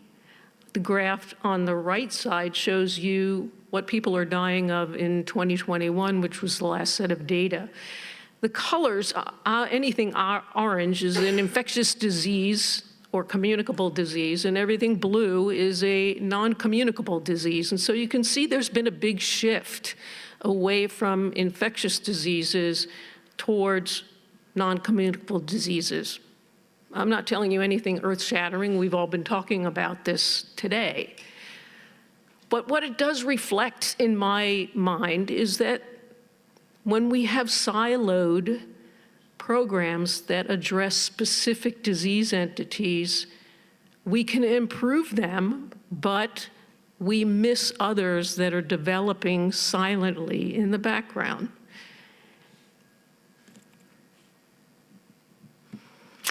This is a really busy graph, but it's a really important graph if you understand what it means. This is how Pacific Island countries are doing in achieving universal health coverage. Along the left-hand side is a list of all the different Pacific Island countries. Along the top are different procedures or different disease entities, and each of the boxes correspond to how that country is doing in treating and preventing particular representative diseases. If the boxes are orange or red, that's not good. That is a low rate of being able to provide care. If the boxes are blue, green, or blue, that means that the care is more readily available. And everything on the right-hand side of this graph is non-communicable diseases. So it tells you, just from looking at that, how the non-communicable diseases are now dominating the medical problems throughout the Pacific. This is the last bit of data that I'm going to show you before we start talking about the Solomon Islands, and that is Pacific Island hospitals and health system infrastructure. This was a study that a friend of mine, somebody that I'm working with the Pacific community, did, looking at how vulnerable clinics and hospitals are throughout the Pacific Islands. And basically what we found is 63% of all health system infrastructure, buildings, dispensaries, clinics, hospitals, are vulnerable based on their location and how they're built to being destroyed by an extreme weather event, rising tides, inundation.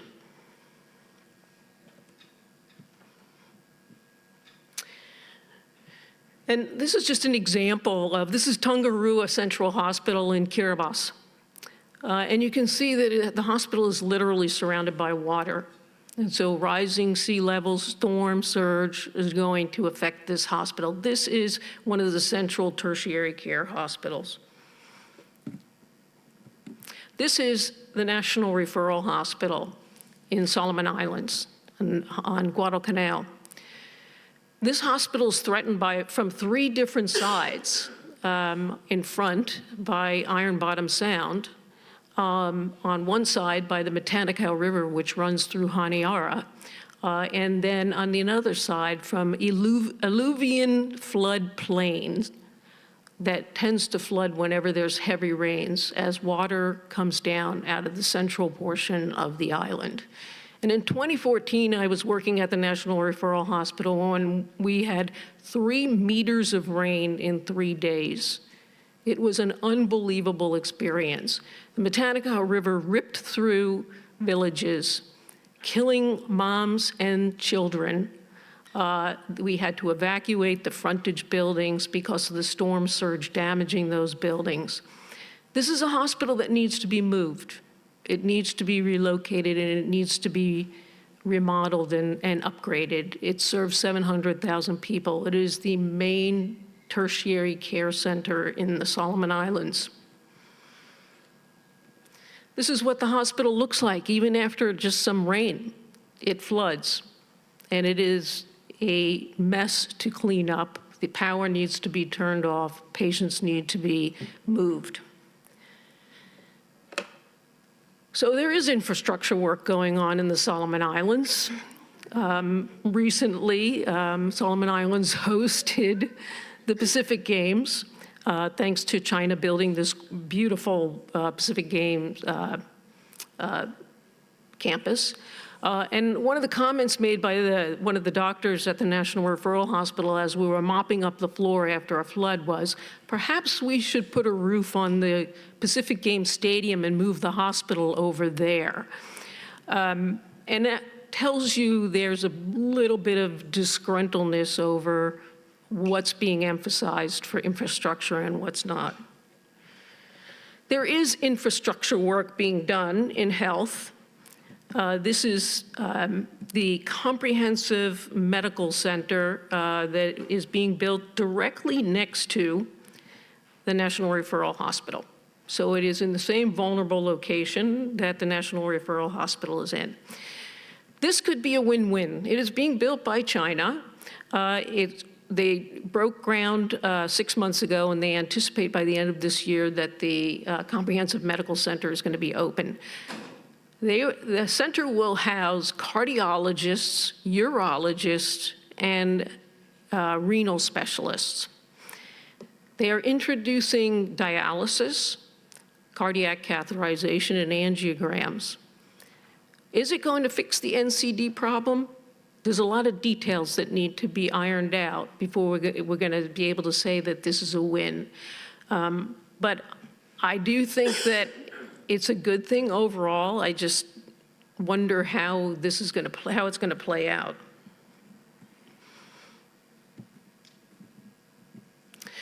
This is the same graph that I showed you a couple of minutes ago, but this is Solomon Islands alone. So Solomon Islands, what people were dying from in 1990 and what people are dying from in 2021. And you can see again, the pattern is very much the same. Injuries, however, have slid up a bit because there's more people driving cars and doing kind of dangerous things and with building and whatnot going on, potentially being injured on the job. China is very involved in the Solomon Islands. China has actually embedded medical teams at the National Referral Hospital, and the teams spend a year of their life there. Leaving their families and living in Honiara. Usually the teams consist of a cardiologist, a urologist, a kidney specialist, and some acupuncture specialists as well. And just these are pictures of some of the team members working with the local Solomon Islands doctors. There are frequent visits by hospital ships, including China's Peace Ark and the U.S. Navy's Mercy hospital ships. These types of missions tend to, they aren't sustainable in that they're not changing the healthcare system in a meaningful way. And they do tend to visit urban areas where most of the doctors tend to be clustered. As opposed to if they had smaller ships with a lower draft, they could actually go out to the outer islands and probably be a lot more effective. And this is an example of one of those ships.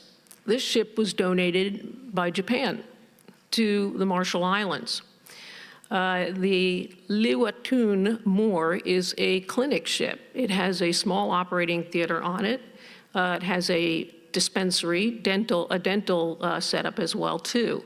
More of these ships need to be plying the waters throughout the Pacific Islands. And the current Minister of Health, the new Minister of Health in Solomon Islands, has requested 2 of these from India. It would be a good thing if they come and also train them on how to maintain the ships. Additional infrastructure is paving what used to be grass airstrips throughout the Pacific Islands or throughout the Solomon Islands, and this is the Sege airstrip out in the western portion of the country. This airstrip was built during World War II by the U.S. Navy Seabees. They built it in 10 days. It's never been paved until recently. It even has runway lighting so that airplanes can take off and land during the day. The reason for building this is for tourism, but the secondary benefit here is transportation of equipment, medical equipment into the area and moving patients out to the National Referral Hospital so that they don't have to deal with a long boat trip along the Solomon Sea to get into Honiara. There are ongoing issues in the Solomon Islands of medical supplies and medicine shortages. And this is an article from 2023. At that time, there were 9 containers on the wharf that had not been paid for, so their customs fees and whatnot had not been covered. And those containers sat there, some of them for more than a year. More recently, an additional 12 were released when the new Minister of Health came into office. And the unfortunate thing is about half of that equipment had gone bad because it had been sitting in the scorching sun in a metal container that wasn't air conditioned. Since the election in Solomon Islands, the new Prime Minister, Jeremiah Manelli, has said that the economy is precarious. It is precarious. It has been precarious. The unfortunate fallout from this is the Solomon Islands government has not renewed the contract of 77% of their doctors working in the country. They're working without income. And of those who are working, they've had their pay cut. Doctors and nurses, like other Pacific Island countries, are leaving. They have had it with not having support from the government. On top of that, the government just announced that it would no longer fund the education exams that students in the Solomon Islands take in order to progress higher and higher in their education. These are 2 areas, health and education, that were heavy on people's minds when they voted this past election in April. And yet they are the area that are taking the biggest economic cut. Things that the nurses and physicians that I know in the Solomon Islands say is education. We need education. We need continuing medical education. And I think that Nurse Connie Panisi really sums it up in this statement. We get advice from visiting experts, but the nurses themselves haven't done any postgraduate study. We deliver education to our patients the best we can, but we need specialized nurses and training. It's about education here. And can you activate this? And this is one of the surgeons, senior surgeons in the Solomon Islands. He and I recorded this so that you would hear directly from somebody in the Solomon Islands about what their greatest challenges are and what to do about it. Visiting specialists we very much appreciate, and we have many teams that come and support us. But I think to give more tangible help or support to us, I think it would be ideal if the teams that come and see it also from our perspective, and sort of how we can build local capacity so that we can do a lot of these things on our own. The visits are not sort of just come and go, but that there is some way in which we can be supported. So if there is, so in this perspective, I mean, things like training, for example, exchange programs. So people coming here and spending sort of a few months to see how we do and help us to develop maybe particular skills. So teaching our young registrars or getting a young surgeon to go and attach in an overseas hospital, for example, or ongoing training or attending workshops. So having, sort of remote consultations and things like that. Also, I think in the area of overseas referral, for example, if there could be selected cases who are sent overseas and they get particular treatment and they have cure or an excellent prognosis that when they come back, they lead normal lives, they don't have any expensive medication or expensive follow-ups. Or supporting us with particular equipment or infrastructure like, proper operating theater or a proper ward or a high dependency unit or, these kind of things will help us to provide a more sustainable and high level of care in our situation. And just by coming and doing operations for a couple of days and you go, or not coming and sort of being with us, you wouldn't sort of get the perspective from which we look after cases locally. So to sum up what I am hearing and what I am seeing when I work with my peers in the Solomon Islands, and what I'm hearing is happening throughout the Pacific Islands, is there are limited options for continuing medical education for the current workforce. And I'm talking about workforce that has 3 to 5 years of experience but want to take on additional skills. There's a lack of regular consultative service partnerships that are both in person as well as via telehealth. And we really need to move the telehealth needle to the max. Region-wide, there's a low doctor and nurse density to population ratios. Hospitals and clinics are vulnerable and they need adaptation and they need upgrades.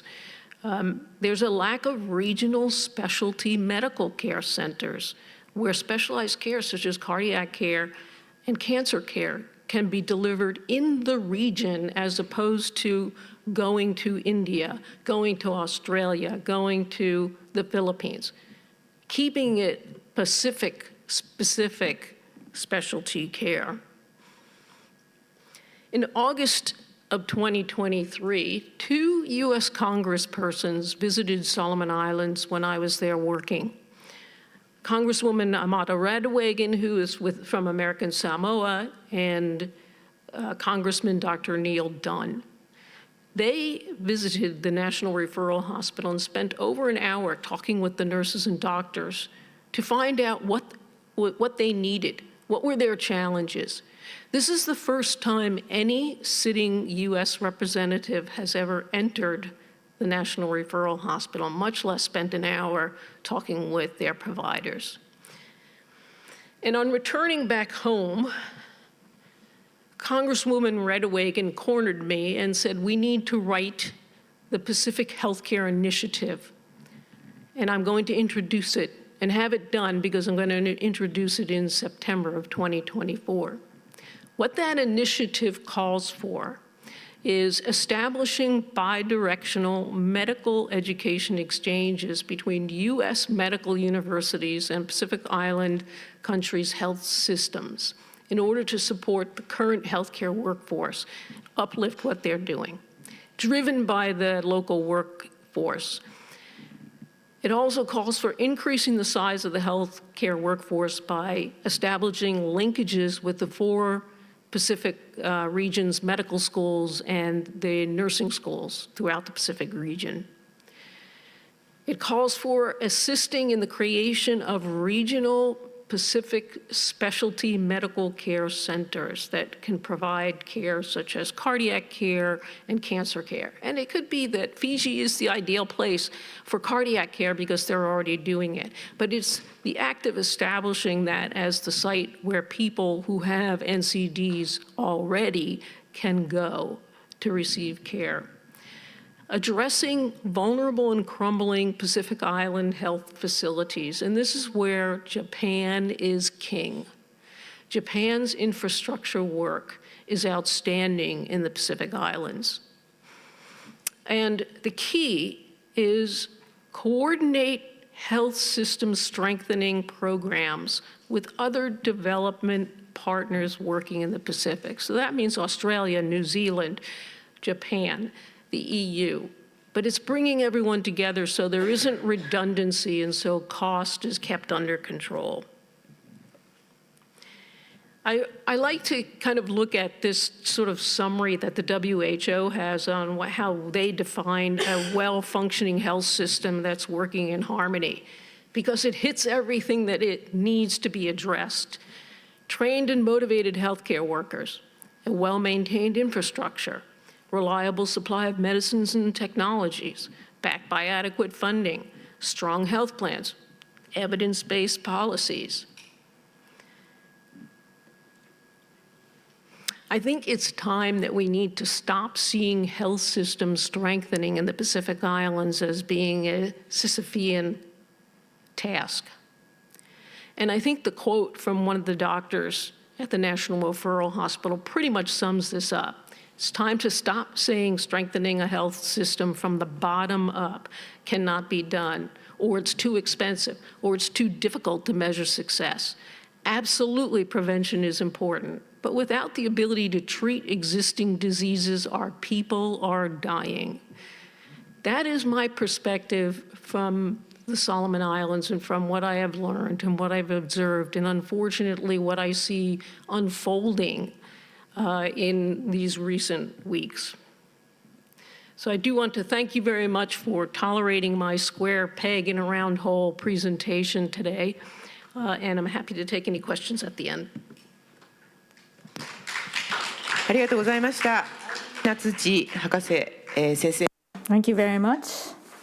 So we have heard from Professor Natsuchi. Now we are going to Fiji, and we have Malini Nair, researcher doctoral degree program at Ritsumeikan Asia Pacific University, Japan.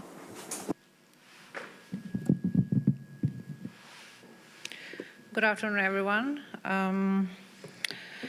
Since we are already nearing to the time, so I'll just try and make it short.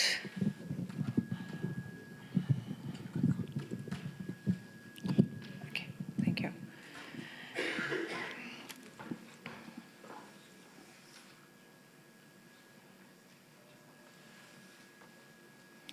Okay, so briefly, I'll be discussing more on WASH from Pacific Island countries' perceptions, and also with some examples from Fiji and probably Tuvalu. So today I'll be covering understanding public health, bit of it, and how it's linked to challenges of WASH, water, sanitation, and hygiene, and also the progress and initiative that has been done so far, and also the road ahead as well.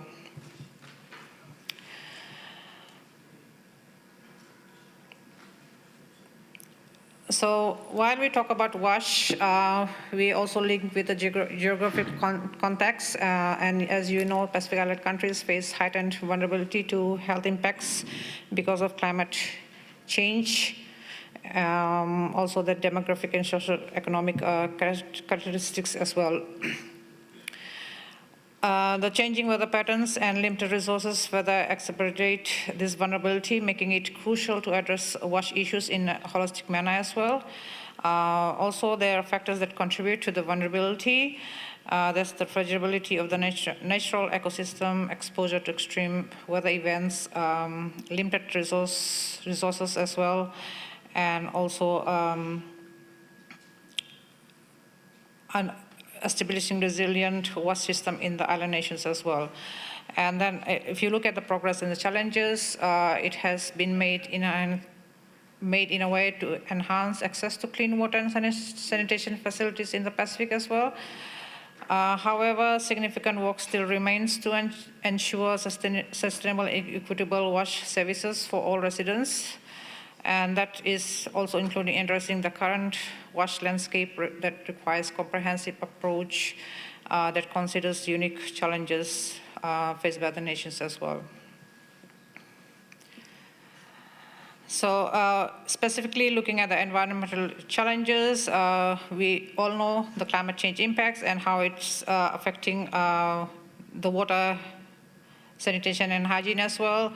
Of course, the limitation of resources, the struggles with the sanitations as well.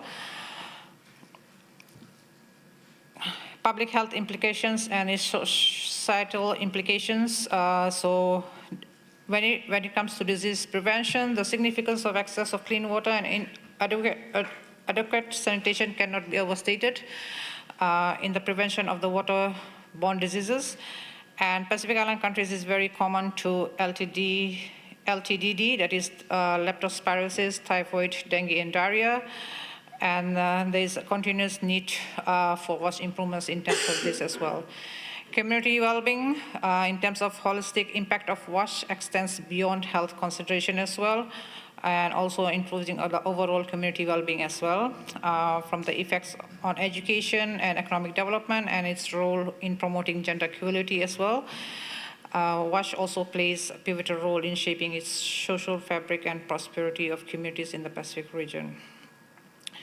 And also, we talked a lot about cultural and traditional consideration as well.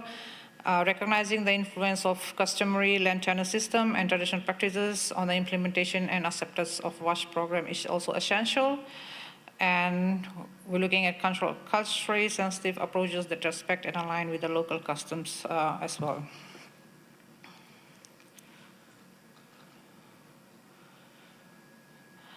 So, what are some of the high priority climate sensitive health risks as well? So similar to any other island nations, research has also identified a list of health risks due to climate change, which are highlighted on the slides.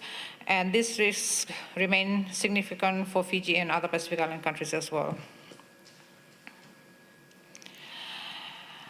I would like to focus on these two pictures here. So one on the left is from Tuvalu water management, basically showing that how they implement WASH programs. So basically looking at the maintenance of household water tanks conducted by the National Disaster Management Office in Tuvalu, alongside with water rationing efforts during drought response. And also water rationing sourced from desalination units that is facilitated at 7 distribution points in Funafuti, and that shows showcasing the community's resilience in managing water resources during challenging times. And on the right is a picture that from a cyclone Yasa, tropical Yasa, that hit Fiji in 2021. So this disaster kind of led the relocation of the community, the village, with 37 families still residing in the tents till today, after enduring three cyclone seasons. So with an estimated 5 individuals per household, totaling up to 185 people, the sanitation facilities are strained, with only 2 toilets and 2 bathrooms available, each separated by gender and lacking adequate lighting. The area is also flood prone, and thus increases the sanitation challenges as well, and thus highlighting the urgent need for comprehensive support in terms of infrastructure improvements and the aftermath of natural disasters as well. So I will not go very deep into this, but I think we have talked a lot about it. One is looking at the economic and development impact is looking at funding constraints, lack of accurate and timely data, innovation solutions. Also, there's a lack of data to measure economic benefits of WASH as well, and also the lack of WASH and education.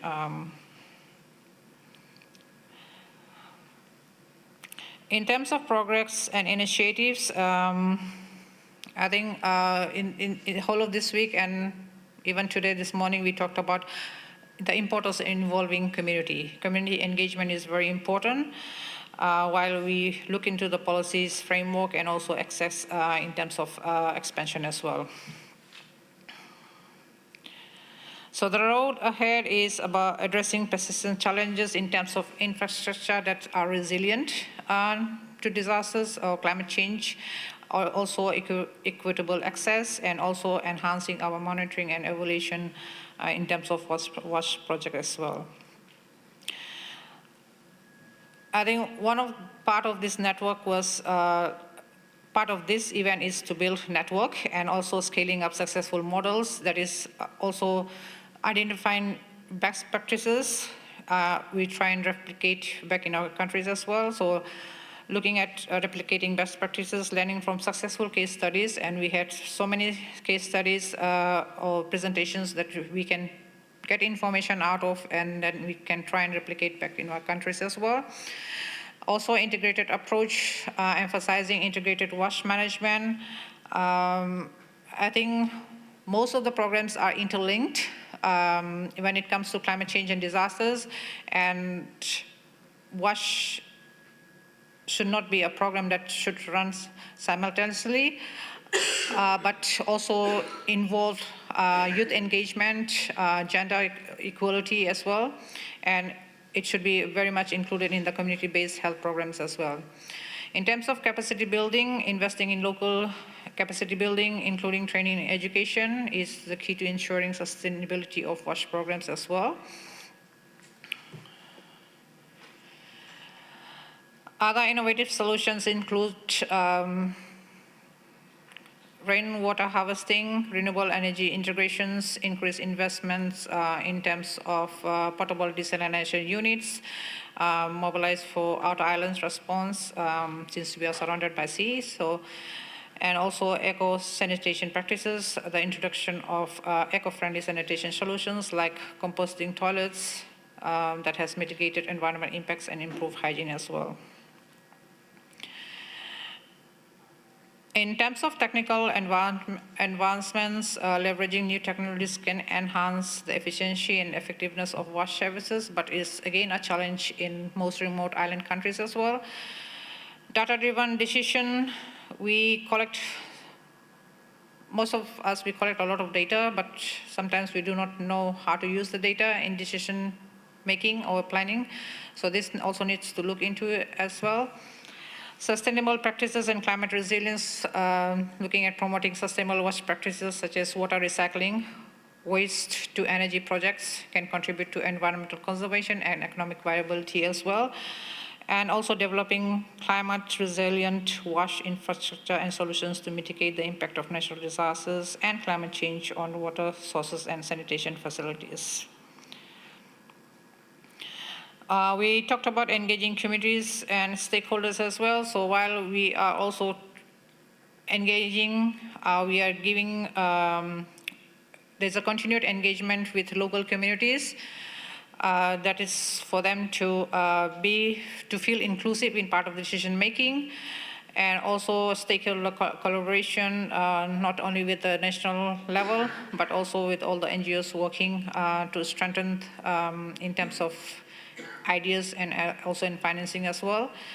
And lastly, look at the public awareness campaigns, raising awareness about the importance of WASH and encouraging behavioral change as well. And finally, cross-cultural sector collaboration, enhancing private sector engagement, also looking at how health and tourism plays an important part, highlighting the interconnection between public health, tourism, and WASH, emphasizing the economic and social benefits of improved water sanitation and infrastructure, and lastly, regional cooperation, that is promoting regional cooperation and knowledge exchange to share best practices, lessons learned, and innovative approaches to address WASH challenges in the Pacific Island countries. So while I conclude and while we move to the panel discussion, as we reflect on the challenges and the opportunities in addressing water sanitation and hygiene issues in our island nations, it is imperative to consider our collective responsibility in driving continuous improvement and sustainability. Each of us as individual families and communities play a crucial role in advancing the sustainable development goals related to WASH and health. Therefore, building upon the bridge shared by our colleague from PNG earlier on, we are faced with a choice to cross the bridge towards progress and change, or to remain stagnant. Should we choose to embark to this journey of transformation, it requires fundamental shift of mindset willingness to embrace the change, a commitment to learning and adaptation as well. So let us embrace this opportunity for growth and transformation, and let's open the floor for discussion for these challenges and how we can overcome together. Thank you. ありがとうございました。マリニー・ナイルさんには。Thank you very much. Actually, Ms. Marini Nail will work as a moderator after this. Let's start panel discussion. So we had a very interesting presentations coming from health and well-being, moving to public health and public health from the medical perspective, and also looking at the social economic determinants of health, and also Pacific Health Island System strengthening from Dr. Ellen. So I have a question for Dr. Debbie. Since the concept of the health and well-being framework has been there for like almost 20 years, and we've been trying to implement with the Cook Islands, were Cook Islands more psychological resilient when COVID happened? Because the initiative was there before COVID, and most countries try to implement this after COVID. And if there's any evidence-based data on the effectiveness of this outcome as well. That's an interesting question, and we haven't done that research, but I mean, I discussed with someone this morning, I think it was Chris, about, we were very privileged in the Cook Islands that we didn't actually have any COVID until the borders reopened. And by that stage, we had 96% vaccination rate. So, we lived in this little euphoria bubble for, during the pandemic, and didn't have any COVID until such time as tourists started to come back. So I would say that our health and well-being was in a pretty good space. We had no issues around food security. Locals had fish that they don't normally have because it wasn't being sold to restaurants and cafes and tourism and things like that. So, I think the challenge with the concept of pita whenua comes down it sort of connects across the presentations for all of us, in that if we can educate people at school around how to keep themselves well, and understanding that they can't always be well in their lives and that there will be health challenges, but having more skills, having a skills-based curriculum rather than just being told you must not drink and you must not smoke and you must not eat sugary food or high fat, but actually having that critical education where you are understanding the social determinants of health, then maybe we can start to make an impact. But it takes years for that to happen. It takes teachers with high capacity to be able to implement health education like that. It has health workers who think about education in that way.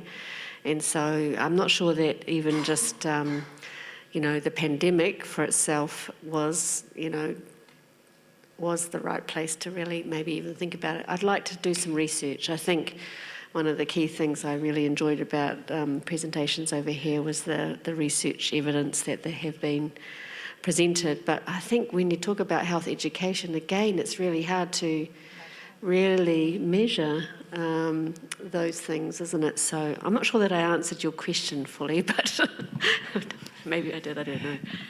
Yeah. Thank you so much. I think we're also looking at, because if I compare with Fiji, Fiji is also starting with the education system in trying to implement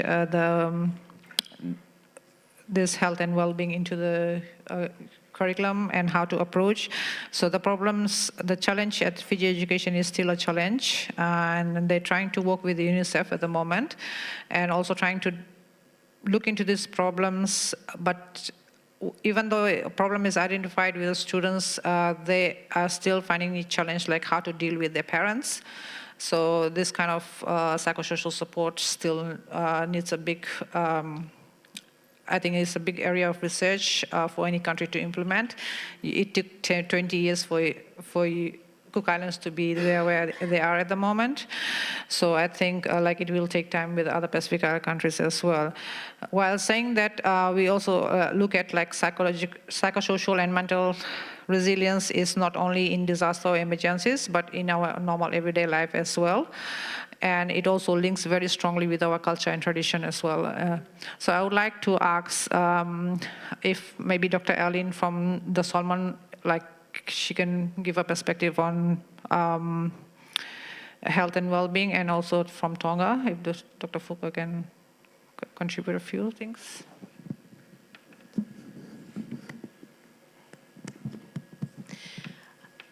Health and well-being in the Solomon Islands is picking up. I mean, there's a real move.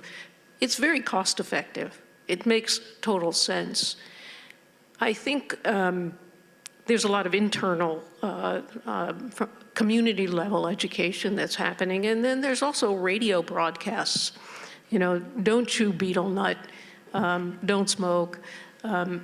You know, exercise and whatnot. And I would say, quite honestly, for all the controversy around him, Prime Minister Manasseh Sugawara was actually very pro-exercise, pro-activity. And so there is that move. There is also sort of a stagnation or frustration as we don't have a good health system. So where do we go when these preventions don't work? But it is happening. I don't think it's as strong as what you've had in Cook. And I could tell you that Solomon Islands got slammed by COVID. They had a good year and a half of no COVID, and then it came in. And the biggest problem was, here's a country with no intensive care unit, no ventilators, so anyone who's critically ill is sort of just kind of left there to fend, you know, God is going to make a decision. And there were no therapeutics. Yes, vaccines went in, and there was a very aggressive vaccine program, but there were no therapeutics, monoclonal antibodies, antivirals. That wasn't sent in. It probably wasn't sent in anywhere in the Pacific Islands either. And I think that that was a mistake, that we, United States, other developed countries should have been providing therapeutics as well too. So as somebody with a master's in public health, which is probably illogical since I was a surgeon, but I do believe that we need prevention, but I also believe that we need a robust health system that captures those people who have fallen into the river, so to speak, so, and keeps them from getting in there. Thank you.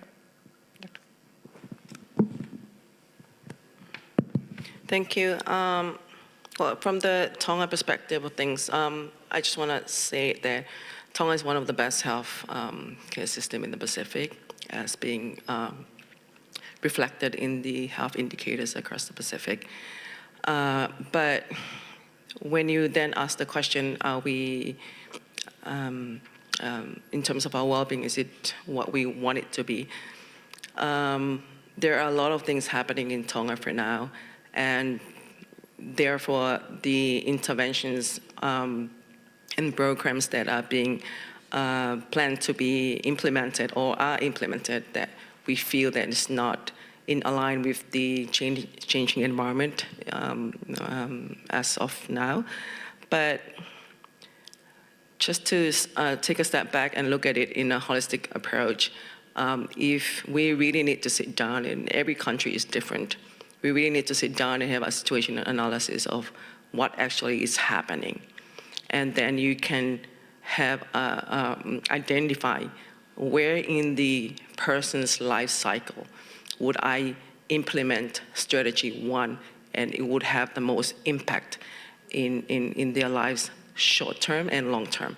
So for now, for Tonga, as a strategies to address NCD, we have now to optimize the right from in utero, from during pregnancy, screening, universal screening of pregnant moms for diabetes. So that's how we optimize the baby while in utero to make sure that this baby will come out as a healthy baby. And introducing the family life education. Before that, we introduced the first 1,000 days, making sure that advocating for breastfeeding and healthy lifestyles while at home and teaching moms, teaching moms what healthy diet and basic things that contributes to healthy living in the family, and engaging the community in terms of leaders and youth and other influential groups that will contribute to healthy living in the individual and the community level. And also then we'll go to the educational system, will then they allow what inspires me when in the last 2 years, me living in Japan, the first 3 years of education, I am not, as remembering back home, I'm learning ABC. In Japanese students, they're being taught in the first 3 years of primary school how to wash your hands, how to be respectful, how to be clean, very basic things of life. And I feel this is the foundation. By the time we reach high school and work, those values are being optimized. So you can only deal with the school-related or work-related performance or things like that. But going back to what I talked about, then the government needs to be designed at each sectors and at different levels on how we can maximize our programs. For example, in the educational system, where healthy lunches were in Japan, there's another issue whether it be sustainable in terms of primary school and high school. There's a program in Tonga about making sure kids are eating healthy and physical activities. Civil servants now in Tonga have been promoting there's a competition for who's losing more weight and things like that. But then at the end of the day, when you look at it, is it sustainable? Are they doing it at home? Are they going back into the village and do it there? So perhaps it's something for us to create an enabling environment to make sure the healthy lifestyle is carried throughout your life cycle in order to have a more long-term and sustainable outcome. But then, by the time we reach the health system, those things has been optimized. So that will be much help on me, because I won't be saying my population will be healthy, so they don't need a fancy health system. But at this moment, we are more concentrating on secondary and tertiary care because we missed out on the primary prevention. And we know changing behavior takes time. But while we're sorting out on the preventative strategy, we need to deal with what's happening in terms of secondary care and tertiary care and palliative care. It's going to take how many years, but at least we need to admit to ourselves this is what's happening. And what my colleague have mentioned about the dialysis, Tonga is looking towards building in dialysis, so that's palliative care for our NCDs. It's not going to take away the problem, but it's going to make our people live a little bit more longer to spend, whether the quality of life is there or not, but that's how we see it. That's what we can do for now. And I hope out of this, we'll be able to go back to our own countries and we look at the life cycle of our own context and see what we need to do to be able to have the most impact in a person's life at each time frame of their life cycle. Thank you.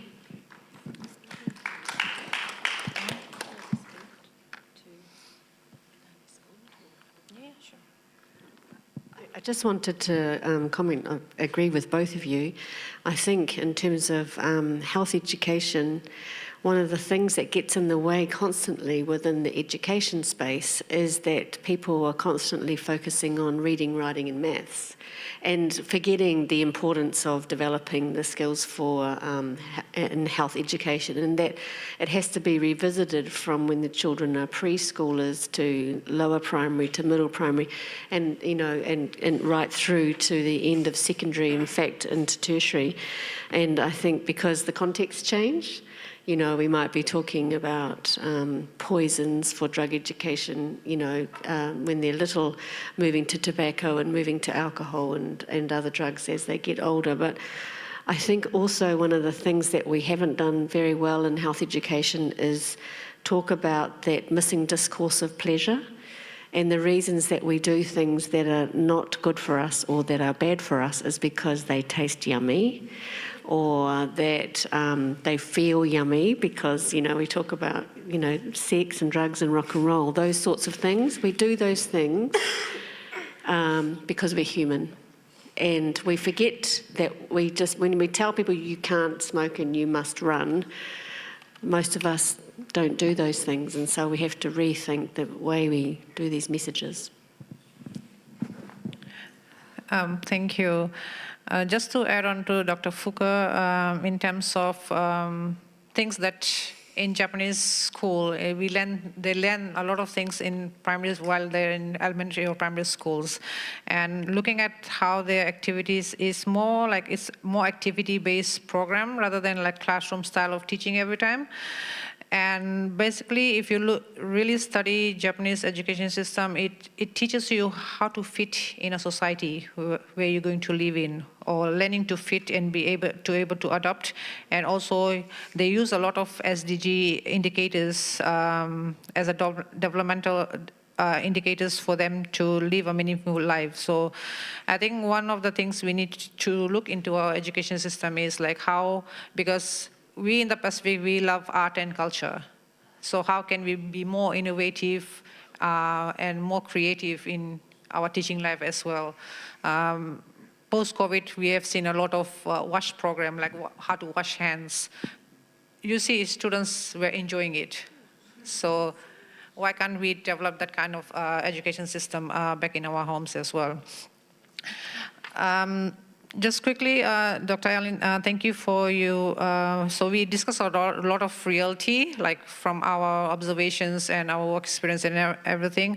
But today's your presentation proved more of like a given a scientific data, like evidence indicators as well, and also TAM, the overall health system in the Pacific Island countries, like being under-resourced. And NCD was dominating and is still dominating, and maybe will continue to dominate. And I think more is focused on what is the treatment than the prevention. Like you mentioned that there's a lot of equipments coming in, but nobody is actually trying to fix the problem, like how to prevent NCDs. Lack of emphasis has been given there as well. So just maybe from the panelists here, and I also open the, if anybody wants to contribute from their countries or from their experience from the ground, how can we overcome this NCD challenge? It's a challenging question, but how? We need to start somewhere.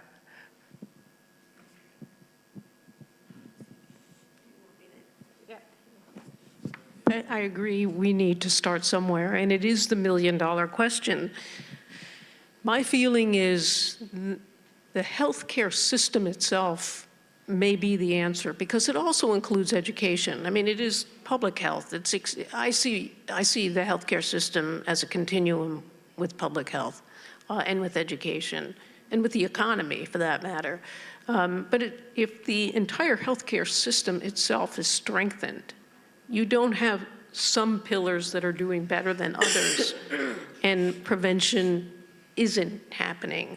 And just as you said, it's going to take time. Prevention isn't a flip of a switch. It's going to take years before that prevention actually kicks in. So there has to be a good way to treat those people who become sick while you are working with people on being more well and healthy. And I see it as just a broad, solid foundation to a health system that extends into the public health system and the education system and the economic system that potentially can impact NCDs. I'll just give one other little bit of data, and that is for every dollar spent on health system strengthening, the return is $2 to $4. So from an economic standpoint, when people are healthy and they're working, the economy can grow and can churn.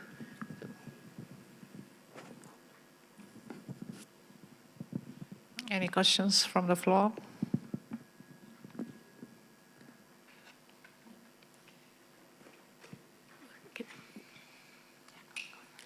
One idea I've had in the past, and it's just stayed as an idea, and I tried to talk to the head of policy in the Ministry of Health, was whether or not we could have a health audit of every single legislation intervention, across every ministry that was done, to check on the implications. When we talk about the social determinants of health and the Ministry of Environment is doing blah, blah, blah, has anybody ever checked, does anybody check what the implications are for the health and well-being of the community if the roading is going this way rather without a footpath or a cycle track or I just wonder whether there's the possibility to think more broadly in our countries about health across all ministries, to have that kind of thinking about every single thing has to be,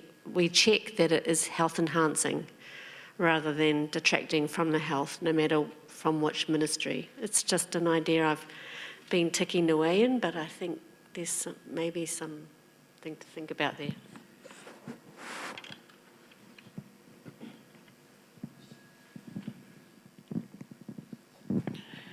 Sorry, yeah, thank you. So that's where leadership and good governance comes in, and with a robust M&E framework to be able to monitor. And if you would like, it would be really nice to have adopt the technology and have a dashboard and be able to almost see things in a real life time and be able to make informed choices as you go by on a daily basis, on a weekly basis, or a yearly basis. But you have something to fall back into that you made the right decision for the well-being of the people. And of course, likewise for your staff. Dr. Fuka, I have one question, probably the last question. So there's always challenges to access health centers and other public services during disaster. Have you, in your role, ever come across this? And what are some of the challenges that you face accessing to remote areas in terms to provide public health during an emergency?